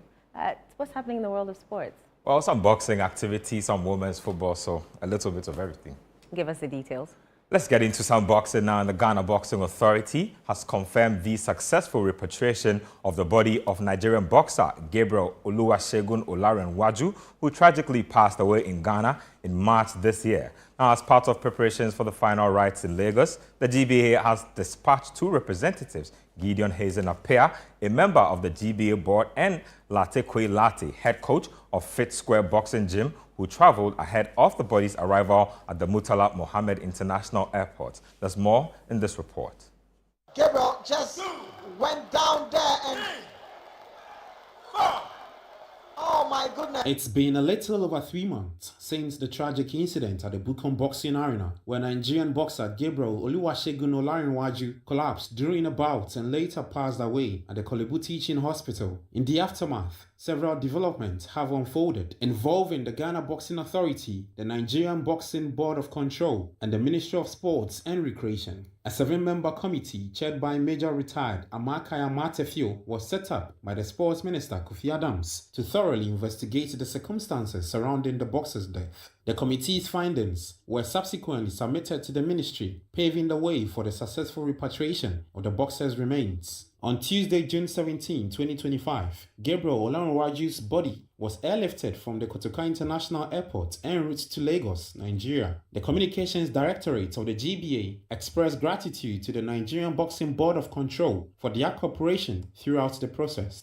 They've been very collaborative, even though from the beginning they put out some misconceptions out there that it was due to our negligence. But when we give them the scenario, we give them the narrative regards to why would they give him a license when they knew the guy has ABC. When we even found out from them the medical checkup that the guy underwent before they gave him the license, it is really laughable. They did not get deeper, but we wouldn't want to put this in public domain.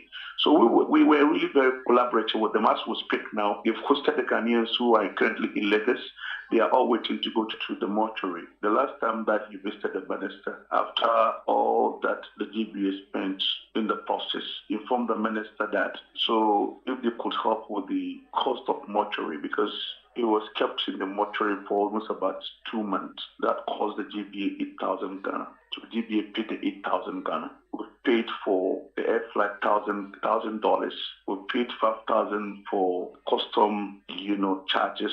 We've also paid for the coffin that cost the GBA 3,000 Ghana. The GBA further revealed that the authority has presented $3,000 to its representatives in Nigeria. This comprises a $1,500 purse from Gordon Frimpong, CEO of Osibot Boxing Management, and a $1,500 donation from the GBA itself. And that's all for sports. I am Benjamin Nketia. Back to you, Eno. Thank you, Benjamin. And that's how we end today's bulletin. I am Eno Safo. Many thanks for watching.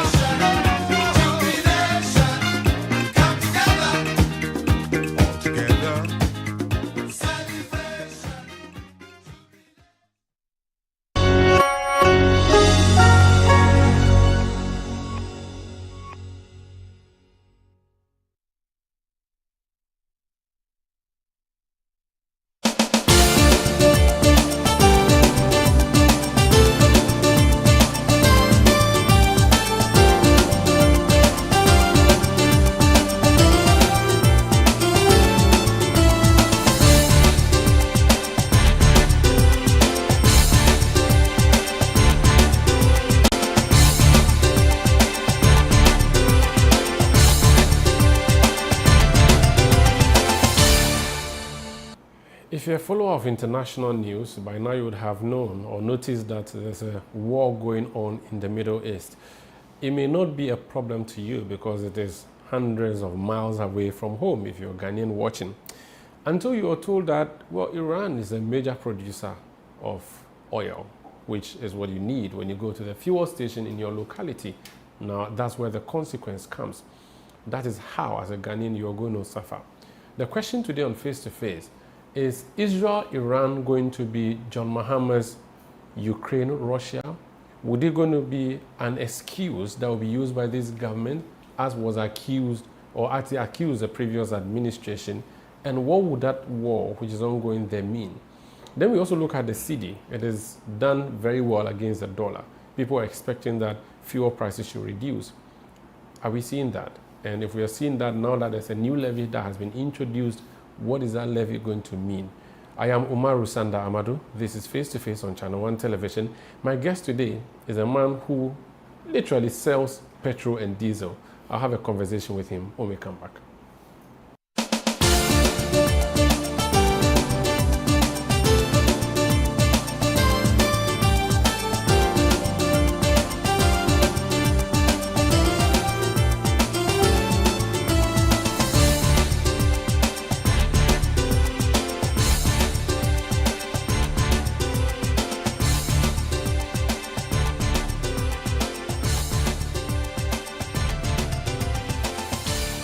Imagine waking up to serenity every day, surrounded by nature's beauty and luxury at your fingertips in a gated estate you can be proud to call your home. Welcome to Western Villas, located at Mensa, where our stunning homes redefine elegance. At Western Villas, each home is a masterpiece, designed with precision and love. From swimming pool, gym, playground, beautiful landscaped gardens and private balconies, making every day feel like a retreat. We also have executive plots for sale at McCarthy Hill, strategically located and offer unparalleled views, easy access to amenities, and endless possibilities for executive living. With just 5% deposit, you can reserve your space. Contact us today to learn more about our luxury homes at Mensa or executive plots at McCarthy Hill. Call us now on 0536 502295 or visit www.westernvillas.com for more information.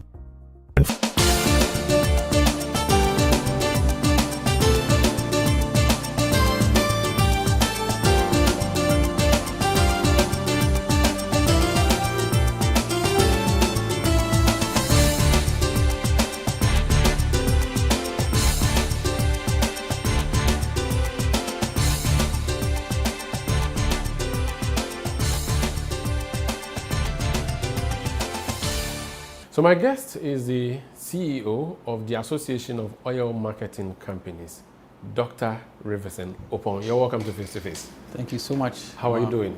Doing great. Young doctor. Oh, you're not as young. Okay, no, you have gray hair. I shouldn't be talking about your age at this time. Hope it's good. Everything is good. Life is well? Fantastic. Things are good? Some part.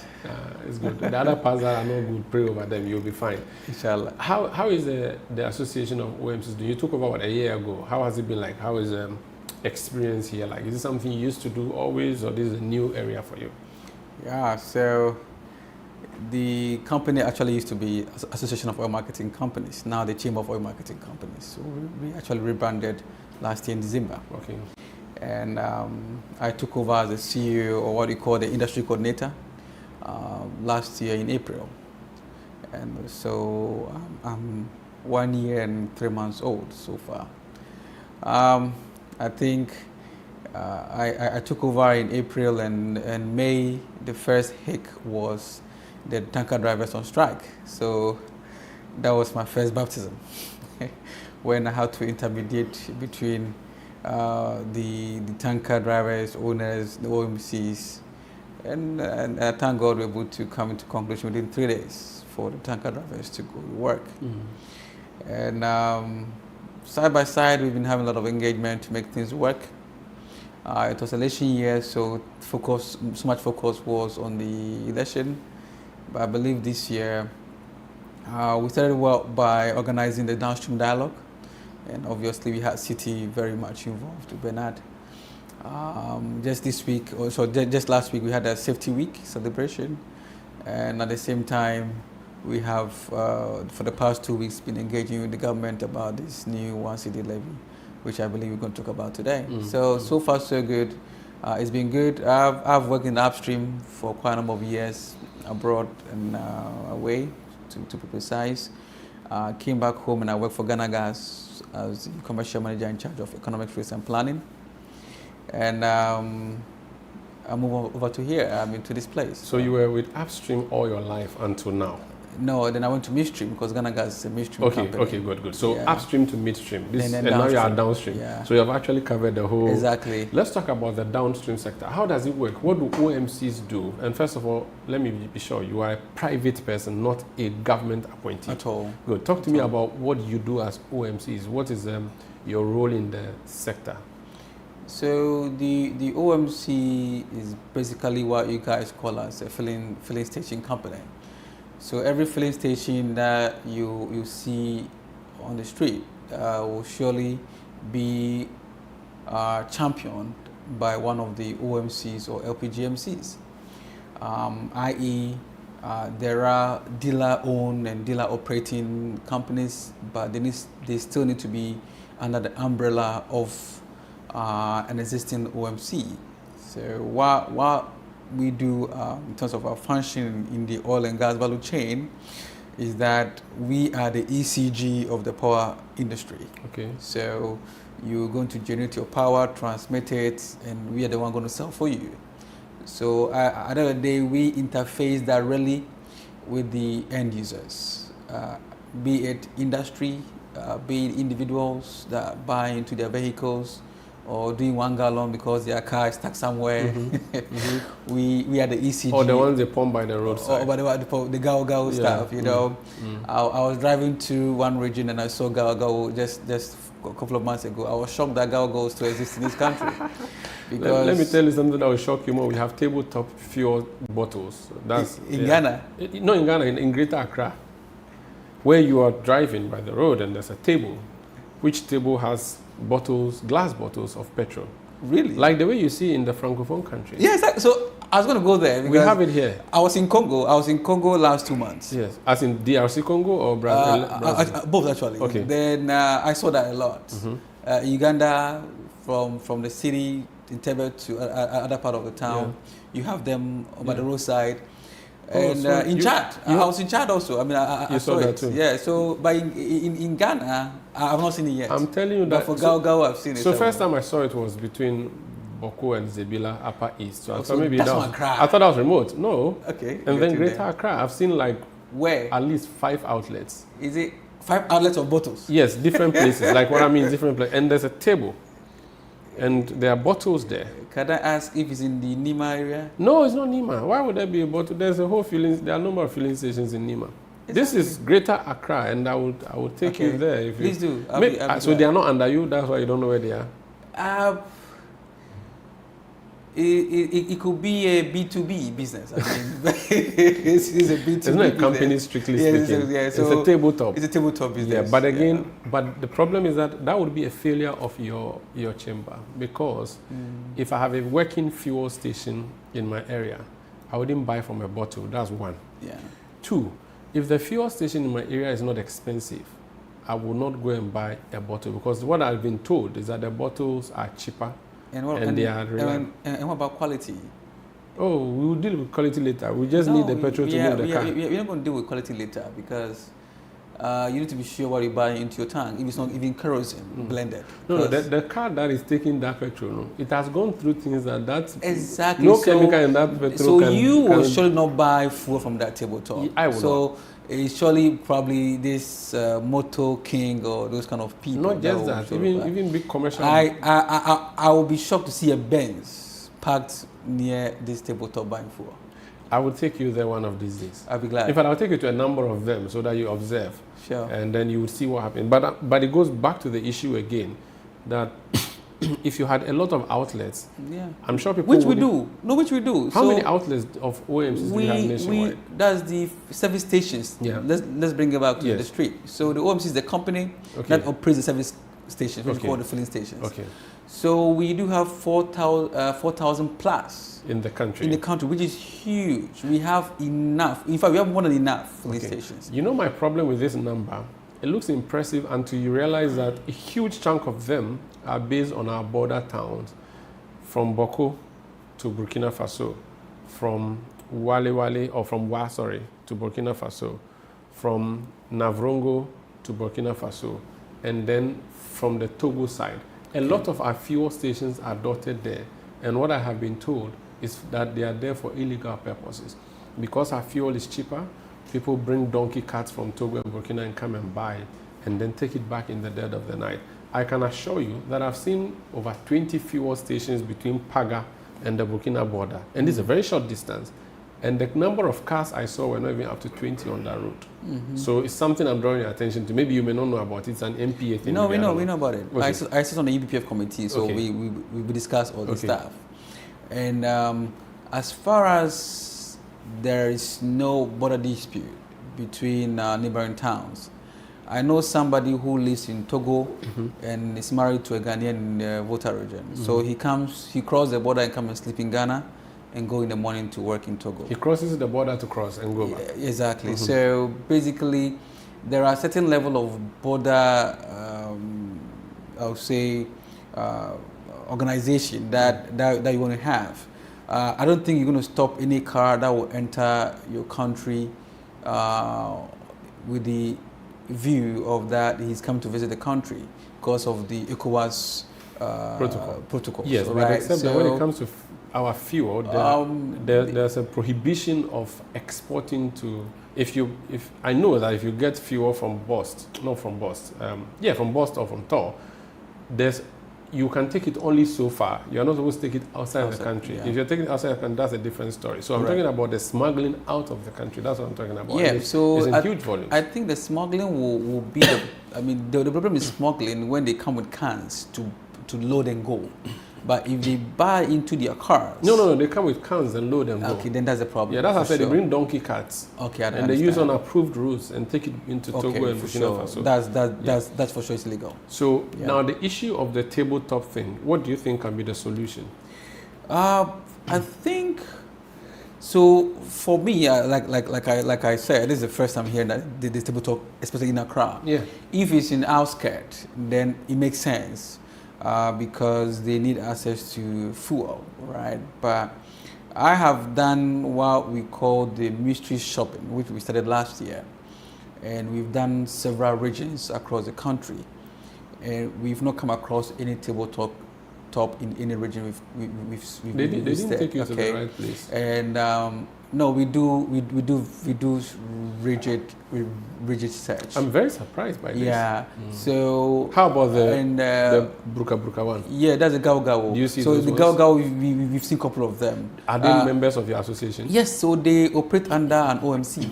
So for sure, they are regulated. Okay. Yeah. So we realize that for that, GSA will go and check if they are selling 1 liter as 1 liter, not less than that. No cheating in their pumps.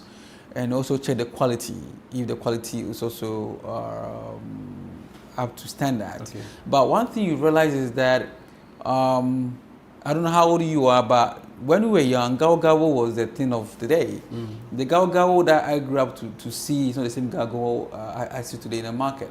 Things are changing. If you look at our filling stations or our service stations, and compared to our sister countries across Africa, we have one of the best standards in terms of branding and even the setup in the space, really.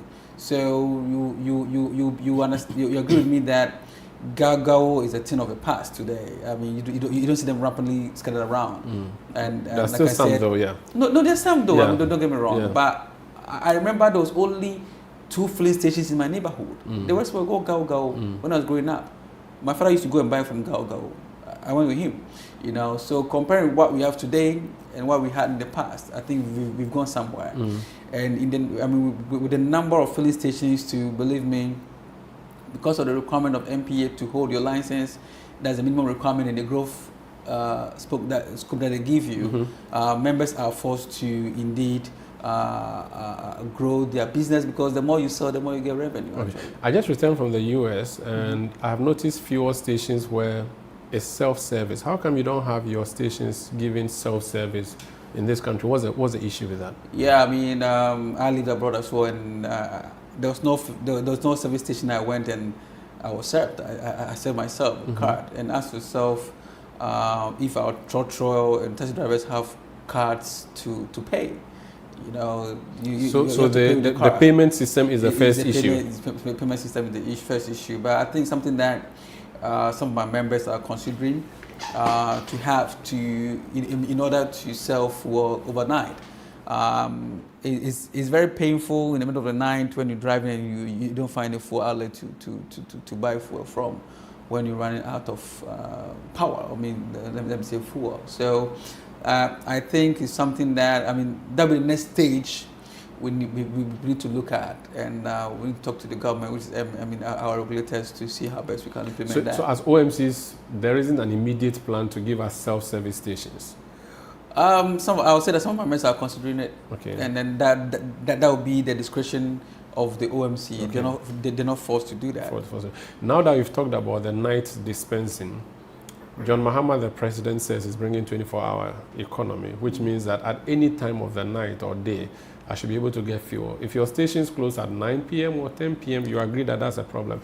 What would you be able to do or what commitment can you give to the government that you'll be able to play a role in this 24-hour economy thing? Because if the government says, let's work at night, which means people will drive at night and do stuff at night, they should be able to go and buy fuel at night. What would you do to complement that effort by the government? Yeah, I mean, there have been several attempts by some oil marketing companies to sell fuel in the middle of the night. But robbery and thieves wouldn't allow them to do that. Some of them have been robbed. I still have videos of such incidents on my laptop that was shared with me by some of the OMCs. And this was even around 8 o'clock, 9 o'clock. I mean, just not so late. And they entered the stores and actually robbed them. We could look at some vantage points. Look at the airport, the Jowolu area, East Legon area, and probably if the government could support our security measurements, that get the police to surround the places that have this, I would say, the 24-hour, I would say, lock-in, so that they'll form a kind of security around the stations, because it's very painful to be robbed in the middle of the night and have your oil sales gone away. And that's the more reason why the automated machines should be encouraged. And I believe by the end of this year, at our AGM, something that will come up to see if members would like to, I mean, those who want to explore that and whatever incentives that they need, just talk to the regulatory body. Except that the people who do the work at the station will lose their jobs, so that's something you should also consider. So basically, we don't enroll all pumps because they are very expensive, believe me. They are very, very expensive. Okay. So I don't foresee this happening across the entire 4,000 plus filling stations. The Vantage ones, and it could be 1 or 2 change, so that at the night only those can work. Okay. You don't need all 8 pumps to be working at the night. Let's talk about your relationship. So what's the relationship between the OMCs and then the BDCs? All right, fantastic. Are there some OMCs that are BDCs, or you are all OMCs doing your business and then you have to go through a BDC to buy fuel? How does it work, the system, the interconnection? Thank you. So before the BDCs came, it was the government. Well, BDC is bulk distributing companies. Yeah. So before the buyer came in, OMCs were buying directly from the government. The government used to be the only importer of fuel, and at a point, some OMCs too were important. The BDCs are now I would say, the importers of the fuel. So they have the contract and they buy directly from the IOTCs. IOTC simply means the international oil trading companies. And we buy then from the BDCs. So that's the relationship we have. And that's a very good question you ask about who owns what. Today, if you look at some of the BDCs, I think 80% of BDCs have OMCs. Okay. Some of the OMCs also have BDCs. So they buy for themselves? They buy and sell to their... And some also buy from other BDCs when their prices are competitive. Okay. Because the market today is very deregulated, hugely deregulated. So you're looking for fuel that's available and affordable at the same time. So if I have Sanda filling station I am at liberty to import direct. I can choose not to buy from BDCs. I'm not bad. If right? an OMC? Yes. No. So today, no OMC can import. You Okay. import to you have to go through a BDC. Yes. That's the law now. Yeah, that's a policy. Now, but there are BDCs that own OMCs. Correct. And they may import for those OMCs. Correct. You're right. And if you're an OMC, you can also build an a BDC. Yes, and we have OMCs who also have BDCs. Right. So we have traditional BDCs. Yes. Who now have OMCs. Okay. We have traditional OMCs who now have BDCs. Okay. Because so that they want to enjoy from the entire value chain. What is the role of thermal oil refinery and the bulk oil storage transport company, BOST, in this mix? Fantastic. So the TOR, at a point will act as an IOTC if it's selling to the to the market. Mm-hmm. So it sells to the BDC, to the OMC. Okay. All right. Same as BOST. So BOST is indirectly. So BOST is still a bit a challenge. So we actually discussing that now, because BOST apparently would import like any other BDC. All right. And they cannot sell directly to an OMC. They need to sell through a BDC. To an OMC. And if they are both buying from an IOTC at the same landing price, and now they need to sell through a BDC, I don't know how their pricing really works for them. So BOST is not a competitor to BDC, or BDCs have become competitors to OMC and to BOST? Yes, I mean, I could say same. If thermal oil refinery is selling through a BDC, it makes sense because it's a refinery. So you look at it from the FOB point of view. So I'm going to a refinery in Europe to buy fuel. So I become a trader. So if the BDC is buying from TOR to sell to an OMC, it makes a lot of sense within the operational value chain of the oil and gas industry. But for an OMC to buy for a BDC to buy from BOST before it sells to an OMC is where we have a lot of challenge. Has it always been the case that BOST was having this challenge, or is it a new thing? I think it's become a new thing because if you look at the mandate of BOST is not supposed to be trading, unlike it's been doing now. BOST is supposed to be a strategic reserve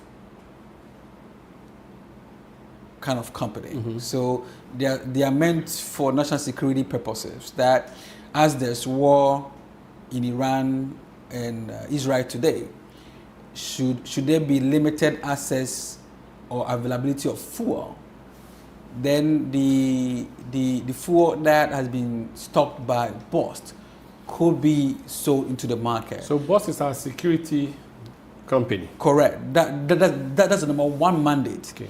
And that is why you see them having tank farms across the country, Bupe, Miami Water, Kumasi, Takrady, and everywhere. Yeah. So there's something that also we call the zonalization. That also helps the BOST systems to work. And apart from that, they're also supposed to help us with the fuel distribution in the country. Okay. Understand? Based on what you know, is BOST able to play that role now of being the reserve, the strategic reserve company? And I'm asking this to mean, I do know that there are times where BDCs keep their products with BOST. There are also times where BDCs bring and come and do their own selling. Is BOST properly positioned, considering that it has competitors in the industry, and there are also people who are doing the role that BOST should be playing, or BOST has competitors now? Would you say BOST has enough strategic reserves for us as a country based on all the things you know?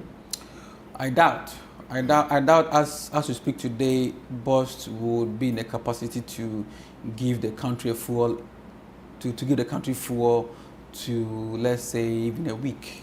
A week? I doubt. Why? I doubt, and that is very, very terrific. It's very terrific because BOST as itself, or as an institute, does not have their own products to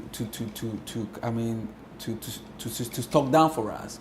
The product they have today probably belongs to BDCs, and they chat had with BOST today, this morning, because they wrote me a letter for stakeholder engagement on Friday. So I spoke with them asking for the agenda, what the problem was, and I realized they are suffering to get LACAN to bring products. What is that? What LACAN? So LACAN is the authority note that gives you the money to bring in a vessel to dock in order to discharge into tanks. And where do you get that? How does that operate? So basically, LACAN, you should get it from MPA. That's the overall regulator for the downstream. And why are they not getting it from MPA? Do you know?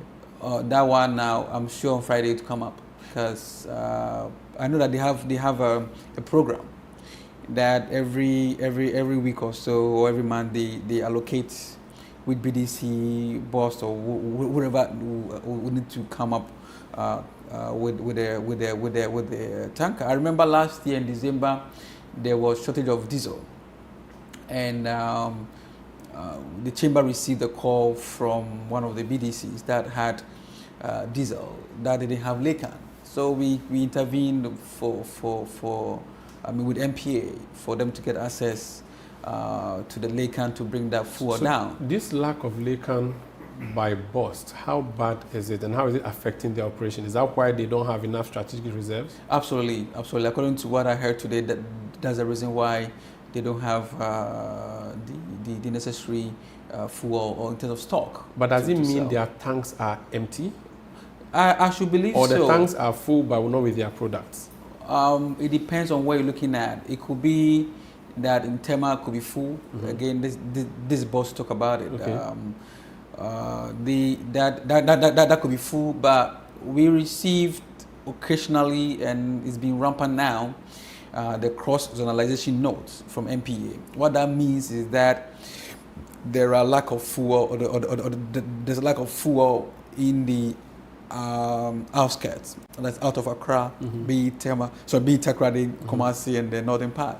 So that means that their tanks are empty. At a time that we are hearing that Iran may close a very important route, the Strait of Hormuz, I think it is called, where there may be challenges with importation of fuel or products.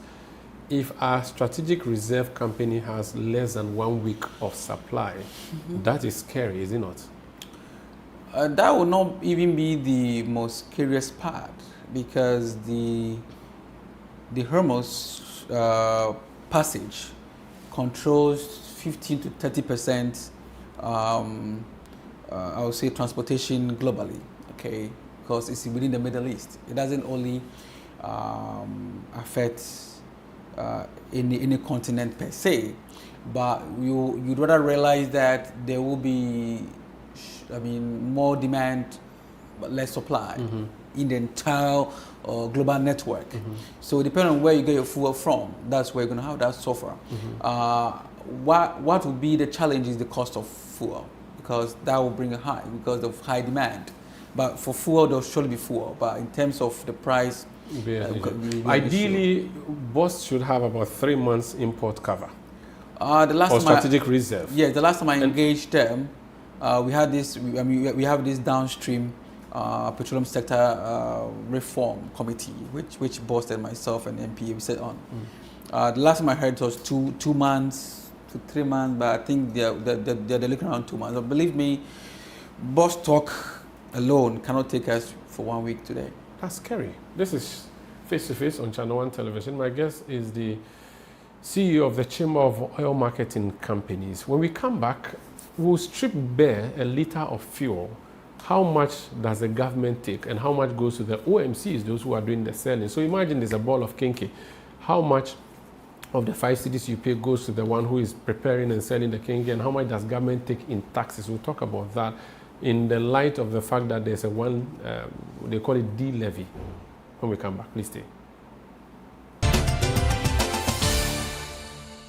Imagine waking up to serenity every day, surrounded by nature's beauty and luxury at your fingertips in a gated estate you can be proud to call your home. Welcome to Western Villas, located at Ai Mensa, where our stunning homes redefine elegance. At Western Villas, each home is a masterpiece, designed with precision and love. From swimming pool, gym, playground, beautiful landscaped gardens and private balconies, making every day feel like a retreat. We also have executive plots for sale at McCarthy Hill, strategically located and offer unparalleled views, easy access to amenities, and endless possibilities for executive living. With just 5% deposit, you can reserve your space. Contact us today to learn more about our luxury homes at Mensa or executive plots at McCarthy Hill. Call us now on 0536 502295 or visit www.westernvillas.com for more information.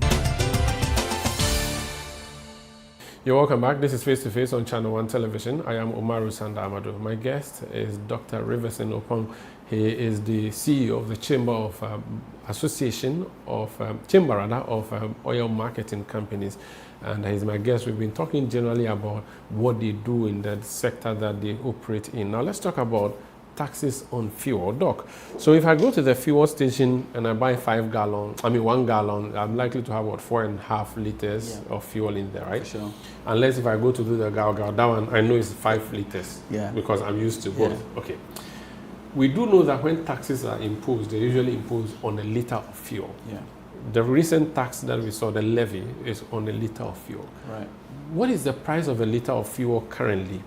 Is there supposed to be a standard price, or can Shell agree to sell differently from what Total is selling and what Allied is selling? Do we have a standard figure we work with based on what MPS says, the fact that the sector is re-regularized, and what percentage of that goes to the OMCs and what percentage goes to the government in taxes and levies? Thank you. So, if you today pick 1 liter of fuel bought at any oil marketing company's service station, you are indirectly paying 22% to the government. And when I say government here, I'm talking about some go to MPA, some go to BOSS, some will go to the Ministry of Finance or whoever takes whatever is due them. Even an Energy Commission takes levy. And the majority of it goes for the commodities because it's imported, right? My members struggle to get 5%. We struggle to get 5% as a margin. And break it down for me when you say your members struggle to get 5%. Yeah, I mean, we struggle to get 5% of the fuel sold at the filling station. If you look at the current pricing regime that we operate with, even though it's deregulated, you're going to also understand that there are window setups.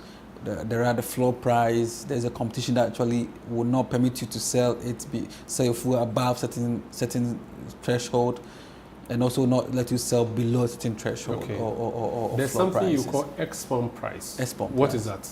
So there's S-pump, there's S-ref. So let me start from the S-ref. That make more sense. So ex-refinery. Ex-refinery, Okay. yeah. So ex-refinery will be your FOB price, your landing what cost. What is FOB? Freight on board. Okay. So how much you bought your commodity for. So is a commodity price, and the margin for the BDC that is sold to the OMC.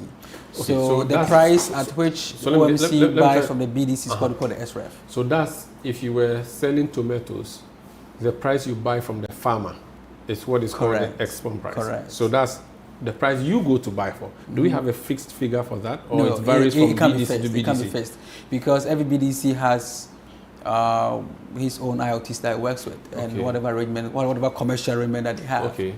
So you go buy. The premiums are not the same. So you go buy that. That's tax free, everything free. You pay for the service, the delivery, which is the freight that you've talked about, you buy, and the cost of the product itself. Yeah, and then the cost of import, the port fees. Okay, so that is the ex-refinery. Ex-refinery, yeah. That's when you take over. What happens when you take over? So when we take over, till where we sell to you, which is the ex-pump, you see the levies and taxes added to it, and then you see the margins of the OMCs and the dealers added to it. So then you have the SREF, we have the tax and levies, and you have the margins. And that's what I'm telling that the SREF contains 75% plus of it.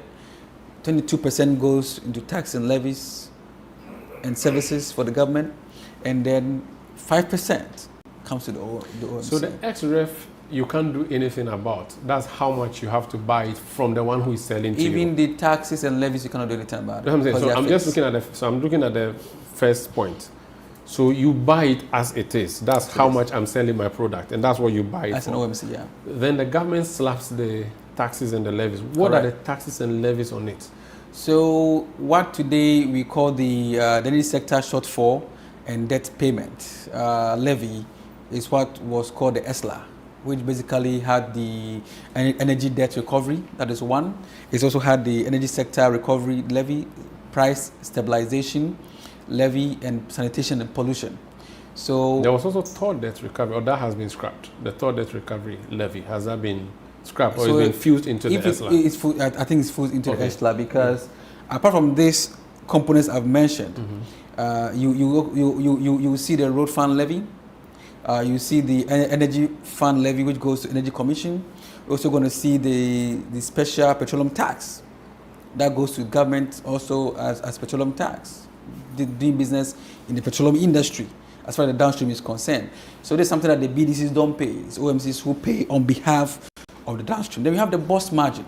No, I'll come to the margins. I want us to finish with the levies first. Okay. So these levies that you've listed, do you have figures attached to them, or their percentages? So if no, it's figures. So okay, so figures, or it should be percentages rather of a liter of fuel, no, right? It's a figure. Okay, so whether fuel price go up or go down, DS is fixed. Do you have some of them handy that you can mention? So for instance, the ESLA, what percentage or how much is it? So it's around 90. It's 95 pesos. It's almost a cedi. So 95 without pesos. The 1 cedi that's been coming. The new one that is coming. Yeah. So if that 1 cedi comes, you're going to go to 1 cedi, 95 pesos. So the ESLA is 95 pesos. Yes. So if you are buying fuel for 10 cedis, you could have bought it for 9 cedi, 5 pesos. Correct. That's what it means. Yeah. Which other one do we have? And then we have the road fund, which is 48 pesos. So it's also in money, it's in pesos, not percentage. No, not percentage. So 48 pesos. Yeah. Road what? Road fund. Road fund. Levy. Okay. What else do you have? And we have the energy fund levy, which is 1 peso. 1 peso. Yeah. That's very small. Yeah, it goes to Energy Commission. Okay. What for? Okay. Do you know what they use for? I don't know. Okay. Do you know what they use the road fund levy for? I mean, it goes to road building roads. Road maintenance and all that. Okay. Next one. Then you have the special petroleum tax, 46 pesos. Which one is that one? Do you know what they do use this for? It's a tax on commodity. Okay. So that one was that's the first tax that we had before the foundation one. That's a fundamental tax. Okay. Okay. Which we even have in upstream. Okay. So the downstream one is called the special petroleum tax, which is 46 pesos. 46 pesos. Which other one do you have? And then does it for the tax. So the highest is the ESLA, which is 95 pesos. Correct. So that's the highest on the liter of fuel. Yeah. All of these go to government. You collect it on behalf of government. Correct. And the government takes it from you. And most of our members even prepay this. Oh. We prepay before we pick the fuel. So when you are picking the product from TOR or from the you have paid port, already. We pay. And that was our main challenge for the implementation of that 1 cedi. Okay, the sanitation levy, where is that one? Where do you put it? Is it under the ESLA? Sanitation is under ESLA. So the sanitation and everything put together, ESLA, that's what goes to. Okay. Then you have margins. What are margins? So margins are fees for services. Okay, so the first margin I'll talk about probably will be the boss margin. Okay. That goes to boss. So that's why you always hear boss say that boss belongs to you and I, because we pay for them. So when I buy petrol, yeah, there's a part that I'm sending to boss. Yeah, for it to continue to run. You are paying 12 whether or pesos. not as a BDC or OMC you bought your product using the boss system. No. You still pay. Yeah. Okay, and that's what percentage or that's 12 pesos. 12 pesos. Yeah. So that's very high for boss alone. That's high. I mean higher than what? No, the ESLA was 190. Okay, so it's lower than okay. Yeah. So that's the bust margin. Which other margin do you have? Then there's a PDM. So PDM is the primary distribution margin. So what that one stands for is a movement of fuel from the depots in the south to the north. So if you're moving fuel from Tema to Kumasi, that PDM pays for the service of or the freight. So that the price of petrol in Accra will not be different from the cost in Tamale. And that is why that's when UPPF comes in. So that's why the UPPF fund was also created. Okay, so PDM is what percentage? Or what? PDM is I think 9. PDM is 26. Okay, and then the UPPF 26 pesos, and then the UPPF is 90 pesos. So if you add PDM and UPPF, you have 1 cedi 6 pesos. What's the difference between the two? Because so the PDM, like I said, is the depot to depot movement. Okay. And the UPPF is post depot. For the tankers? For the OMCs. Okay, for the OMCs. Yes, but then for the tankers. Okay, so apart from the taxes, the levies, and the margins, there isn't anything else on the liter of fuel, right? That's all. This all. So what? And then also there's also the fuel market margin. Which one is that? Which is 9 pesos. So the fuel market margin is the to control the movement of fuel according to policy. Every diesel and petrol is marked by an indelible ink or chemical. Is it the color? It's the coloring. Like the one they do the premix blue. Exactly. So that when they come to your station and yours is not same as where it should come from, they probably might have got the fuel from somewhere. Oh, okay. So it checks what we call a third party. It checks what we also call fuel adulteration. You didn't miss any other fuel with it and all those stuff. So that's the fuel marking cost of 9 pesos per liter. In total, how much of the 3 cedis 27 pesos? That's what government takes. It goes to government. And then you take the rest. You OMCs take the rest. Which rest? Everything goes to SREF. You forgot about SREF. But you also have profit. Profit. So that one is it's 50 pesos, 90 pesos. So the government, so the government makes more on the thing you sell than yourself. I told you from the beginning. Government is taking 22%. We barely make 5%. But that's strange. You are the seller. We are working for the government indirectly.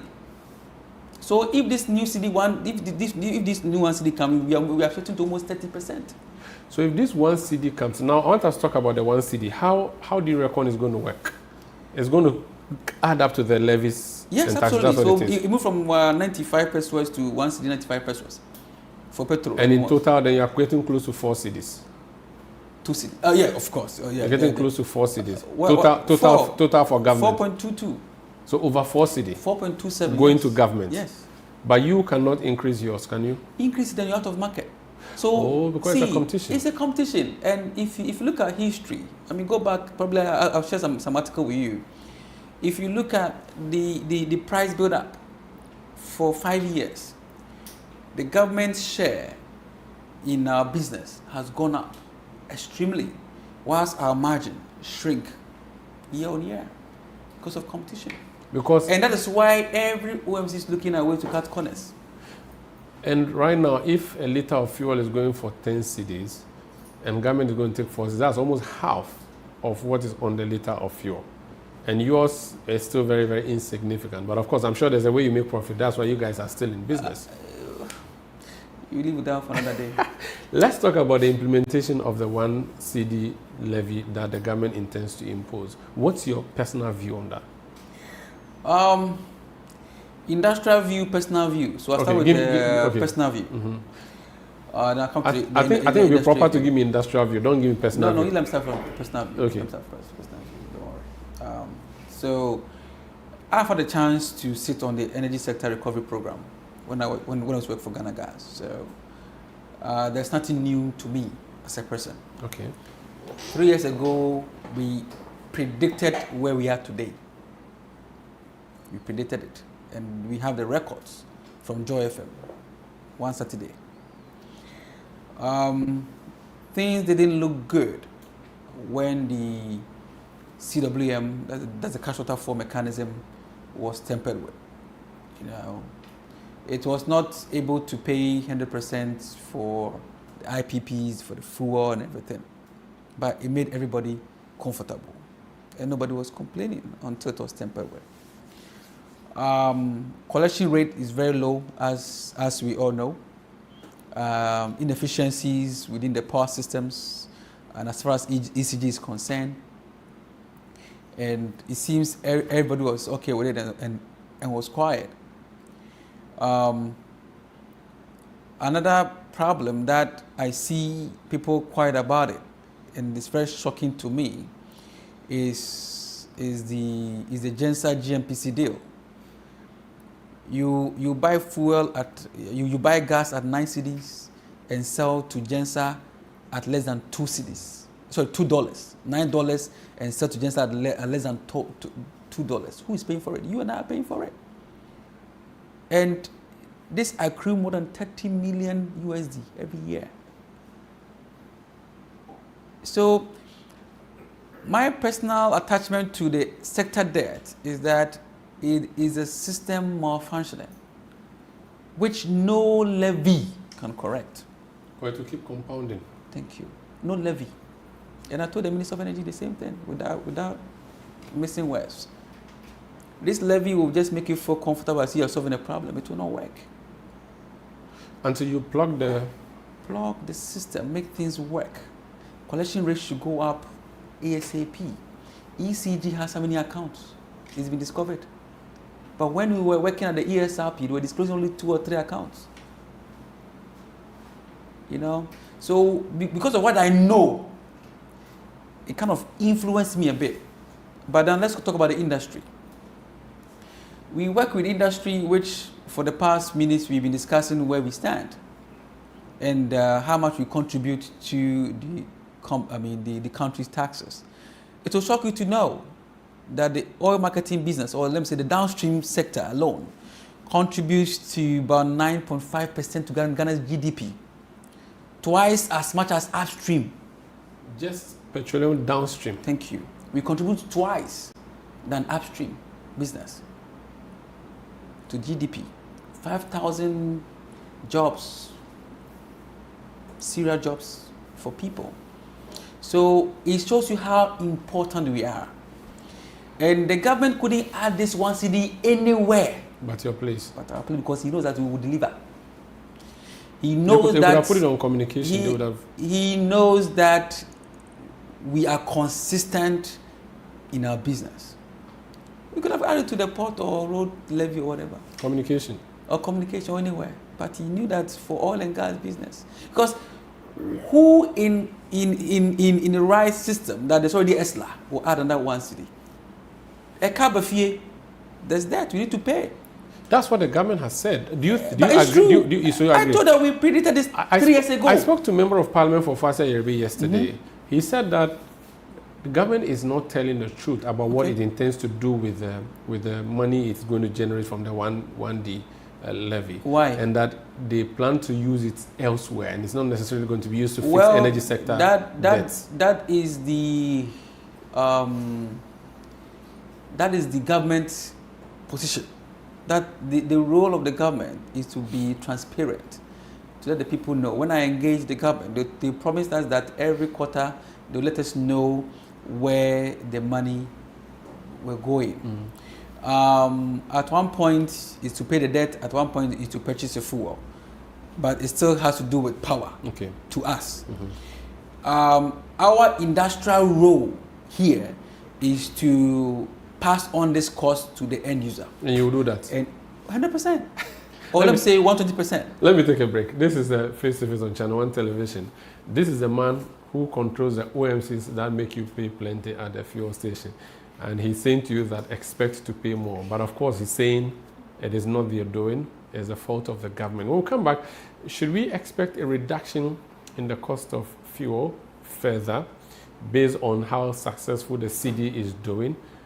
Or should we expect an increase based on the bombs that are being thrown between Israel or Tel Aviv and Tehran in Iran? That's the next question I'll ask him. And how can we really ensure that the energy sector is rid of all the challenges that we've identified so far? Please stay with us. Curious about what's happening beyond your borders? Beyond Borders takes you there. Every Wednesday at 7 p.m., join Caleb Kuda as he explores the stories that shape our world, connecting you with Ghanaians in other cultures and seeing the world through their eyes. So if you learn to one thing, you leave your shoes outside. Wow. Tuesday, you know, I won't go to Ghana dressed in a Lacoste. As director of operations. From international politics to the human stories that define nations, Beyond Borders brings you a fresh perspective of Ghanaians around the world, one conversation at a time. Beyond Borders with Caleb Kuda airs Wednesdays at 7 p.m. only on Channel 1 TV.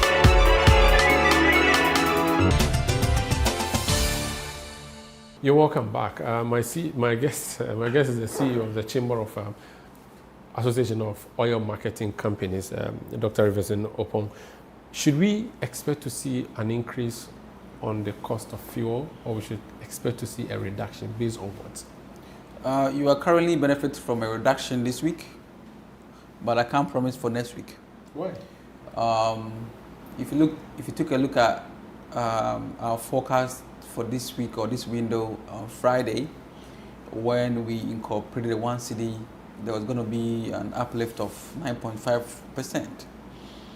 And when we got a directive on Saturday that the one city has been suspended, it brought things to same level, because as the city was appreciating just a little bit, the international benchmark prices were also going up just a little bit, so they actually buffered at the point.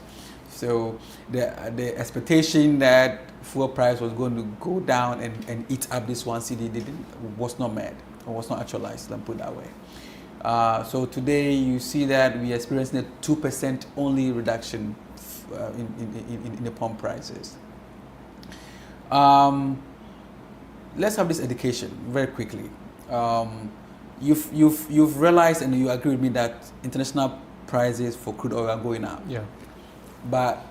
And it should have reflected today in a pump price. Mm-hmm. And you're going to ask yourself why it's not reflected.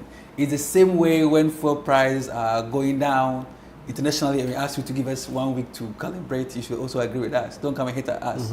That why is it going down internationally? We are still selling at the same time. So at the same time, we are keeping our prices even lower than it should have been. It's the same time when it comes up, it goes down, you should bear with us for some time. So we work within windows, okay? At the closing window of the last window, also at the closing day of the last window, we were at where we are. We have old stock. Okay.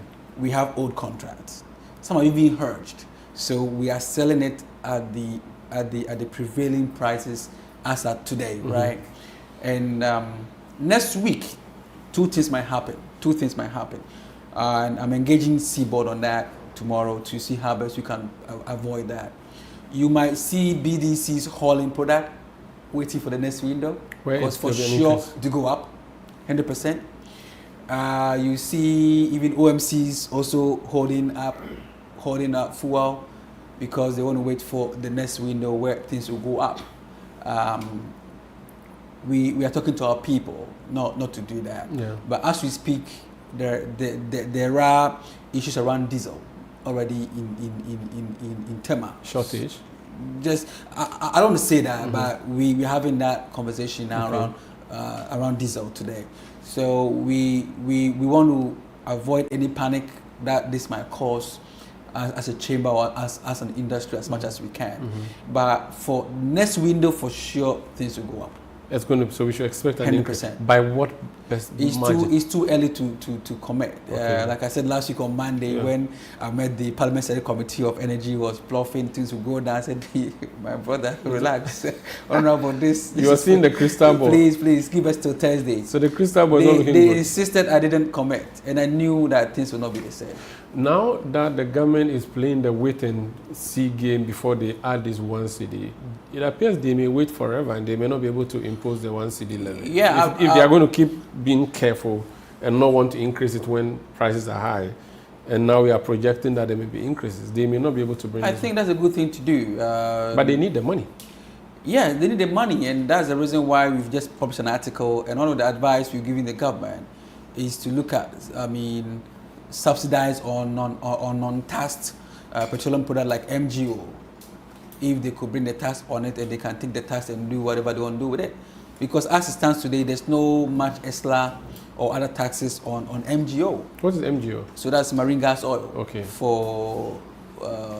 But that's not heavily patronized like the amount they want. They may not get much. It depends on how much you're looking at. Little drop of water, right? Okay. Last year alone, the government would have made almost $500,000 on based on the volumes of MGO that went to the market. So you agree that they should look elsewhere for this money. They shouldn't put it on at the initial stage. Now that they cannot add it, they can look at elsewhere. And I'm giving you one of them. But if they say they are adding, you have no option than to implement just for them. Implement and give it to you. You and I will pay for it at the pump price. I don't like how you are happy that you are just going to do what you have to do. What do you want me to do? I don't know. Do something. I'm getting only 5%. So you benefit. So I should cover then I have to give you all my 5% on the pumps. Give us 1%. Give us 1%. And that 1% will be how much impetuous to take care of the 1 city. Dr. Riverson Opon, CEO, Chamber of Oil Marketing Companies. Thank you for joining us on Face to Face and wish you all the best in your office. Thank you so much. I am Umaru Sandamado. This has been Face to Face on Channel 1 Television. Thank you for watching.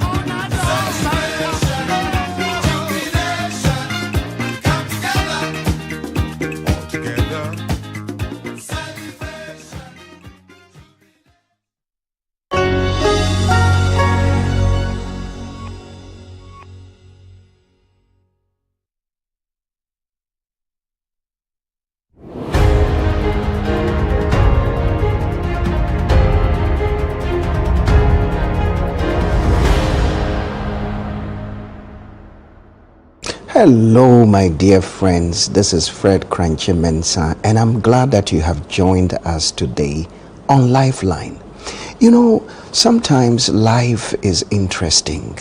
The reality of life is what is summed up in John chapter 16 and verse 33. Jesus says, "In me you will have peace, but in this world you will have trouble or pressure or challenges."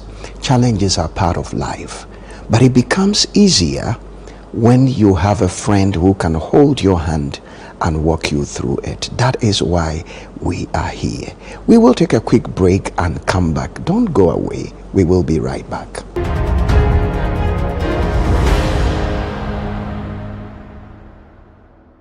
You are most welcome back, dear friend, and this is Lifeline, and I am Fred Crunchy Mensah. Today we want to consider a topic that is very common to all of us. When we talk about it, you will realize that you have either experienced that, or if you have not experienced that, there is somebody who is close to you that has ever experienced that. You will either be in it now or in the future. It is very common to man. But before that, I want to read a very good text from the good book to you. So come with me to Joshua chapter 1 and verse 1, 2, 3, 4, and 5. Then I will have a nice conversation with you today. Come with me. Now, after the death of Moses, the servant of the Lord, it came about that the Lord spoke to Joshua, the son of Nun, Moses' assistant, saying, Moses, my servant, is dead. Now therefore arise, go over this Jordan, you and all this people, to the land which I give to them, to the children of Israel. Every place that the sole of your foot treads on, I have given it to you, just as I said to Moses. Your territory will be from the wilderness and this Lebanon to the great river, the river Euphrates, all the land of the Hittites to the great sea toward the sunset. No man will be able to stand before you all the days of your life. Just as I was with Moses, so I will be with you. I will not fail you nor forsake you. Joshua and Israel are on a journey to the promised land, and unfortunately, Moses has died in the course of the journey. They had lost something. Moses died unexpectedly. It was traumatic. It was a shock to them. They did not know how to handle it. And scripture says they were grieving. Take note of that word. They were grieving for 30 days. And after the 30 days, they wanted to continue to grieve. That means the process of grieving was very complex to Joshua and the children of Israel. So the Lord came to the camp of Israel and he said to Joshua, rise up. Moses, my servant, is dead. Moses, my servant, is dead. I know that you have lost something. I know that you are going through a difficult process of grieving. But rise up, you and this people, and go over this Jordan and possess the promised land. Today we are talking about handling grief. The day I received that call. That call can be a call that will change the course of your life. That call can be a call that will bring discomfort to you. And I know some of us have had that call before. You received the call and they told you probably your mom did not make it. Maybe your dad did not make it. I have been there before. Maybe we are sorry to tell you that your child did not make it. I will never forget that day at Smith Hospital when doctors surrounded me and they gave me that news, that call, the day I received that call. People, the process of grief can be very difficult sometimes. And that is why we are taking our time to deal with this today, and possibly subsequent days we will talk about the same topic. Grief is very common in the Bible. When you read the Bible characters, men who prayed, men who fasted, men who had great faith, yet they all went through grief. So I'm talking about the commonality of grief. Everybody goes through it. As long as you are in this life, one day you will lose something. Anytime something leaves your life, anytime you lose something, like in the case of the children of Israel, scripture says they went through the process of grieving. Now, grieving is a psychological process that everybody goes through. It's a psychological process that involves your mind and your emotions. Everybody goes through once you lose something. Everybody goes through it. When you look through scripture, Abraham, the father of faith, went through it. Now I'm thinking that Abraham is a man of faith. I mean, Abraham, there is no way Abraham will lose something and go through this difficult psychological process of grieving. But he went through it. He lost his wife and he went to grieve his wife. Jacob went through it. For Jacob, he lost Rachel, the woman he loved. And I can only imagine how shocking that was, how Jacob was in denial, how Jacob was angry, how Jacob went through all these psychological processes and how he dealt with it. Job went through it. The Bible says in one day, Job lost everything. Now, Job was like the richest man on earth. Scripture talks about it. He was the richest man. He had many businesses, he had many children, he had many properties. In one day, he lost everything. I don't know how he managed to lose everything in one day, but indeed, he lost everything in one day. Job lost, and he had to go through this grief process for months. I mean, theologians believe that he went through that for 6 months, but I think it could even be more. All I'm saying is that grief is common to man. Everybody goes through it. And sometimes we even go through it without knowing that this is the process we are going through. Naomi went through it. Bible, even Jesus went through grief. John chapter 11 verse 35, the Bible says, and Jesus wept. He didn't cry, oh, he wept. He wept. He put 2 hands on his head and he wailed and he wept, and Jesus wept. Every man, every woman, every person, once in your life, you may go through this difficult and painful psychological process called grief. The day I received that call. Grief, as I said, is a psychological process that we go through it all the time when we lose stuff. You know, on the list is death. When you lose a loved one, or when you lose somebody who is close to you or something that is close to you. Now, we don't only grieve when we lose human beings or people we love. Things we love can also take us through the process of grieving. When you lose a job, even when people go on retirement, if they are so emotionally attached and psychologically, mentally attached to their job, they have lost something, they will go through grieving. Even if you lose respect, if you lose your freedom, incarceration, when you are in prison, you go through the grieving process. Everybody goes, and listen, this process can be very, very complex. To begin with, grief in itself is a complex process. But sometimes you see, I think probably it's where we find ourselves, this side of the world, grieving can be very complex because of these things. There is something called absent grief.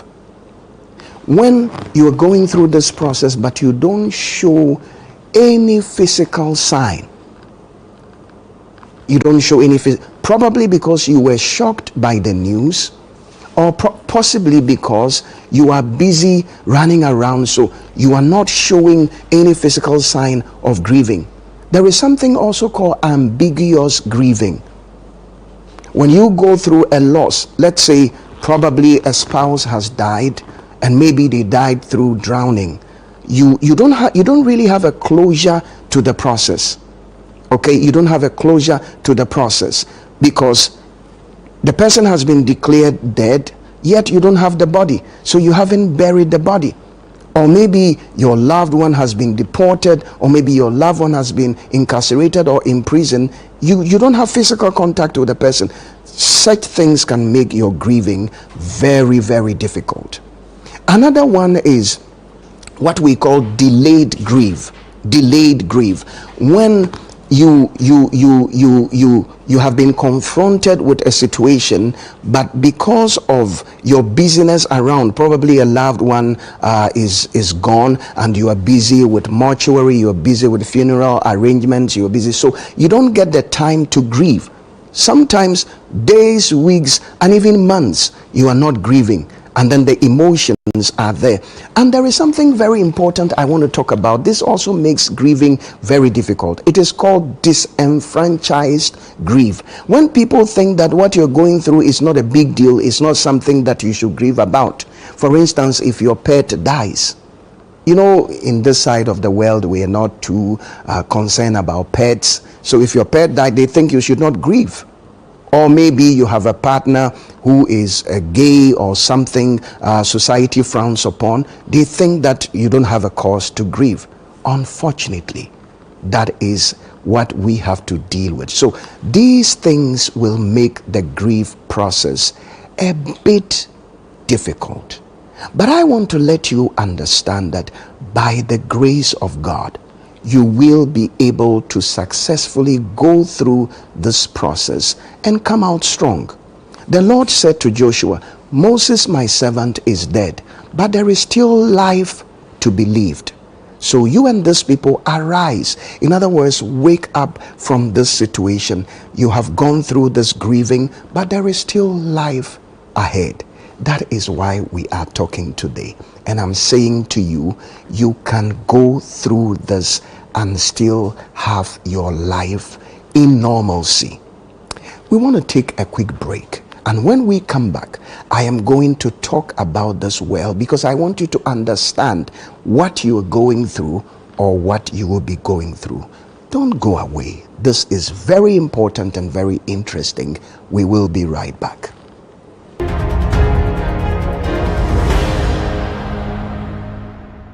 Curious about what's happening beyond your borders? Beyond Borders takes you there. Every Wednesday at 7 p.m., join Caleb Kuda as he explores the stories that shape our world, connecting you with Ghanaians in other cultures and seeing the world through their eyes. So we've learned one thing: you leave your shoes outside. Wow. Tuesdays, you know, I won't go to Ghana dressed in a Lacoste. As director of operations. From international politics to the human stories that define nations, Beyond Borders brings you a fresh perspective of Ghanaians around the world, one conversation at a time. Beyond Borders with Caleb Kuda airs Wednesdays at 7 p.m. only on Channel 1 TV.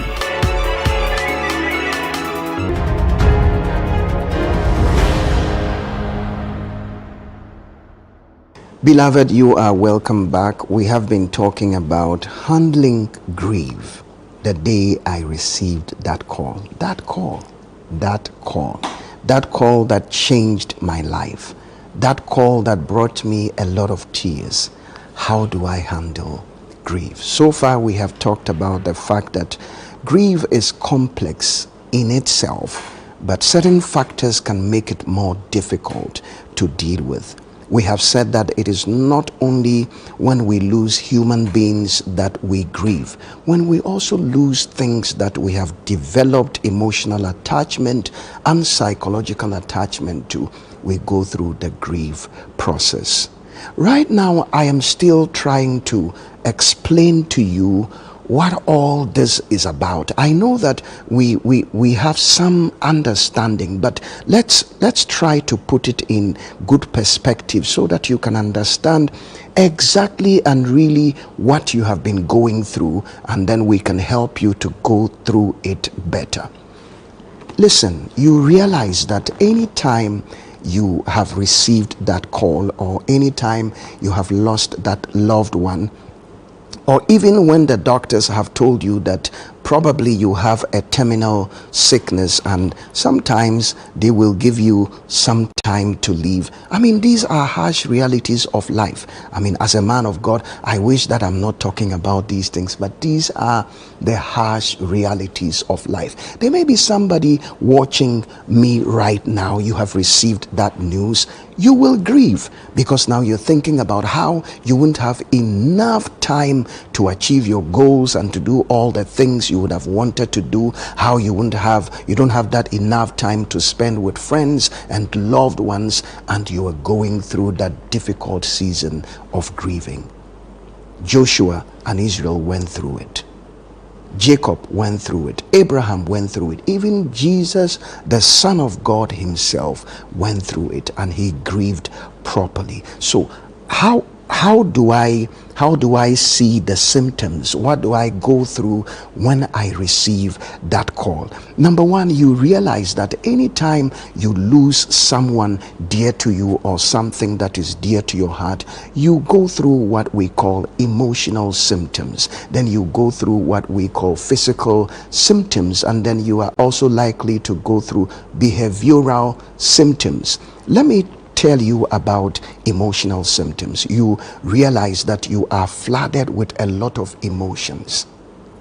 You are sad this moment and very sad the next moment, and you can be even happy at a point. It's a mixture and a plateau of emotions. You can be here this moment and the next time you are crying. This moment you feel that, okay, I'm doing better, and then something triggers your emotions, and then you go back to low moments and low emotions. So you go through emotional symptoms, and sometimes you are you feel so hopeless, and you think that all hope is gone and life cannot get back again, and all those emotions, very complex emotions. You go through them. I'm talking about emotional symptoms. And if you don't deal with this very well, then you begin to have physical symptoms. And sometimes, if even you are dealing with them well, listen, the issue of grief is so hard and it can be so harsh on your system that you see it affects your immune system, it affects your body's ability to fight diseases. So before you realize, if the emotions are not well processed, then you begin to feel sick in your body, you begin to feel headaches, you begin to feel all manner of physical pain, and then you are not able to sleep, insomnia, and then sometimes you lose appetite, and these are all physical symptoms of grief. Then we have behavioral symptoms. You are not able to think straight, you can't make the right decisions. That's why sometimes it is not too good to make very important decisions when you are grieving. You realize that you can't think well. Your decision making ability is so affected. You can't make the right decisions. Every decision, and most of the decisions you make, you know that they are not the best. A very wonderful lady many years ago talked about the stages people go through when they are grieving. What are the stages we go through? And she said there are 5 stages, but then somebody else came to develop them into 7. So let me talk to you about the 7 stages everybody goes through, or everybody is likely to go through when you receive that call. And some of you can easily identify with it, that the first time you realize that you had lost a loved one, or you're going to lose somebody that is dear to your heart, probably the first thing you went through was a shock. That's the first stage. According to Kessler, you go through a shock. You have this numbed disbelief. I can't believe it. Am I going through this? I mean, you can attest to that fact. You were so shocked. And I remember maybe 24 years ago at Snade Hospital, when the doctors came to me and they said, unfortunately, your boy could not make it. I didn't believe it. I didn't even know what they were talking about. No, I was in shock. I couldn't process it. What are they talking about? Are they speaking English or Arabic? Or they are speaking French? I was in the room, but I was not in the room. And people go through the shock. And you see, I believe that it is God who gives us that. It buffers you. It gives you strength to deal with what is going on. Otherwise, it may be disastrous. So you go through shock. And then after you have gone through shock, Kessler believes that you go through denial. No, this is not happening. I don't believe it. It is not happening. And I think that, you see, just as when you go through shock and when you go through denial, it is God trying to protect you from losing your mind. Yes, I have been there before and I know what I'm talking about. You see, just as your car has shock absorbers, God puts those in your system so that you can absorb the shock that comes. No, I am in denial. And it's okay. You see, sometimes when people are in denial, we are in a hurry to get them out of denial. Oh no, why are you walking in denial? This is happening. Allow them. It's a psychological process that we go through when we are grieving. You are in denial. This is not happening. I don't think this is happening. Somebody should wake me up. I do not think this. And I always want to talk about my experience. I was just saying, no. Maybe it's a dream. I pray and I wish that I will wake up out of it. And I know a lot of you go through stuff and that is what happens to you. You are in denial. And they say that after that, you go through the emotional process of anger. You are angry. If it is a hospital, you are angry with the doctors. You are angry with yourself. What could I have done that I did not do? for this to happen. Then you are angry with the doctors. Probably they could have saved your loved one. They didn't save him or her. You are angry with all manner of people around you. And sometimes you can even be angry with God. And you are asking questions. It's okay. It's okay. It's a psychological process you are going through. God, why me? And that question, sometimes when people ask, I just smile. He chooses the strongest battles for his sophisticated soldiers. You are going through that because you are strong. God, why me? Why didn't you help? Why did you? And some even lose their faith. You are going through a normal psychological process. Angry. And allow yourself to go through that. Let me say that to you. Allow yourself. If you feel you want to cry, go ahead and cry. If you feel angry, go ahead and be angry. Be angry with yourself. What could I have done that I did not do? What?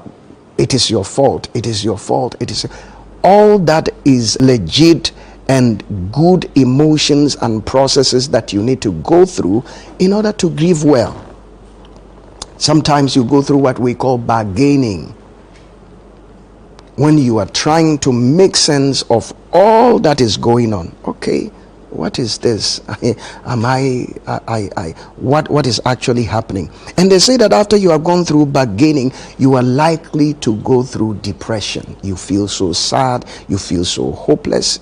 Now you see that what you have been going through is not exceptional. It is normal. You are just going through a normal psychological process. You feel so depressed, you feel hopeless, you feel that there is nothing good that can happen again. Then you go through a process we call testing, where you begin to, reality is setting in. So you begin to ask yourself, okay, so how can I manage this? How can I navigate through this process and have my life back? And they say the last process, the last psychological stage that you go through is acceptance, where reality has set in and then you have accepted what you're going through as the new normal. Okay, yes, I lost my spouse. Yes, I have lost my husband. Yes, I have lost my wife. Yes, indeed, what I'm going through is real. Then you begin to look for solutions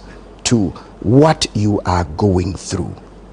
Very important. Allow yourself to go through this. Allow yourself to go through this. And maybe I need to talk to you about the types of grief.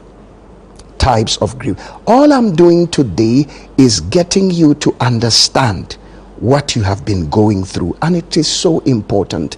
If I succeed in doing that, then you can go through it and go through it well. You see, sometimes when we're going through stuff, we are tempted to think that, no, it's my fault. I am the reason this is becoming difficult. No.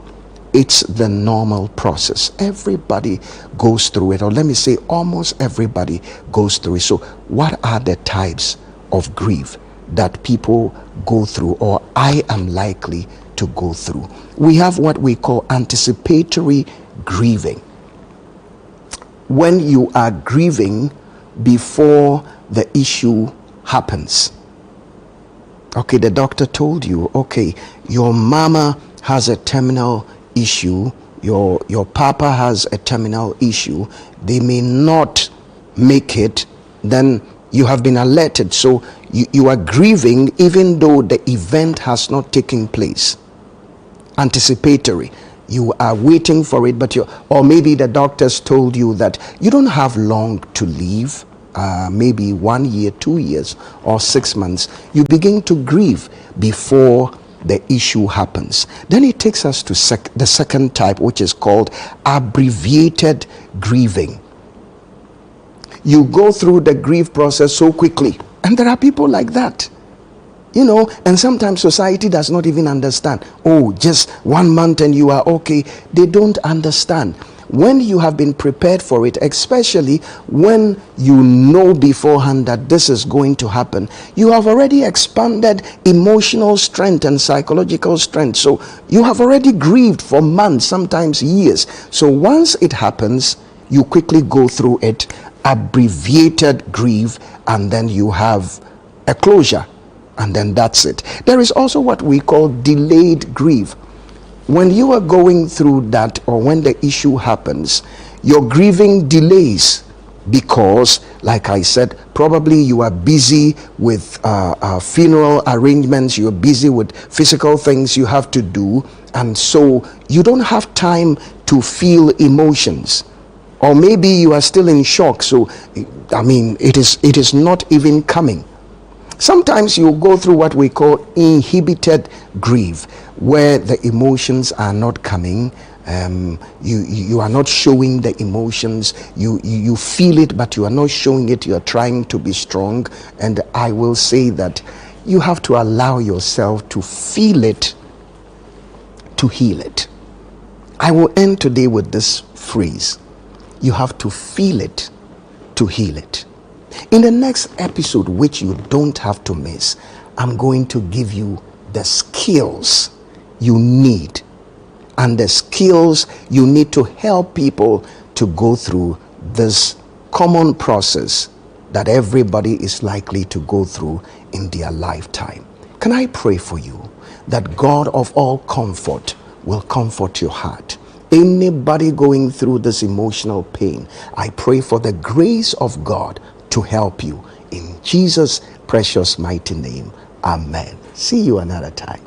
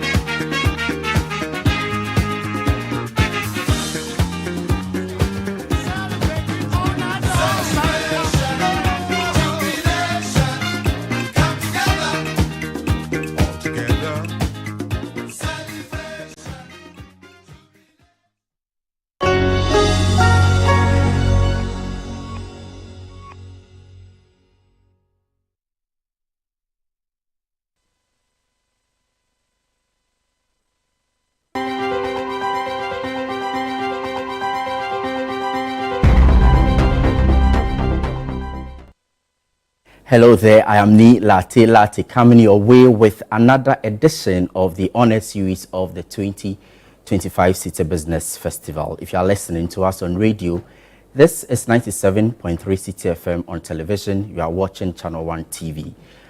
This week, we are in our third week having a sense of how to grow a resilient SME.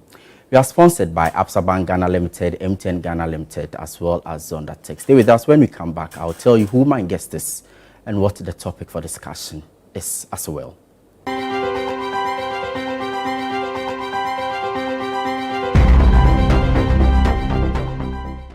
Thank you so much for staying with us. This is the honor series of the City Business Festival 2025, powered by your favorite radio and television stations, 97.3 City FM and Channel 1 Television. Today, we are delving into another area of SME growth, which happens to do with the marketing aspect of SME building.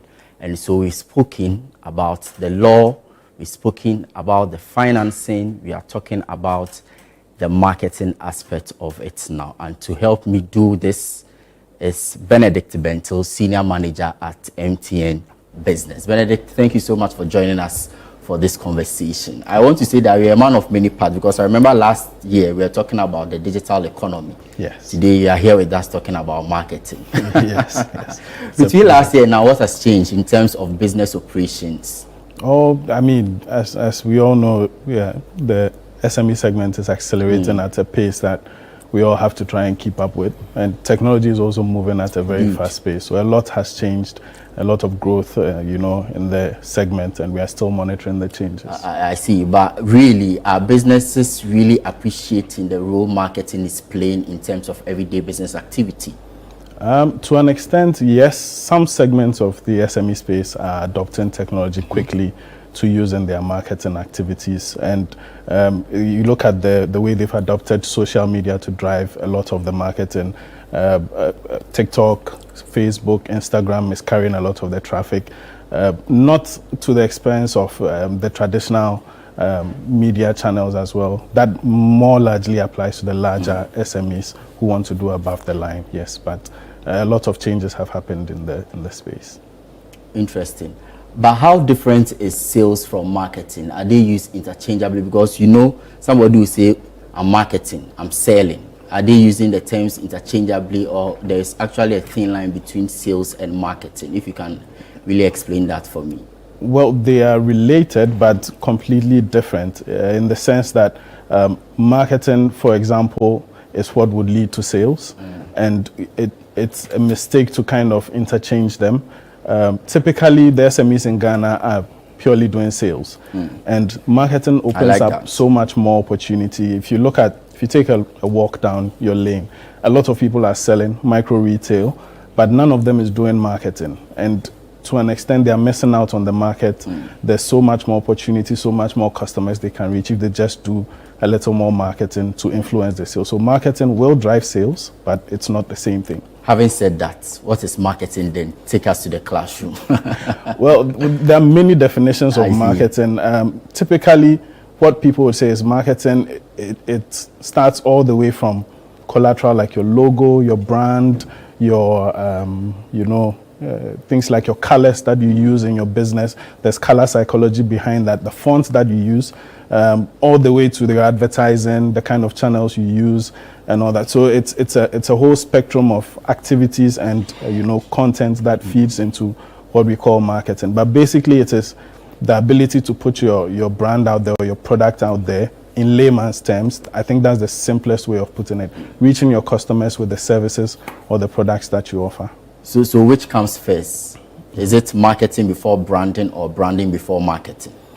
Typically, branding is part of your marketing activities, but as a business, when you start, the psychology behind your business is part of your brand. So that's where you start from.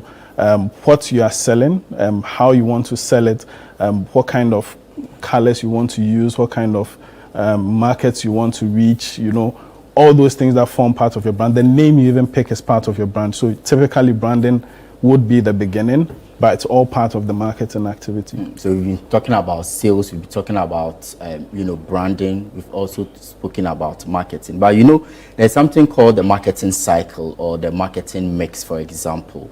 And so if I ask you what that entails, it means that you are looking into the box of marketing. And so if we set up a business, we know that we are going to sell. We know that we have a brand that we identify with. And so in that marketing cycle or that marketing mix, what do I find in them? Do I see the product? Do I see the pricing? Do I see a plan? What exactly do I see? Yes, so you see all the things you just mentioned, but it goes beyond that. It's not, the product it's a combination of what you are providing as well as even the brand on the product. It's not just a pure product. And if you look at the channels that are going to be used, that's all part of the marketing mix. If you look at the collaterals that are going to be used, your media, content, your videos, your pictures, your logo, all that is part of one section of the marketing mix. Even the targeting that you're doing, the segmentation of your customer base. Do you understand what type of customers you're trying to serve? And what type of channel speaks to those type of customers well? It's a very, very mixed bag in there. It's not just one size fits all. So within the marketing mix, you have different options per the type of SME you are dealing with or per the type of product you are dealing with. I see you are still listening to the Honor Series of the 2025 City Business Festival. We are talking about marketing for SMEs. My guest is Benedict Bentil, Senior Manager at MTN Business. You spoke about customer segmentation. Customer segmentation is also a whole different topic on its own. And so we have people segmenting customers based on, you know, age, based on sex, based on even the ability to pay for a particular product at a particular price. Yeah. What we refer to as price discrimination at times. Yep. And so my next question to you is, you hear people say that have a target market, have a target audience. The fact that you are producing a particular product or rendering a particular service doesn't mean that it cuts across for every, you know, customer. Yeah. How do we develop a strategic marketing plan? And that is what I want you to go deep into this time around. Okay, so typically people would want to find customers for their product, but the right way to do it is to find a product for your customers. And that means that you find out pain points of maybe a particular group of people and try to solve that problem.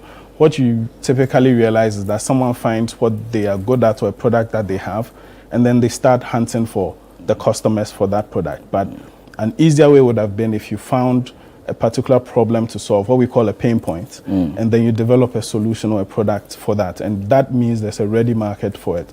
Now, when it comes to the segmentation, like you said, it's not a one-size-fits-all. You don't just spray and pray. What you have to do is to understand what your product does for the people, what type of people, patronize your product. And typically, even the normal SME in Ghana does not have a CRM to understand who are these customers who are buying from me, what's their age range, what's their economic bracket, what are their social media activities. And that helps you to build a marketing strategy. If you understand that for example, your customer base is teens from 16 all the way to maybe 25 who are social media heavy, you wouldn't be investing your money in traditional media like the daily graphic and the radio and stuff like that. You would invest in social media. So segmentation is very important. Once you understand the base that you are dealing with, even within that base, you can segment it further and say, my older base, this is how I'll reach them, this is how I'll treat their loyalty, and then my younger base I'll do more promos and stuff like that. So understanding your customer base is very important. Segmentation is key. I see. Let's talk about the cost element in this time around. A lot of people say the business is not actually making money. Why should I set aside some funds to brand, to do and go all out and do, marketing? I mean, talk to us about this bit of it. Why should any business that is struggling, quote unquote, set aside funds? Okay, so it's a chicken and egg situation where people feel sales need to come before you start getting money to advertise. But it is the marketing that will drive the sales and you get more money. And typically those who talk to startups would recommend, getting some funding to start your business. But if you put that aside, there are other innovative ways that you can, do your marketing at a very low cost. You look at your own phone, the contacts in there, do you have their age, their name, their birthdays, the type of products that they like, and then you can do a WhatsApp group, start advertising there, of course, with their consent. And then you can do things like, simple A2P messaging, which is your bulk SMS. Again, with consent, if you have a base, you can send an SMS blast to your base with information in there. And these are very, very cheap offers. There are solutions like the MTN Business Messenger that you can use to customize a message to, let's say, hello, Nathan, I have these offers available for you. And you'll be able to drive some. You don't necessarily need to spend thousands on above the line marketing. You can start small, social media. There's even this new trend where people go into a comment of a trending video and do an advert in the comment. And all those who come in the comments will see your advert. There are other innovative ways to go about this. Use your Instagram, Facebook, social media. Typically, you buy data, you browse anyway, so why don't you use it to the benefit of your business? Just do some marketing through that. And then when the money comes, you upgrade to, higher above the line marketing. Interesting points right there. But is there also a metric to assess whether or not your marketing tool is working? In fact, you go all out to ensure that you market your product, you market your services. By the end of the day, it is not translated into revenue or even sales in the first place. Yes. So typically, if you're more advanced or a more mature SME, you have multiple channels that you are marketing through or advertising through, you can calculate what we call the cost per acquisition on each channel. So if you look at your social media, what does it cost to bring one customer onto your service? If you look at your traditional, what does it cost to bring one customer onto your service? After a period of a few months, you'll be able to determine which of your channels is more efficient, but also determine which of your channels is cheaper. So you may be spending just 100 cedis to get 1,000 people on social media, whereas you spend maybe 10,000 on traditional media and you don't get enough converts. So cost per acquisition is one, conversion rates is another. You measure the rate at which people convert on the various channels. Things like that are what can feed into your calculations to determine what metric is the best or what channel is the best to use for your advertising. Benedict Bentel is Senior Manager at MTN Business. He's joining us here on the honor series of the City Business Festival 2025, talking about marketing for your SME. When we come back from this break, we'll be talking about the consistency with which SMEs must go when it comes to marketing, and also look at how MTN is helping businesses shape their marketing strategies. Don't go away.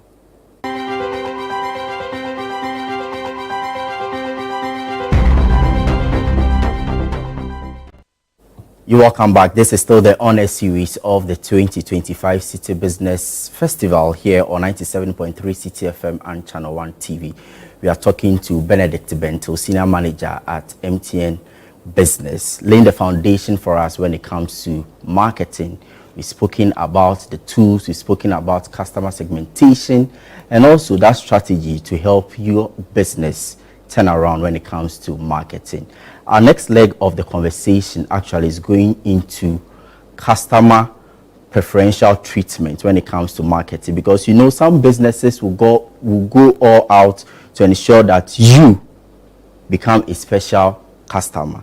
And what goes into it, how do you benefit from it, and what disadvantage it creates for other businesses as well. I'm asking this particular question because you know consumer behavior is changing. The next time a business treats you wrongly, you prefer not to go to that business again. If you are treated right, you go in for that particular business the next time and that particular service. And it creates some form of, dissatisfaction. At what point do you say that marketing is a bad tool? Because, some businesses, no matter who you are, they will treat you perfectly. At other point in time, you go in there. And I don't think marketing is all about the brand. You can correct me if I'm wrong. Even how you are being spoken to. Yes. Customer service. Yes. It's a key element of, marketing. Yes. So talk to me about that particular part. So customer experience is almost like free marketing for you. People tend to talk about a good experience they've had, but they even talk more about a bad experience that they've had. So every bad experience from a customer, you risk your brand, because that customer can get on social media and tell other people not to patronize your brand. And you may have underestimated the effect of this, let's say 10 years ago. But today we see that effect where people can boycott a brand just because an influencer has said this is a bad brand. We've seen it happen for food brands and, hair, all sorts of services. So customer experience is free marketing. Just give the customer a pleasurable experience. That customer is a referral to their family, to their church, to their friends. And basically, when they even just repost to you that they had this awesome experience there, guess what? Their friends also want to go there and have that same awesome experience, whether it's a service or a product.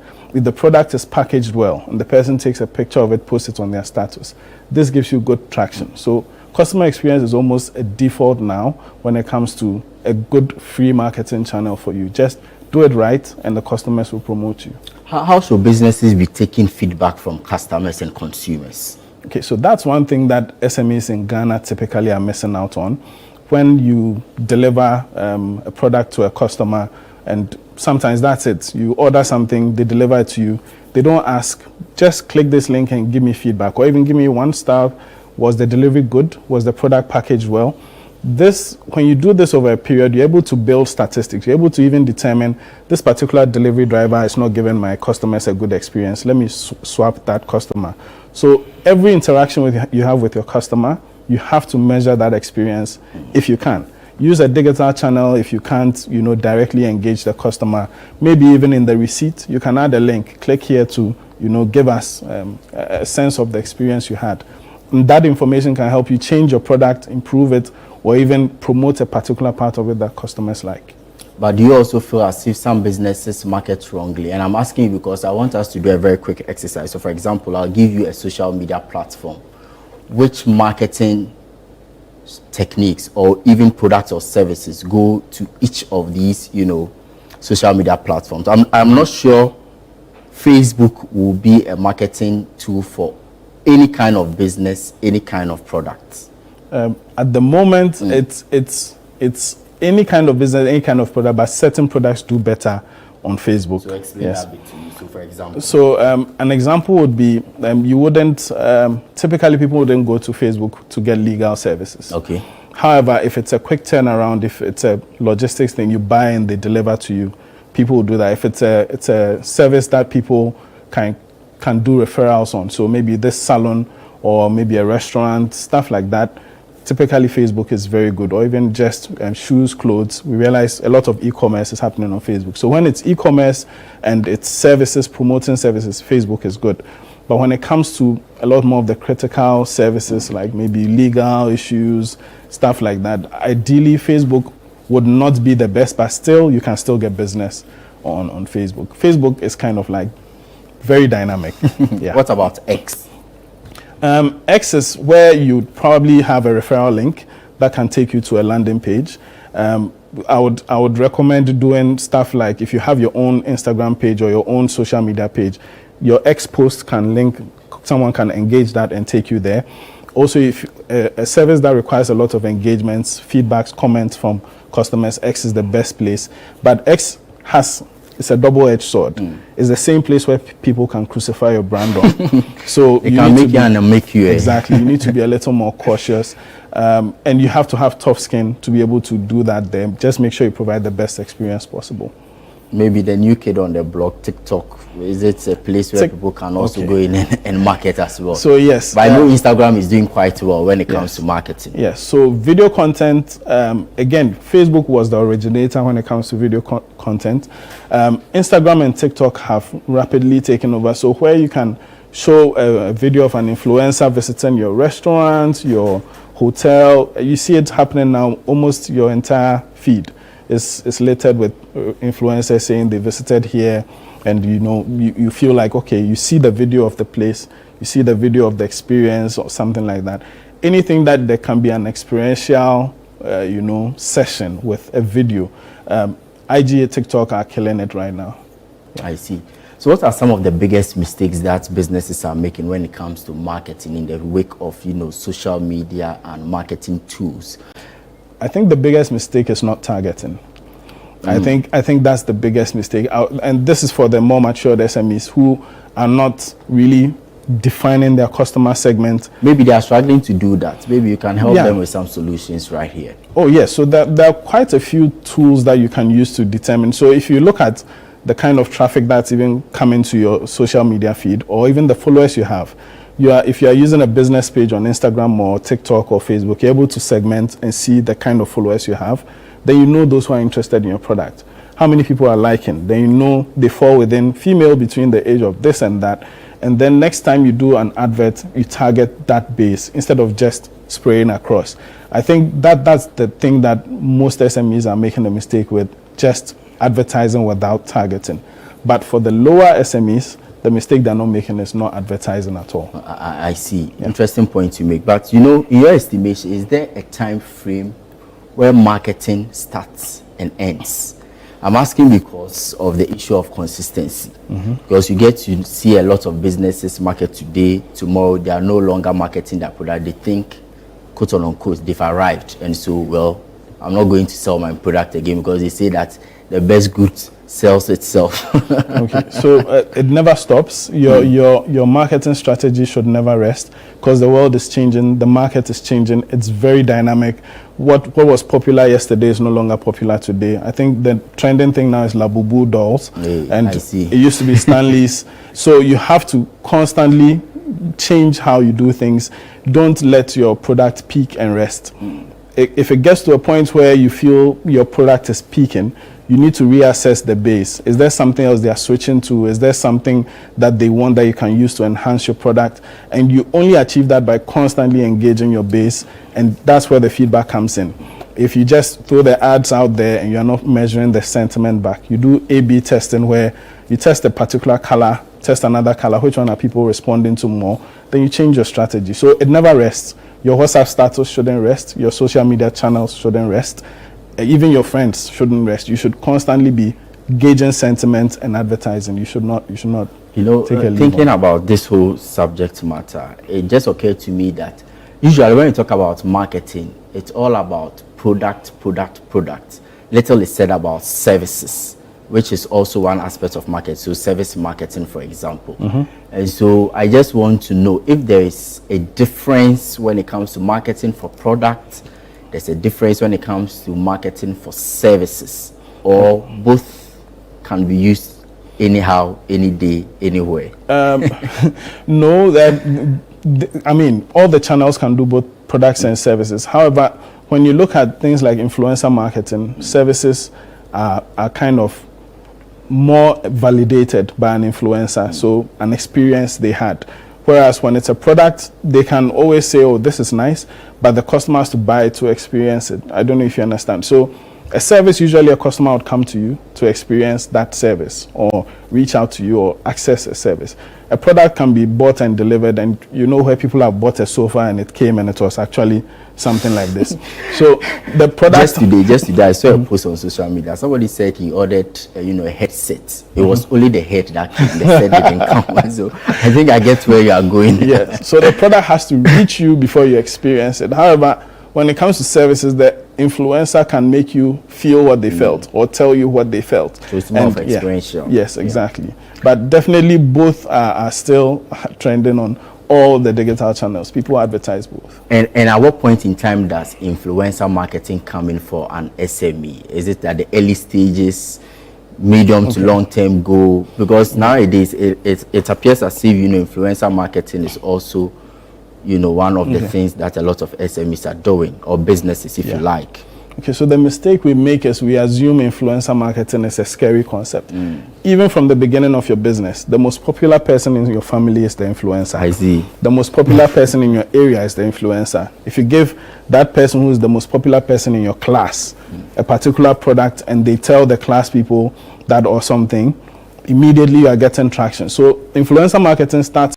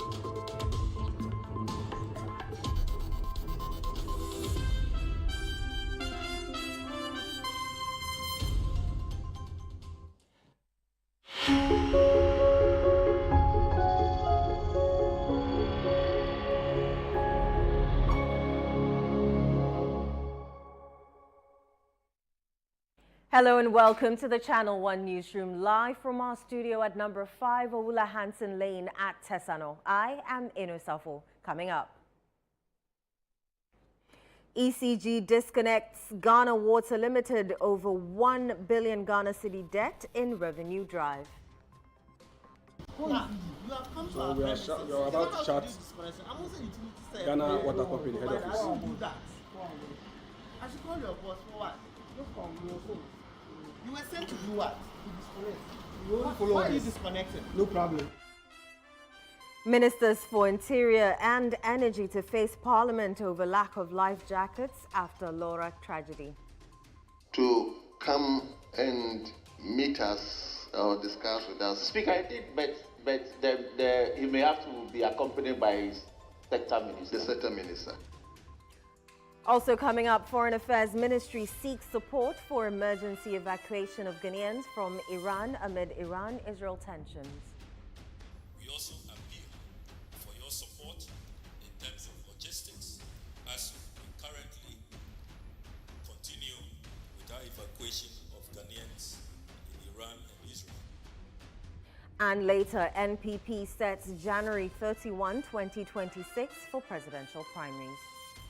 National Council today also made the decision that the date for our presidential primaries is set for January 31st, 2026. In Channel 1 Business.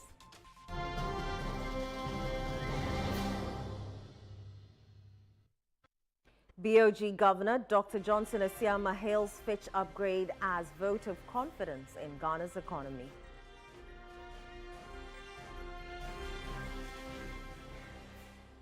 And in Channel 1 Sports.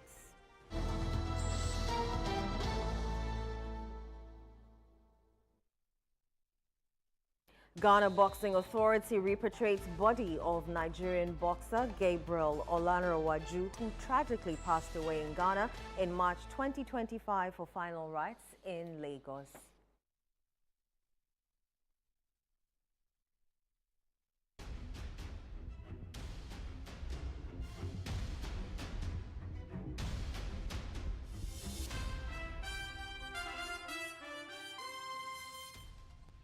Many thanks for choosing us this hour. Let's settle for the details of our stories. The electricity company of Ghana has disconnected Ghana Water Limited from the national power grid over an outstanding debt of nearly 1 billion Ghana cedis. This move is part of ECG's intensified nationwide revenue mobilization and disconnection exercise.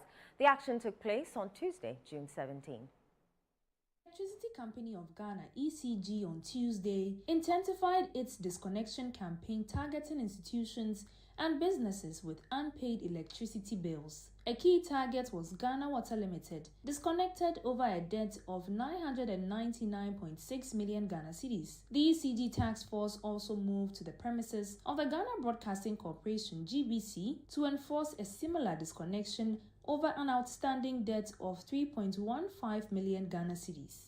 In the Roman Bridge district, institutions including Lancaster Hotel and the African Regent Hotel were cited for unpaid bills, though their disconnection status remains unclear. Acting General Manager in charge of operations at ECG, Ishmael Tete Oku, told Channel 1 News that Ghana Water Limited has been given a 48-hour ultimatum to settle its arrears or risk further disconnections, particularly at its main pumping stations vital to nationwide supply. We started this morning specifically with Ghana Water. Ghana Water is owing us about 999.6 million Ghana cedis, almost a billion Ghana cedis. And so we are to disconnect their head pumps. But we thought it wise not to actually start with the head pumps, but rather to disconnect their headquarters, because management of Ghana Water are in charge and they have to ensure that these payments are made. So we have disconnected the headquarters. We will be giving them between 24 to 48 hours. Failure to comply, then we'll then disconnect the head pumps, which will affect their customers as well. Although their customers have paid and they have not paid to us, we are forced and compelled to disconnect the head pumps if they don't comply with the arrangement we have with them. They are supposed to be paying us 72 million on a monthly basis, effective from the month of May, and they've not done that. They've only paid 5 million. So today we've disconnected their head office. Not only them, we've also disconnected the Ghana Broadcasting Corporation, that's GBC, They're also owing us over 8 million Ghana cedis. He also appealed to the general public and all institutions to honor their electricity bills to avoid similar inconvenience. We also want to advise the general public, especially those who are owing, to pay their bills so that we will not disconnect them to sort of create any inconvenience to them.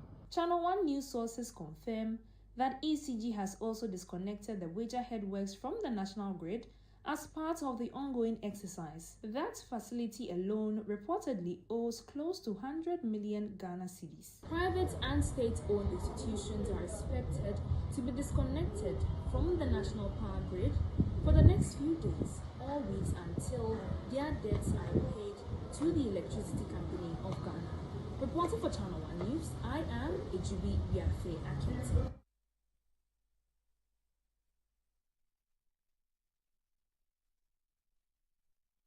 Let's go over the phone lines now and speak to the Accra East Revenue Protection Manager for the Electricity Company of Ghana, Eunice Nana Ajuman, to speak on this particular development. Good evening, Eunice. Hello, good evening. Right, what circumstances led to Rehoboth Estate being disconnected from the power grid? Okay. Yesterday, we embarked on a mass revenue mobilization exercise. And basically what we are doing is we are making sure our customers pay their bills. And we are also checking the integrity of our meters. So we visited Rehoboth Estate at Kreman. It is under our Dodua district operational area. Now, when we got there, upon a routine check, we realized that there was mass theft, large-scale illegal connection at the estate. Most of the houses, more than 80 houses, do not have meters. They are using electricity free. They are not paying for power use. So we engaged the officer of the estate. We wanted to find out from them whether they have applied for meters for those areas. And they said yes. And then we asked them that they should show us evidence of application for meters. They couldn't.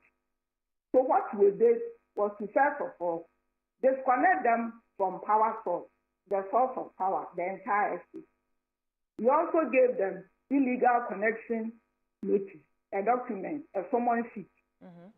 Our intention is to prepare a recovery bill for them to pay for what they have used and not paid for. Then we also advise them that they should come to our district office, that is the Dodua district office, and officially apply for meters for those houses that are under direct connection. Right. And then we've also informed our legal team for further action, because it's a criminal act to use electricity without recourse to us. Right. Eunice, some residents claim that they have registered their meters but were still disconnected alongside those with illegal connections. Don't you think this is unfair to those who have meters?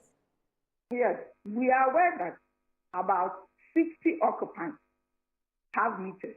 But what is happening is that the estate developer is supposed to mount a dedicated transformer for the estate. As you and I speak right now, the estate developer has not mounted the transformer. So under normal circumstances, even those 50 customers must not be on the transformer drawing service. Oh, okay. So what is the main aim of this exercise and how long is it expected to last? Well, we started yesterday. It's lasting for 2 weeks. It will end on 27th of June. Right. And let's talk about today's exercise. Which areas did you visit, and can you briefly summarize how it went? Oh, okay. In fact, it's not only Accra that is undertaking the mass revenue mobilization exercise. It's happening in all our operational areas, from Ashanti region, Volta, Eastern, everywhere. We are doing the same thing. Now, for us in Accra, all the districts are undertaking the exercise. For revenue protection, today we went to Adenta. Yesterday we were at Dodua, and today we visited Adenta. to also do inspections or to do routine checks to inspect their meters. And in addition to making sure that they pay their bills, because they are in to collect our revenue. Right. That is the essence of the exercise. All right. Thank you so much, Eunice, for speaking to us. Let's stay on the phone lines, though. My colleague, Falzu Masaudu, is currently at Rehoboth Estate at Kweman in Accra. He's on Zoom, and we'll be speaking to him shortly. Falzu, what can you report from your end? Rightly put, I am currently reporting live from the Rehoboth Estate in Kweman, just a few meters or a few minutes drive to Dodowa. It is pitch dark here, as you can see in your shot. In fact, the only light I'm using is that of an extra phone. We are not able to film close shots due to security prohibitions, but we understand that the disconnection of power within this particular estate is due to some illegal connection, as mentioned by the representative of the electricity company of Ghana. If I'm able, let me try and see if I can just get a bit closer to paint. While you try that, though, have you been able to get response from management since you got there? So while we were here earlier, a member of the management came over to engage us, and we asked if they have indeed resolved their issues or otherwise with the major power distributor, which is the ECG, and they mentioned that they are in the process of doing so, and that they would come out to officially respond to some of these concerns raised, or some of these allegations raised by the electricity company of Ghana. What we gather is that it is not entirely true that the connection here is really illegal. So we are just waiting to hear from management. Possibly we get something substantive to work with in the coming days. But we also tried to engage some of the residents, but they were tight-lipped. We do not know why they would not want to, respond to some of our questions, but they didn't want to speak to the issue. So this really is the situation here at the both estates in Kweman. If time will permit, I could just take my camera around. Falzu, unfortunately, time will not permit, but thank you very much for speaking to us and giving us that update from the Rehoboth Estate. Okay, is that the estate that you're showing us right now? Absolutely. This just like 60 meters to the entrance, the main entrance of the estate. So this is for you. Thank you so much. It is pitch dark, complete darkness here. In fact, without the lights, I would look like like a village without lights. All right. Thank you very much for that, Falzu. Let's move on to some other stories now. Ghana Water Limited has uncovered a major case of illegal water connection at the Adwa Wangara condominium apartments in Cantonment. Though management of the facility claims it has relied solely on boreholes and underground tanks for years, an inspection by Ghana Water tells a different story. Channel 1 News' Manuel Ayama reports. The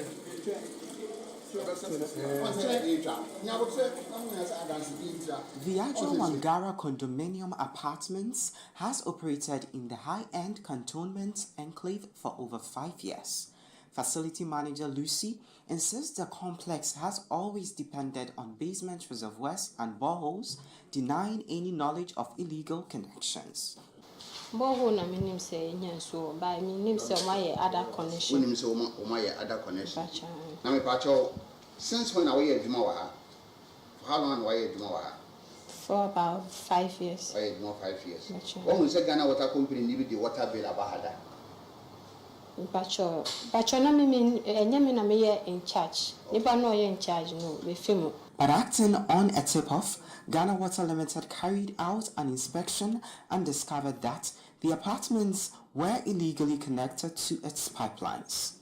The assessment of the basement revealed multiple reservoirs drawing from the Ghana water supply, prompting immediate disconnection. Big criminal activity that has taken place here. A serious criminal activity. Because since they built this facility, we've never given them a water bill.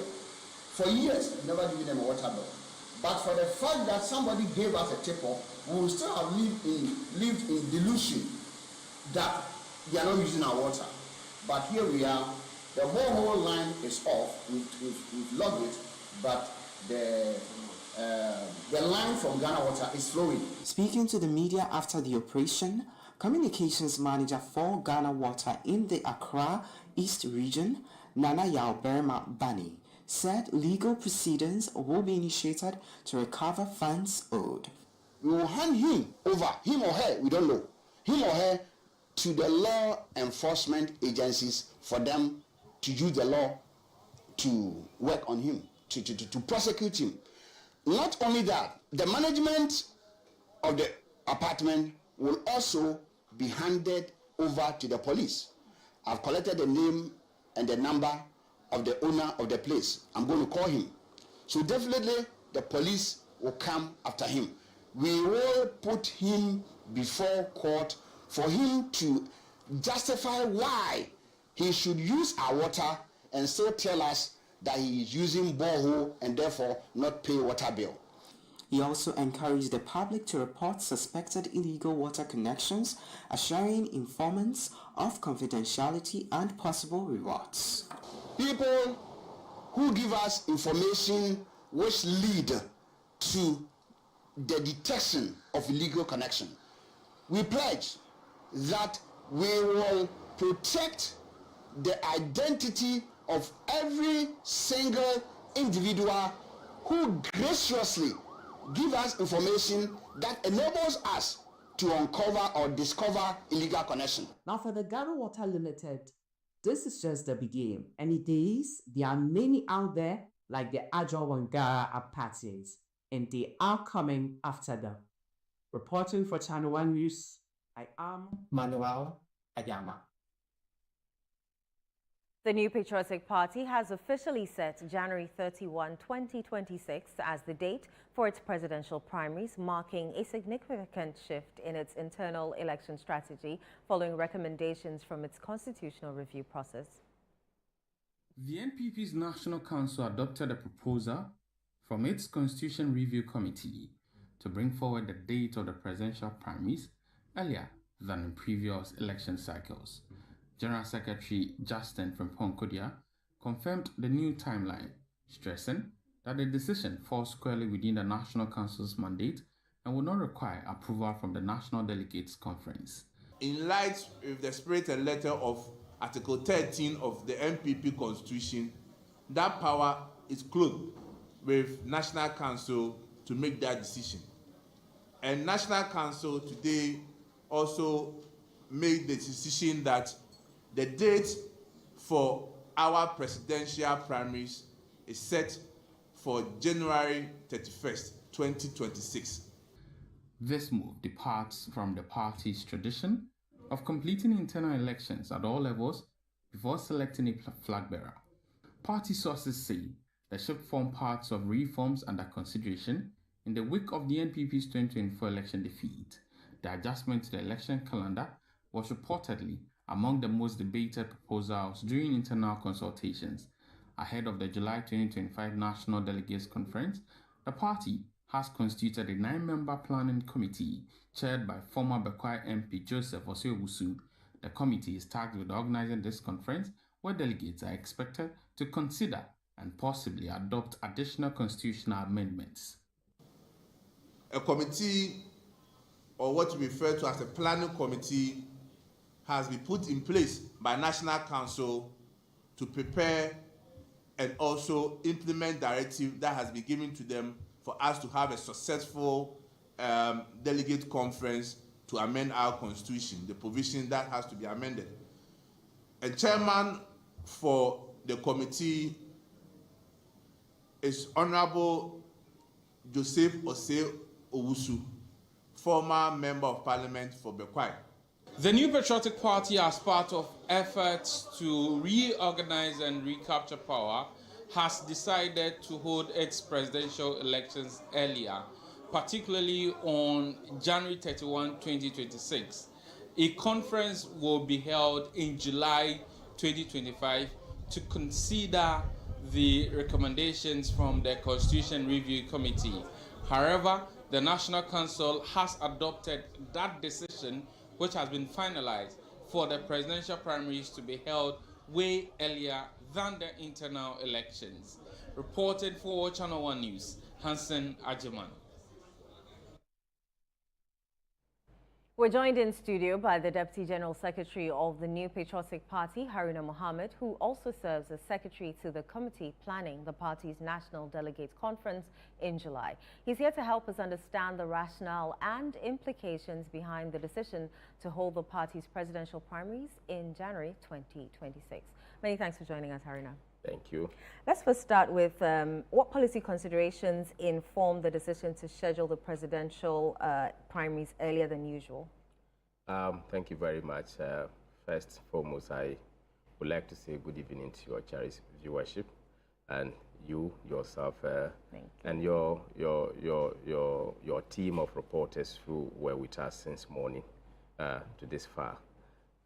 In fact, the National Council at our last sitting on the 16th of April did constituted these, that 16th May, did constituted this committee to consider possible areas of amendment where Article 19 of our party's constitution was triggered by the General Secretary of our party.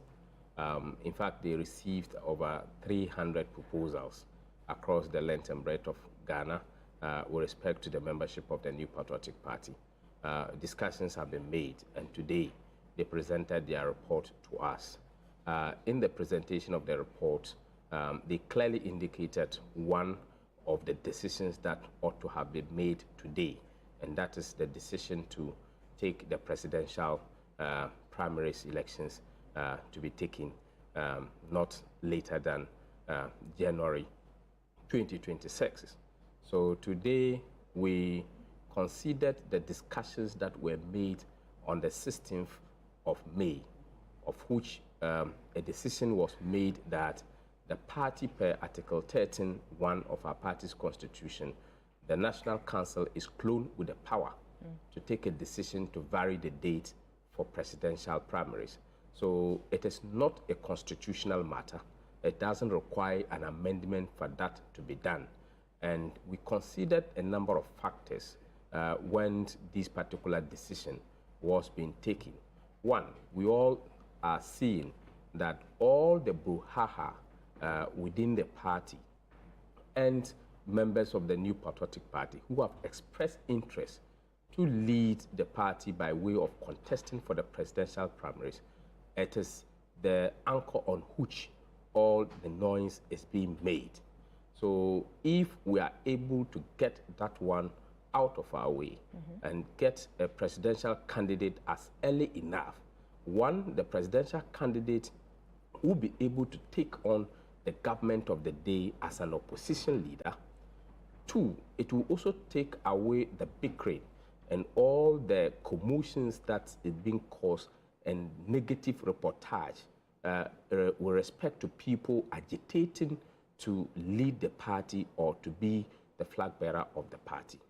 Three, it is also going to market the candidate enough with regards to us be able to get in contact with the international community, be able to get in contact with the business community, we'll be able to get in contact with the various stakeholders across the length and breadth of the world. We would get ample time to be able to explain our policy and be able to tackle and put government on its toe. Remember, we have just 88 members of parliament. So we need to have somebody to be able to get this done. It has always been a practice that we go through a certain process before we come. However, in these particular circumstances, the National Council exerted the authority of Article 13(1) to set a date based on the recommendations of the Constitutional Review Committee, who have set that this decision must be taken today. We understand that the lead up to this decision involved intense internal debate. What were the main points of contention? You know, the NPP has always been the beacon of democracy. And you don't expect a party, a consecutive party, a liberal party such as the New Patriotic Party to take a first-time decision such as this, because this is the first time that we will be having a presidential primaries to be held first ahead of all other positions in the party as contested. So you don't expect us to just have it done smoothly. We would have to debate. And in every organization or institution, you disagree to agree. So what are the arguments? The argument was more of constitutional. And at the end of the day, we all agree that yes, that is true. The points that have been raised are very genuine. And then we also looked at the position of the party's constitution with respect to such a conduct. So we referred to the matter in question by looking at the constitution, which says that this should be done, and the General Secretary, within the space of 6 months, should be able to call for. Right. So if you look at the date, from now up to January, we have clear 6 months period for the General Secretary to communicate such to all the rank and file of the party, to get them abreast with the timelines for the conduct of the elections. Isn't there a risk that this decision could, deepen the cracks within the party or the divisions within the party? We have taken cognizance of all the size of the story, and we've also looked at what it will come up with. And National Council is a body that is represented by various stakeholders. The regions are represented. We have regional representations. We have the regional chairman. We have the national executives. We also have the members of parliament. We have the council of elders. We have leadership of parliament. We also have other members as specified by the national council as stipulated in Article 10 of our party's constitution. So what should we expect at this conference? At this particular conference, just as you have always seen from the New Patriotic Party, it's going to be a contest of ideas. It's going to be a contest of what I can do. It's going to be a contest of unifying factor, a contest of selecting somebody who will be able to manage the affairs of Ghana properly, because we have always had a superior proposition with regards to the governance of the state of Ghana. And that is why we have always have the highest mortality rate of our implementation of our activity. Even after we exit government, you can still have traces of what we have been able to implement. Haruna, I know it's been a very long day, so we'll end it here. Thank you very much for coming in studio to speak with us. We appreciate it. Thank you very much. Surely it has been a very long day, very stressful, but City, I cannot avoid to come. Thank you so much. Let's do some more stories now. The ministers for the Interior and Energy are expected to appear before Parliament next week to address concerns over the lack of life jackets in communities that rely on water transport. This follows the tragic drowning of 7 Laura Secondary School students on the Black Volta on June 13. Channel 1 News' Charles Owusukumi has more in this report. June 13, 2025, members of the Laura Secondary School Cadet Corps were on a routine jogging exercise when they attempted to cross the Black Volta River at Dipe in a canoe. Tragically, the vessel capsized midstream, throwing all 10 students into the river. 7 of them drowned. In response, the Member of Parliament for Laura, Bid Zidane, made a statement on the floor of Parliament urging NADMO to urgently provide life jackets for communities that depend on water transport. I believe that what happened could have been avoided if there were life jackets available to the students. Unfortunately, there was none. I therefore wish to appeal to NADMO to take steps to provide life jackets for the Dipe community and all other communities along the Black Volta that use boats to commute, because that appears to be the only means of transport. This should not be allowed to happen again. Let us take preventive steps, including public education on safety and security. I further appeal to NADMO, the Regional Coordinating Council, and the Laura Municipal Assembly to come to the aid of the Laura Senior High School and the bereaved families by providing support to them in these trying moments. As a stopgap measure, I have decided to procure 10 life jackets as soon as possible to avoid any future occurrence. Mr. Speaker, the time has come for us to rise above partisanship and political point scoring. The safety and development of our people must take precedence.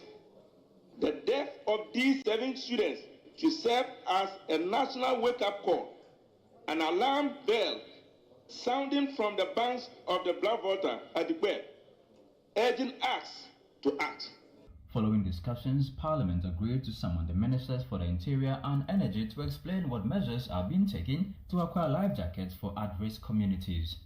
Can we invite the head of the NADMO to come and meet us or discuss with us? Speaker, I did, but he may have to be accompanied by his sector minister. The sector minister. Yes, and also maybe the head of VRA, because of the issues. Speaker, you see, we are looking at, is it possible for us to purchase, for instance, 10,000 life jackets to be donated to these communities via the district? That's exactly what I'm looking at. Exactly. So that if we can look at the budget of Interior Ministry, so that certain portion of their budget could be allocated to take care of these emergency issues. I think it's very, very critical. Yes. Honourable members, we look at on that Speaker, note, we look at next week, Tuesday or Wednesday. Anyway. A week. Yes. So, Speaker, we proposing that next week Wednesday. So let me link up with you. You are the government.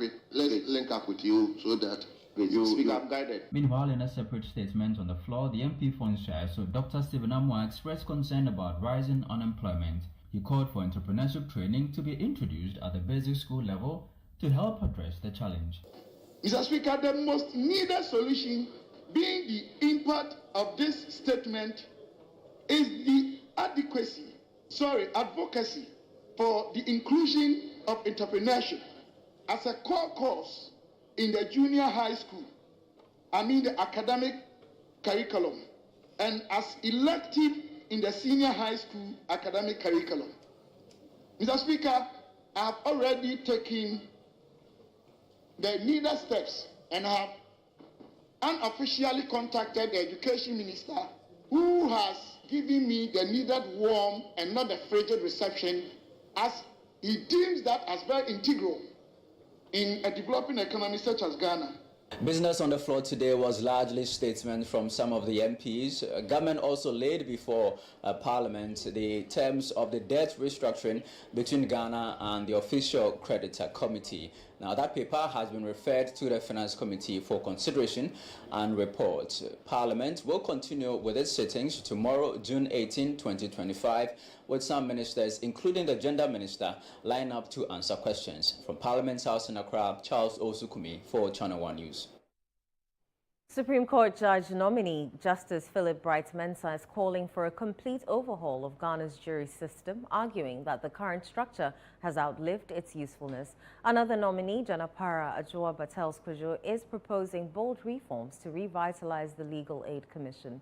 Kennedy Chumasi has more. Vetting of Supreme Court nominees continued on Tuesday before Parliament's Appointments Committee, with Justices Philip Bright-Mensah and Janapara Ajua Batels-Kojo taking their turn. Justice Philip Bright-Mensah called for an expansion of the Supreme Court bench to at least 20 justices, citing its broad jurisdiction and increase in caseload. He also urged a complete review of the system, describing it as outdated and ineffective. It's our jury system. We inherited this system from our colonial masters, Britain, where they started this system. As I speak, India, some Commonwealth countries like India, Singapore, and South Africa, they have abolished the system. Why? Because it's not functional.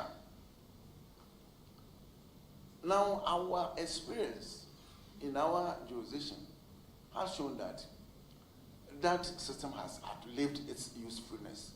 So I would advocate that instead of the jury system, there must be assessors. He advocated for the judiciary to retain a greater portion of its internally generated funds to boost operations. The revenue that we generate is also backed by law. It must go to the consolidated fund, because it is from the consolidated fund that the government, applies to its activities, including institutions of state and the judiciary. So, to say that the judiciary should retain 100%, I will not advocate for that, but I will say that maybe about 50 or 70% must come to the judiciary. Meanwhile, fellow nominee Janapara Ajua Battles Kujo suggested deploying law students to the Legal Aid Commission during their national service. She believes this would strengthen the commission and improve access to legal representation for vulnerable groups. Thing that comes readily to mind in terms of manning or staffing the legal aid, I would say that for fresh lawyers from school, they could be made to do their national service right across the country in legal aid offices. Maybe a certain minimum number posted, or depending on the size of the region and the population, maybe on that level. Where there's more, they need more. So the point is, if we can set national service for young lawyers to go to legal aid offices, that will also fill in the gap. And the next time they finish, another batch goes. And I think we'll build the capacity and we'll be achieving what they're set out to do. You're watching the Channel 1 newsroom, still to come. BOG Governor Dr. Johnson Asiama hails Fitch upgrade as vote of confidence in Ghana's economy. We'll bring you the details shortly. Do stay with us.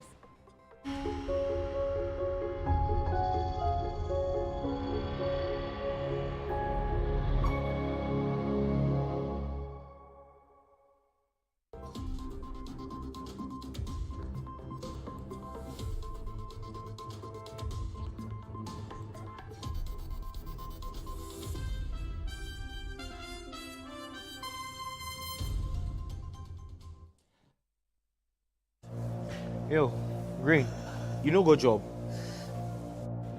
You look unhappy and seem to be in pain. I have this long-standing boil at my anus and it keeps coming and going. I feel sick and so uncomfortable, bro. Have you taken into consideration going to the hospital? I've been to several hospitals and they keep telling me the same thing. They said it's anal fistula. I have to undergo a surgery. I'm scared I might not be able to hold my stool if I do this surgery. Wait, have you considered seeing a proctologist? Which one is that? But do we have proctologists in Ghana here? I have a lot of them. They are being trained every time. Where can I? An anal fistula is an abnormal tract which connects the inner part of the anus to the skin around the anus. As long as this tract persists, there will be a recurring boil around the anus. A proctologist is the one credited with excellent outcomes of surgery of anal fistula. Laser and ligature anal fistula surgeries are the modern methods with very low recurrence rates.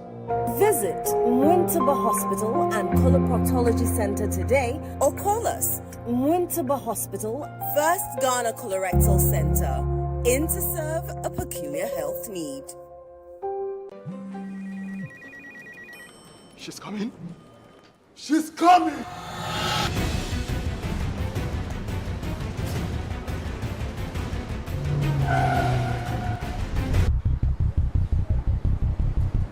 Oh, it's in.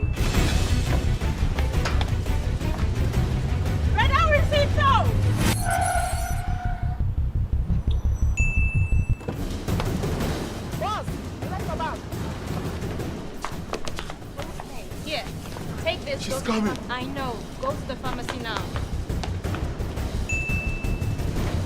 She's coming! Oh.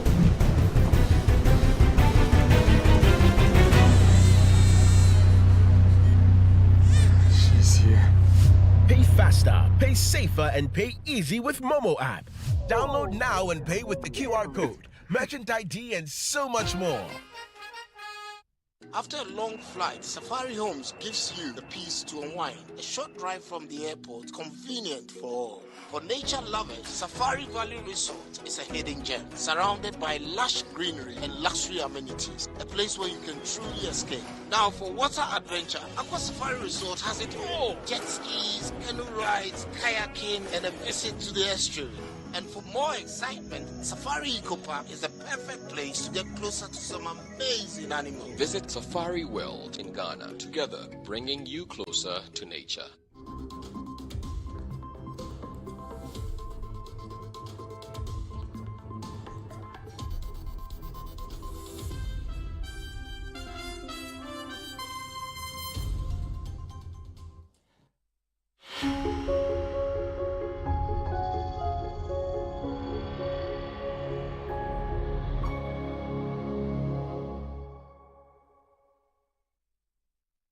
You're welcome back. Next is Channel 1 Business with Nitali Nete Ajaho.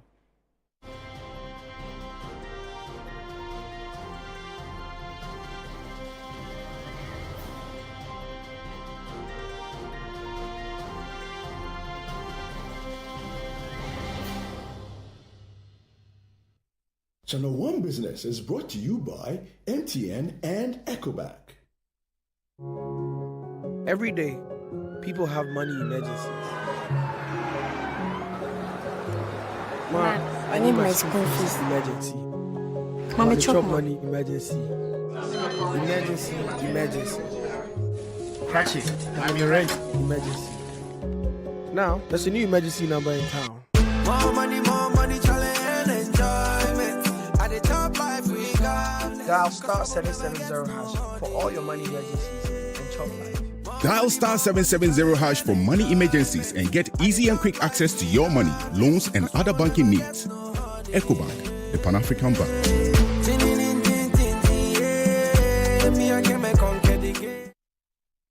Hi, Natalie, how are you doing? I'm good, and you? I'm very well, thank you. I understand our credit ratings is going up? Yes, and the Bank of Ghana governor has stated that it's a positive sign for investors to show that we are doing something right, so they can come back. Definitely. Give us the details. Okay.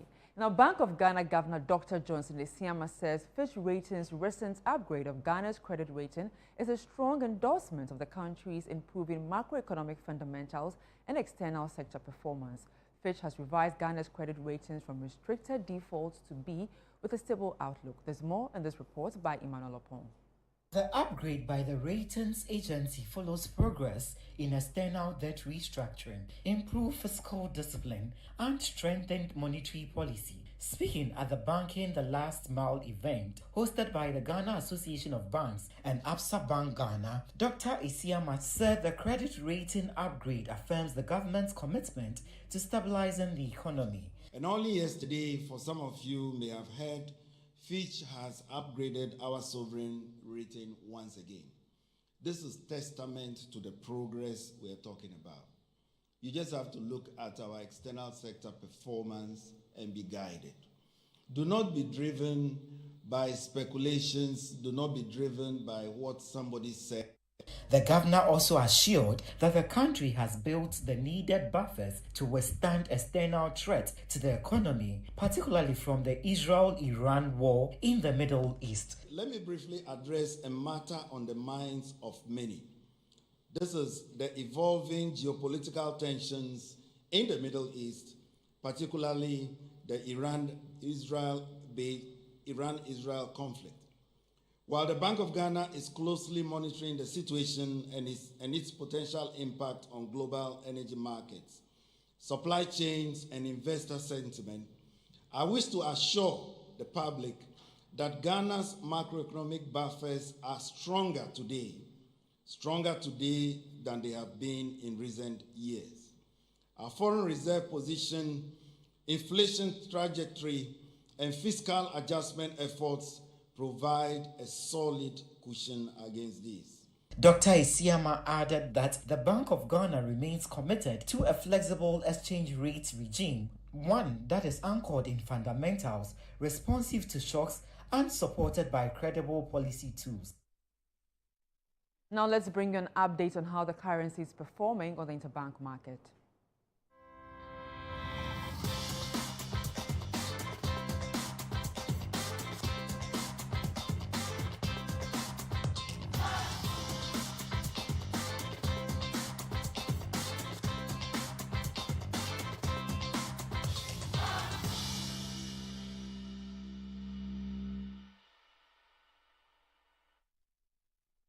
And that's all for Channel 1 Business. I am Neteli Ajaho. Over to you, Eno. Thank you very much, Neteli. Let's do some more stories. The Civil and Local Government Staff Association of Ghana is urging its members across the country to comply with its ongoing strike at the Births and Deaths Registry. The strike is in protest against the continued stay in office of the acting registrar, Samuel Adumbotre, whom Clocksag accuses of misconduct. A visit to several registry offices on June 17 revealed mixed compliance. While some remained operational, others turned away applicants. Clocksag strike action officially commenced on Monday, June 17, 2025. At the Greater Accra Regional Office of the Birth and Death Registry, activities appeared normal with staff at post and applicants being served. Some officials speaking off the record explained that the office was open primarily to conduct a staff headcount. A similar scene played out at the registry's head office at Shiashi in Accra, where operations continued largely unaffected by the strike. The situation is no different here, as officers at the head office of the Birth and Death Registry here at Shiashi are currently at post carrying out their usual duties. And on my right hand side you can see some applicants undergoing the processes of their documentation, and on my left hand side too you can see applicants here in queue getting ready to undergo their processes. And so the situation here is that officers here are still at post and the strike declared by Clocksag is yet to take effect. But in sharp contrast, the Ashanti region recorded full compliance. Offices were shut and applicants were left stranded. Frustrated visitors expressed their disappointment and called on government to urgently resolve the impasse. Just to know, I just find out that they said they are going on strike right now, and I don't know what to do right now. For now, I just I don't know if I should refund their money to them because I've already paid the money and everything, the forms. When I went to make my passport, I was asked to do the rightful changes before I can do the passport, else I'm going to face a lot of challenges. So I decided to come here today for it. When I came, they told me that they are on strike unless I come back on Monday. It's Friday rather. So I was directed to take the number on the signboard, but when I tried calling, they said the number is deactivated, so I don't know what to do right now. You need it urgently. It's for my ward, not for me. Clocksag, however, insists the strike will persist until the acting registrar is removed from office. So as I speak to you, all the 16 regions, all offices of the registrar for births and deaths has been closed down, and we expect our members not to go to work until the Samuel Adumbotre is removed from office. The association is also appealing to the public to bear with them, urging citizens to support their demands for what they describe as necessary institutional reforms. We ensure that work goes on very well when it comes to the executive arm of government. The public should understand us that we want the right thing to be done, and if we say we are resetting, we expect that the father of resetting should set a good example. The Ministry of Foreign Affairs and Regional Integration is appealing for logistical support to assist in the emergency evacuation of Ghanaian nationals from Iran following heightened tensions and escalating conflict between Iran and Israel. The ongoing hostilities between the two countries have intensified in recent days, prompting the ministry to initiate urgent measures to safeguard Ghanaian citizens in the affected areas. There's more in the following report. Every year, Ghana and the European Union engage in a partnership dialogue to celebrate key achievements, learn valuable lessons, and to set political priorities for the year. The 2025 edition was chaired by President John Mahama, who took the opportunity to highlight Ghana's approach to economic recovery. On macroeconomic recovery and fiscal governance, Ghana's economic outlook is rebounding steadily. Our administration remains committed to restoring macroeconomic stability through prudent fiscal management, enhanced domestic revenue mobilization, and expenditure rationalization. Working in partnership with the Bank of Ghana, we're stabilizing inflation, stabilizing the CD, and pursuing debt restructuring strategies to restore confidence and rebuild the fiscal space for development. These efforts are yielding fruits, And only yesterday, the Fitch Rating Agency upgraded Ghana's credit outlook to B-, stable outlook. We're also pursuing regulatory and institutional reforms that promote transparency, reduce inefficiencies, and expands our fiscal base. We appreciate the EU's ongoing support in public financial management, domestic revenue reform efforts, and anti-corruption.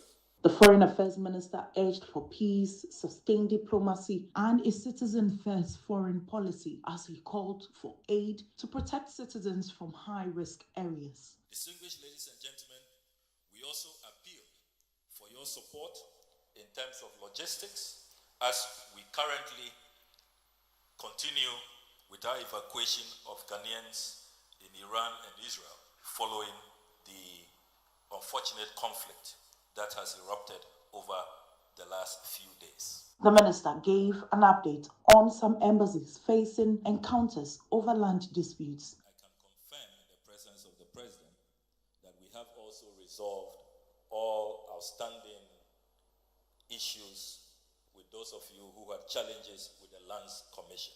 All of that has been resolved. I personally chaired all those sessions. Meanwhile, the European Union is investing in Ghana towards vaccine production. As you know, the European Union recognizes Ghana as a key player in Africa, and just few short years after the devastating global pandemic, based on our collaboration, Ghana is on the verge of becoming a producing life-saving vaccines, not only for itself, not only for the region, but for the continent. Together with Germany, the European Union has invested no less than 55 million euros to break the cycle of African dependency on vaccines. And Ghana will be at the forefront of serving African needs. With just 3 days to go, sponsors of Channel 1 TV's biggest agriculture fair are promising a vibrant showcase of groundbreaking innovations across the agricultural value chain. The fair aims to unite commercial farmers, agri-tech innovators, input suppliers, agro-processors, distributors and consumers under one roof to exchange ideas and unlock new opportunities for growth. The following report captures the rest of the story. From Friday, June 20 to Sunday, June 22, the Efwa Sutherland Children's Park in Accra will be transformed into a bustling marketplace as Channel 1 TV stages the first ever agri-fair. Patrons will have the chance to purchase fresh produce at farm gate prices, network with industry players, and discover cutting-edge technologies shaping the future of agriculture. Among the key sponsors is Exim Bank. The institution says the agri-fair supports its mission of funding businesses across the agricultural value chain. When it comes to agri, Exim always comes to mind because most commercial banks shy away from direct agri production. Yes. That is where we go directly. In fact, we chase them. And then, so agri-fair is just promoting what we finance. Correct. We are promoting what we finance. It falls in tandem. And the product that will be exhibited are the produce that we want to produce here to ensure we had food security. Okay, which means you have farmers you deal with and businesses you've supported who you would like to even showcase, correct? Oh yes. The head of SME at Exim Bank adds that the event offers a unique platform to identify promising farmers and agribusinesses that deserve investment to scale their operations. We're going to have a booth, and at that booth, we welcome people who want to make inquiries about our product and our services. We'll also be looking for potential agri-businesses that we can support to grow. So if you're a farmer coming to exhibit, be looking out for Exim. Yes. Because they may want to give you the impetus to move to the next level. Yes, we'll also look out for you. If you see potential, will come to you. Straight. We have a whole advisory department that will be there to advise you on how to even get ready to assess. You're still watching the Channel 1 newsroom, still ahead. Ghana Boxing Authority repatriates body of Nigerian boxer Gabriel Olarenwaju, who tragically passed away in Ghana in March 2025 for final rites in Lagos. We'll bring you the details shortly. Do stay with us.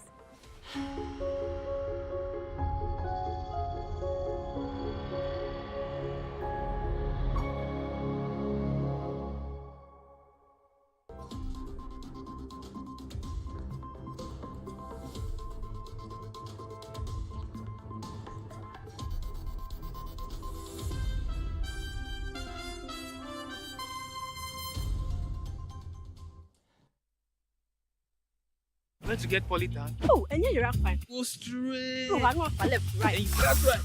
Ghana na ye wono. So when you do more, any a data. Who knows? I bet na here. Mr. Polytank at all. And you think I'm in here by you to be able to have you. Or food to be and enjoy your bra. We have Lambo customer. Like they take you by so. Go to the distributor and you give the original Polytank.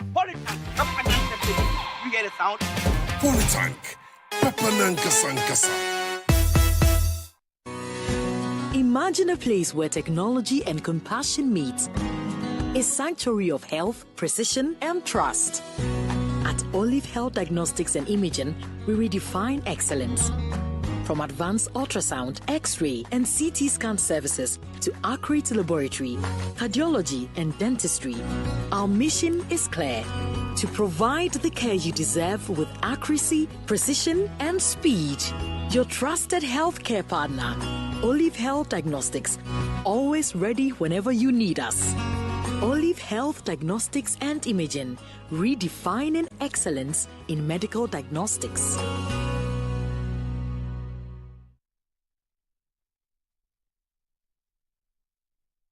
My name is Lydia Safwa. I'm from Safusco Ghana Limited. I'm the managing director for the company. I'll commend MasterCard Foundation and Absa Bank for the 10% loan for women-led businesses and agri-businesses, because this facility came in at the right time for Safusco. The facility helped us to get machinery for our detergent powder and other raw materials to help us come out with three products: that's the detergent powder, the African black soap, and the bleach. We're able to employ 15 youth in addition to our working force, and this has really helped boost our productivity and revenue as well. Annually, we organize the Global Hand Washing Day in schools within our vicinity. We hope to make sure that Safusco helps to combat diseases from the schools. We are trying to have volunteers within the school. Those volunteers will help make sure that the project is being sustained in the school.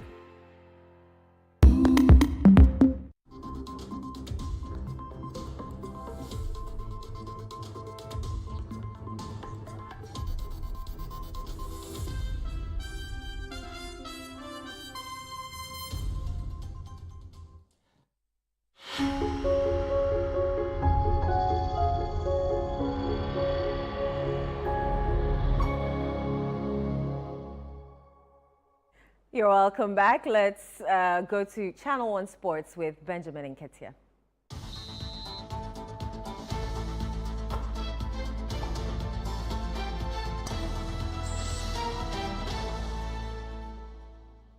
Hi, Benjamin. Hi, Eno. Hi, how are you? I'm doing well. I'm very well, thank you. What's happening in the world of sports? Well, some boxing activity, some women's football, so a little bit of everything. Give us the details. Let's get into some boxing now. The Ghana Boxing Authority has confirmed the successful repatriation of the body of Nigerian boxer Gabriel Oluwasegun Olarenwaju, who tragically passed away in Ghana in March this year. Now, as part of preparations for the final rites in Lagos, the GBA has dispatched two representatives, Gideon Hazen Apea, a member of the GBA board, and Latekwe Lati, head coach of Fit Square Boxing Gym, who traveled ahead of the body's arrival at the Murtala Mohammed International Airport. There's more in this report.